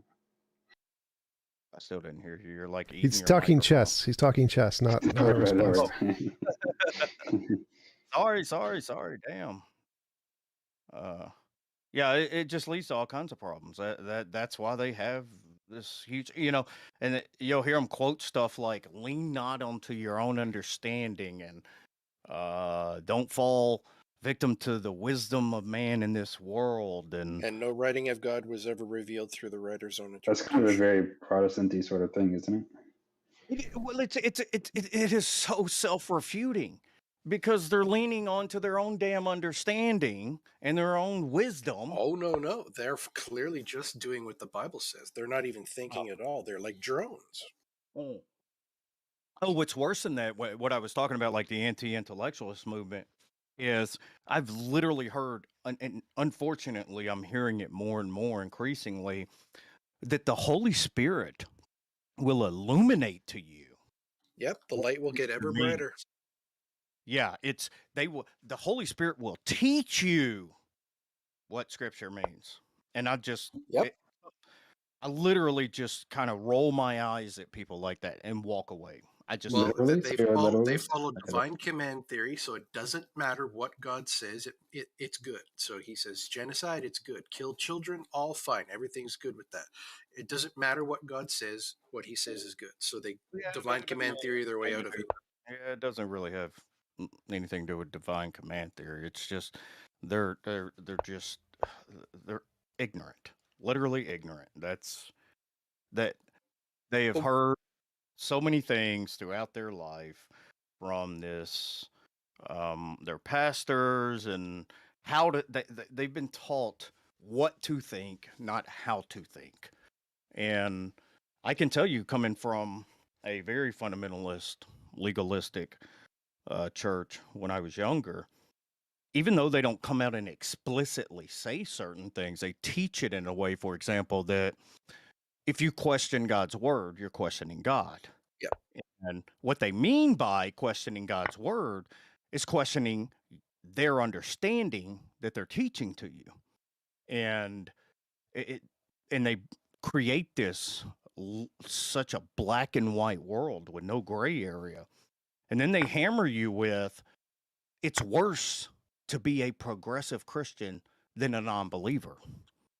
So the worst thing in the world you want to do is one of the worst things you can do is be a liberal with Christianity, because you're better off being a non-believer. And they make this dichotomy there that anytime you say anything against the literalist view or the conservative view, you're just being a liberal, and that's worse than being an atheist. And it's such a it's literally Worse than being an atheist.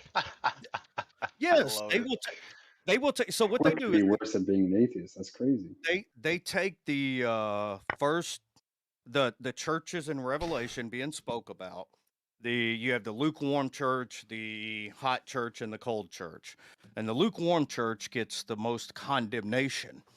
And they interpret that as the hot church is the faithful followers of God, the cold church are the non-believers, and the lukewarm church, are the liberal Christians, who's kind of 1 foot in, 1 foot out kind of thing, which is a total bastardization of what that even means. It's a reference to more of a geography thing than anything, but they'll teach you. I mean, they will hammer in your head that liberalism or playing fast and loose with God. I can't count how many times I've heard playing fast and loose with God's word. It's I want to say it's damn near a mental illness, but it's more indoctrination.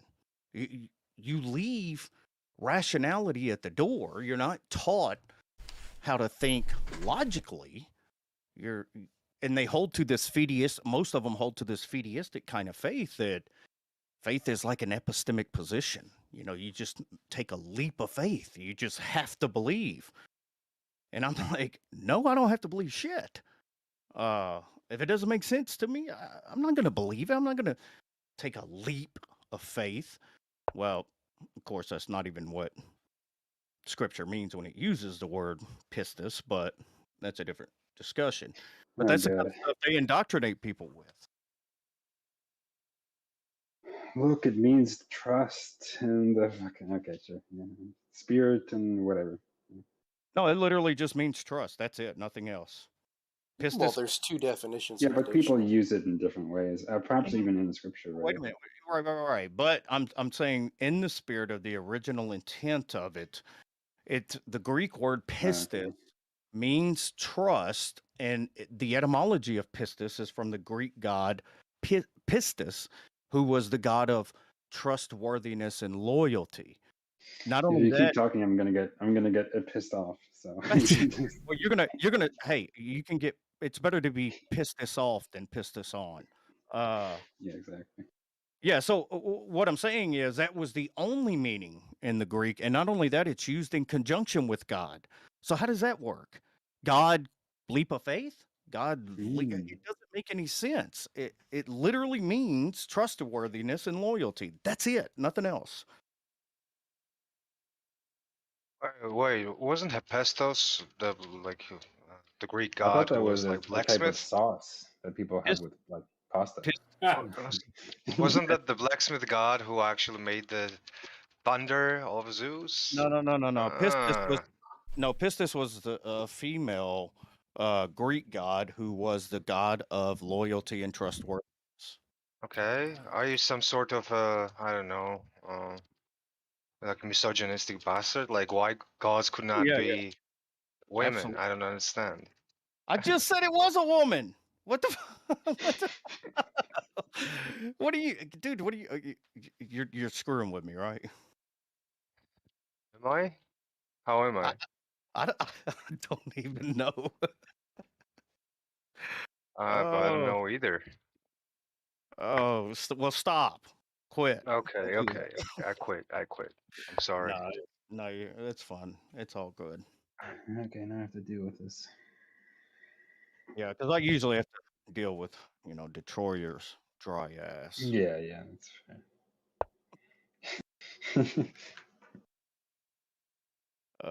Hey, did they ever get, so was it, who was that you was wanting Chomsky on that you were gonna get for or talk to him? Oh yeah, That ever- Nirvana wanted him on. He said sometime in the summer, probably. So. Oh, okay. Well, all he's got to do is tell him he wants to talk about politics. That's it, and he'll be on. What am I gonna do here? Take. He's a socialist. He is Unbelievable. I don't know if I'd say he's a socialist, but he is most definitely anti-conservative. He has some very choice words for them. Isn't Chomsky like 135 years old right now? He's 93, I think, or 90. No, is he older than John Searle? Yes.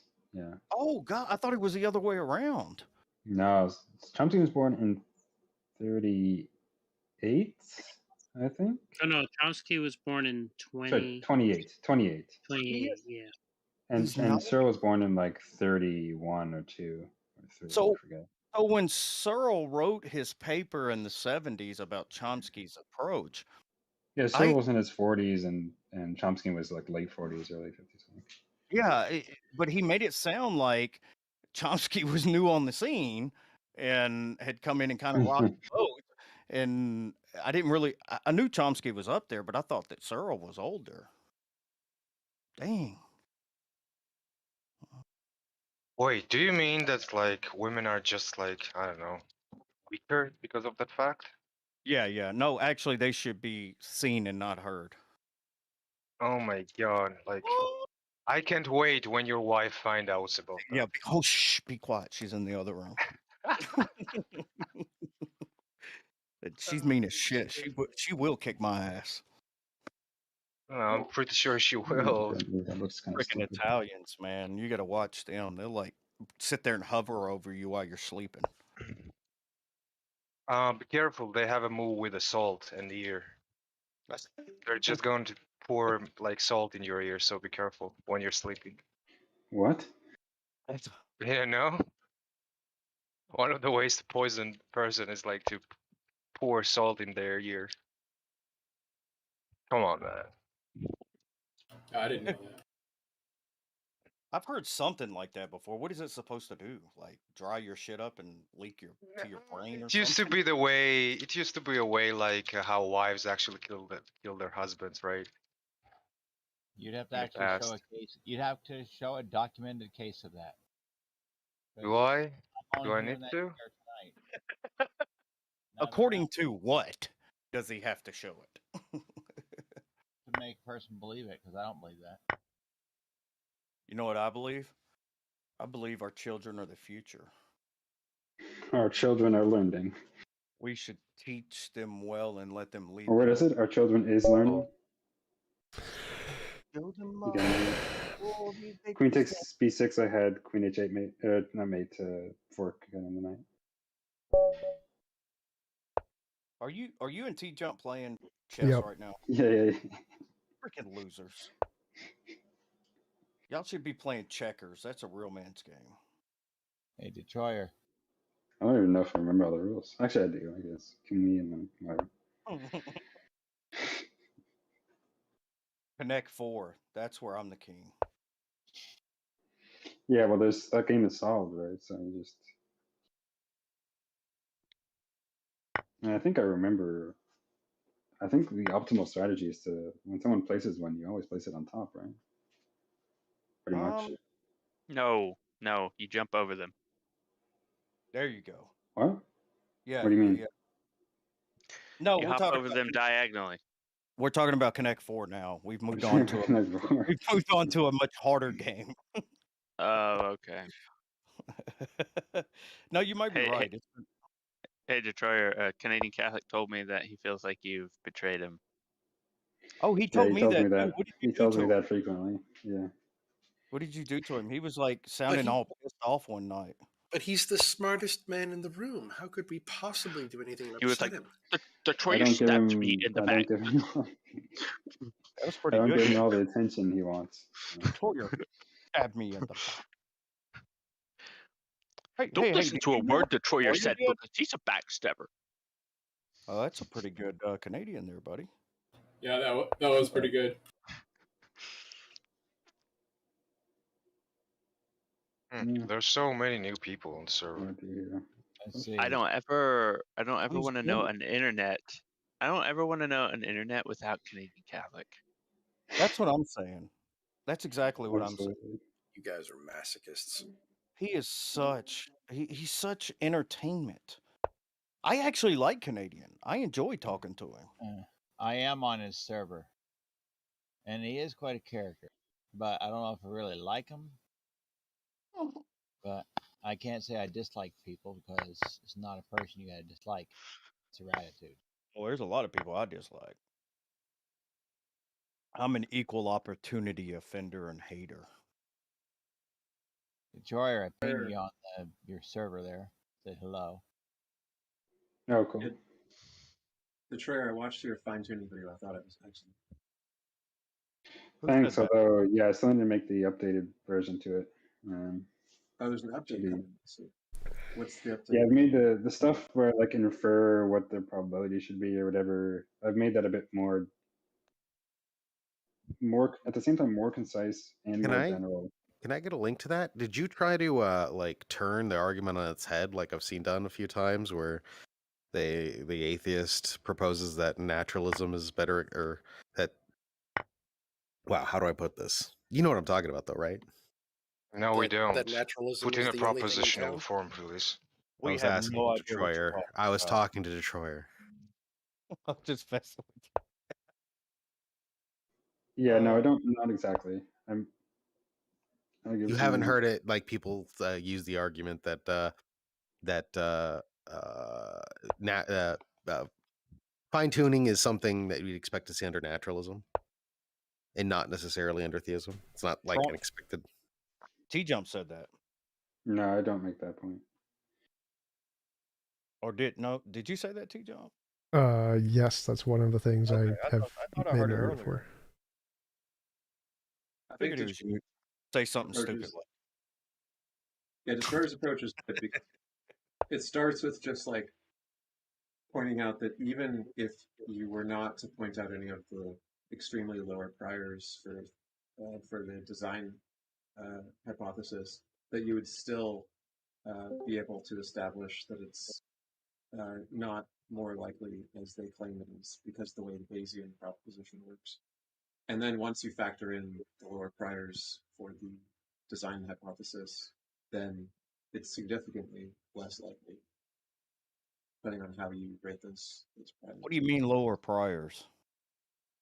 Well, when you start, like a Bayesian proposition usually starts with some prior probability. And then you go from there. So right. The claim of the fine-tuning argument is, well, we have these two 50-50 propositions, which is always I don't know what anyone says two things are 50-50, and one of them involves like a magic all-powerful being. Your Magic. spidey sense should think of. Come on, Nine. Okay, it's already kind of a well-known like probabilistic fallacy to assume that just because there are two options, they're 50-50. So No, yeah. no, no, That's no, not no, a no, no, no, no, no. fallacy. That is the way. So wait a minute. Whoa, whoa, whoa, whoa, whoa, whoa. When you start Well, with either it is a not fallacy or it's not a fallacy. No, so no, it's no, no, 50-50. no, no. That's a fallacy. Wait a minute. Wait a minute. Wait a minute. Wait a minute. Wait a minute. Wait a minute. When you start with prior probability, God. if you have no way of knowing the prior probability, you start with 50-50, but that's not what you put in the equation. You look at whatever reasons you have to believe that it's Oh, possible. I did not mean to play that. Whatever, I don't care. And you can, so to be conservative, most of the You want time to take back? they'll start Yeah, at I mean, 50-50. I was on my. I was actually just trying to click back on the screen. Yeah, I wasn't Take talking back's to not allowed, but whatever, doesn't matter. All right. So you start with 50-50 because it's either true or false. And you dwindle that But down. then you always switch. so You it just moves want to up give me the free night, two-thirds. really? No, you dwindle it Yeah, down I can try. I can try. to have No. If you always switch, Oh wait, is then there you a have a take back? two-thirds Wait, I can chance take. of getting Yeah, there's a the take blue back. card. It's the arrow It button. wouldn't let me click it before. I don't know. Dude, You can could y'all also go to another start with channel? the counter Bayesian position that everything is natural and you don't get to include anything else into the bucket without proof. You get that's not what the Can I whole do it? purpose No. of the Bayesian Okay, cool. analysis is to compare it Yeah. to other hypotheses. That's the whole purpose of it. Is you take it and you, if you just take one hypothesis, you can't even do a Bayesian analysis. You have to compare it to some hypothesis, whether it's the null hypothesis or competing hypotheses. So when you start out with the prior probability, you don't put 50-50 in the equation. You start out at 0.5 because it's either true or false. It's a 50-50 chance of that. But then you lower the probability for conservative estimates based on reasons you have to believe. And a lot of times, a lot of people will put the prior probabilities extremely low, but it's only one part of the equation. You can start off with an extremely low prior probability, and based on the amount of evidence, whether it's big or little, you can actually come out with and you're not trying to come out to over 0.5. You're trying to come out with which hypothesis is more probable. So if you have one that's 0.3 and the other one's 0.1, that means it's the more probable hypothesis. It doesn't mean that it's, over 50%. It just means it's more probable than competing hypotheses.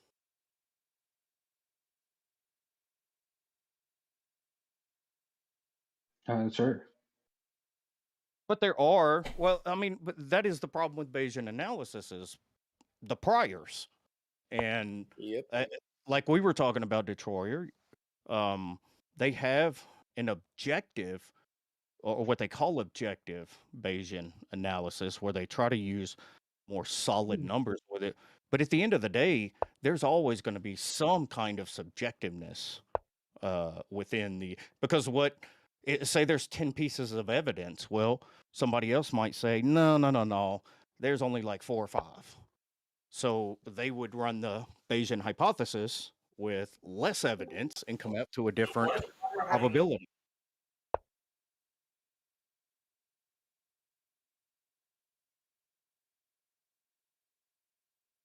But I'm a numbers guy. I love probability. I love statistics, and Bayesian is right up my alley to make me feel comfortable. I'm going to post a link to Detroit's video on the TJump channel.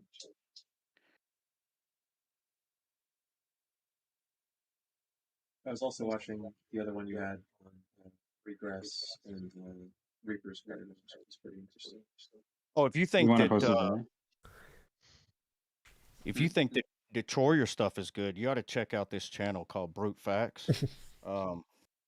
Yeah, I saw it. I saw an interview with Jay Dyer on there. I'm not sure if I agree with that guy. You know how much you make me feel bad for even having the interview now? I'm just but that was one of the best debates you ever had. Whatever you want to say about Jay Dyer, at least he's not a Unitarian. I'm not a Unitarian, Jack. And so what if I was? Does that mean I can't be a Christian? Not a true Christian. To do that, you need to be I know. Orthodox. they're going to put on my tombstone, not a real Christian. It's going to be the guy who called himself a Christian who really That's what was. everyone says about everyone, so it's very, very likely. Well, yeah, well, you're right. Well, that's kind of where it all started, was because a lot of Christians say I'm not a real Christian because That's what they all say about everyone. So it's extremely likely that Well- your grave is going to be marked with not a true Christian. well, they have certain criteria that as long as you no, I'm talking about there's a lot of Christians because I just don't say I'm confident about the Trinity or the incarnation.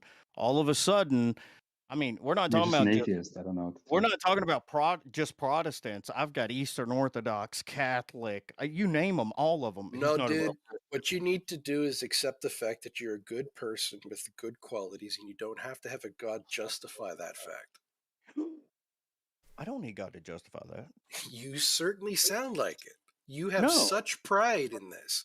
But everything no. that you love about Scripture, it can be found in humanism without any of the dangerous baggage and garbage. Hold on. First of all, you're assuming my position. Let me tell you that being a Christian, tomorrow, if Christianity was falsified, not a single thing in my life would change. Nothing. I don't use Yeah, Christianity. because you're already not a Spoken Christian. like a good humanist. And that's exactly what I'd be. I'd just be a humanist. Then why do you want to incorporate any of the baggage that comes from theology? Why? So hold on. Why would I reject something that I am convinced of just because it doesn't do me something special holding to it? That makes no sense. No. I didn't say special. I said baggage. What about the What bad baggage? stuff that it does? What? Like what? You have to accept the idea that children that are raised in religious families and are taught about things like original sin and hellfire at a young age. These kids report trauma the rest of their lives, and we have therapy set up to help them. So you have to accept that this is a very dangerous message for children. No. That is such a lie, man. Study after study shows that religious people have better mental health, live longer. That's bullcrap. That is I don't know where you got that from. I've seen those studies. Those are the findings that you find from the Cub Scouts as well. It's the organizational thing that makes it better. It's the ability to having a community. Give me some studies. Literally the one you quoted. Give me some studies. Literally the one you quoted is the one I'm talking about because I've read the damn thing. It said it was the organization that mattered. What? What one study? I didn't give you a study. I said you mentioned there were 2 studies. I didn't say 2 studies. I said studies. Hey, now show me a study that says that people that are taught that original sin is true are traumatized. I am eager to see that study. All right. It's called religious trauma syndrome, and I'll find you the paper. Oh, so it's one paper. Well, I have a library. If you'd like me to send you a library, I thought we were getting, a little precise here. So one of the problems with like a lot of those studies is like how they measure religiosity. Some tests include or even have like exclusively their test for religiosity as like church attendance. And church attendance is only going to be had by people who are like healthy enough to get out of bed and go to church. So you're already like have a bit of a bias in your selection process, and we're in your Did I cut out? No. Did I? Nope, we can hear you, Seth. Oh, I didn't hear anything you said. I think mine screwed up. Yeah, go ahead, Seth. I don't want to repeat it. Well, Seth was just saying that people who are healthy enough to go to church are the ones that are measured by studies about church-going people.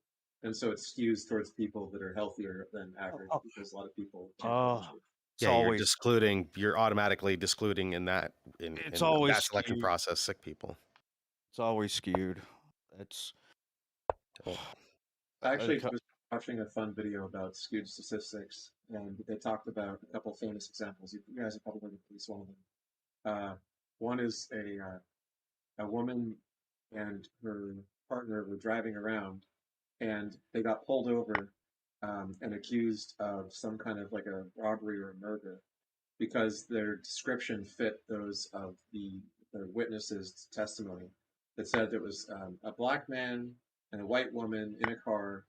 The white woman with blonde ponytail and so on had robbed an old lady and stolen her purse, and they had driven away.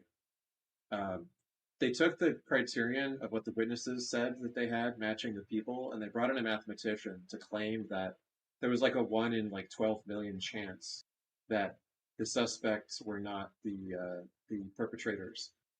And it's because of the prosecutor's paradox, where things that are true in one direction are not also true in the other direction. And if you reverse the math from like the statistical likelihood of a innocent person being the accused, then it's 1 out of 12 million. But if you looked at the number of people in that city who actually matched the description, there's like 12 people that match the description. And so the chance of the people in that city being the one who did it was actually like a 1 in 12 chance, rather than a 1 in 12 million, because there were actually lots of people in that local area that fit the description. So if you just do the math in the opposite direction, turns out that the math that they were accused of was full of shit. And the prosecutor, as a result, or the attorney general, not only threw their case out, but then had to reevaluate hundreds of other cases with similar biases. The same trick was used to convict a lady of killing 2 of her own children, because they had both died, and some stupid mathematician said that there was like a 1 in a billion chance that it wasn't, her murdering them. There's some really famous case like this, right? Yeah, this is the one. Yeah. So is that the one? Yeah. How does that fit into studies about people with how they're used to lie and how they're used to distort, right? So these are well-intentioned mathematicians who thought that they were telling the truth and were experts in their field, who just got this shit wrong. So what about meta-analysis? Are they like liars too, or that's?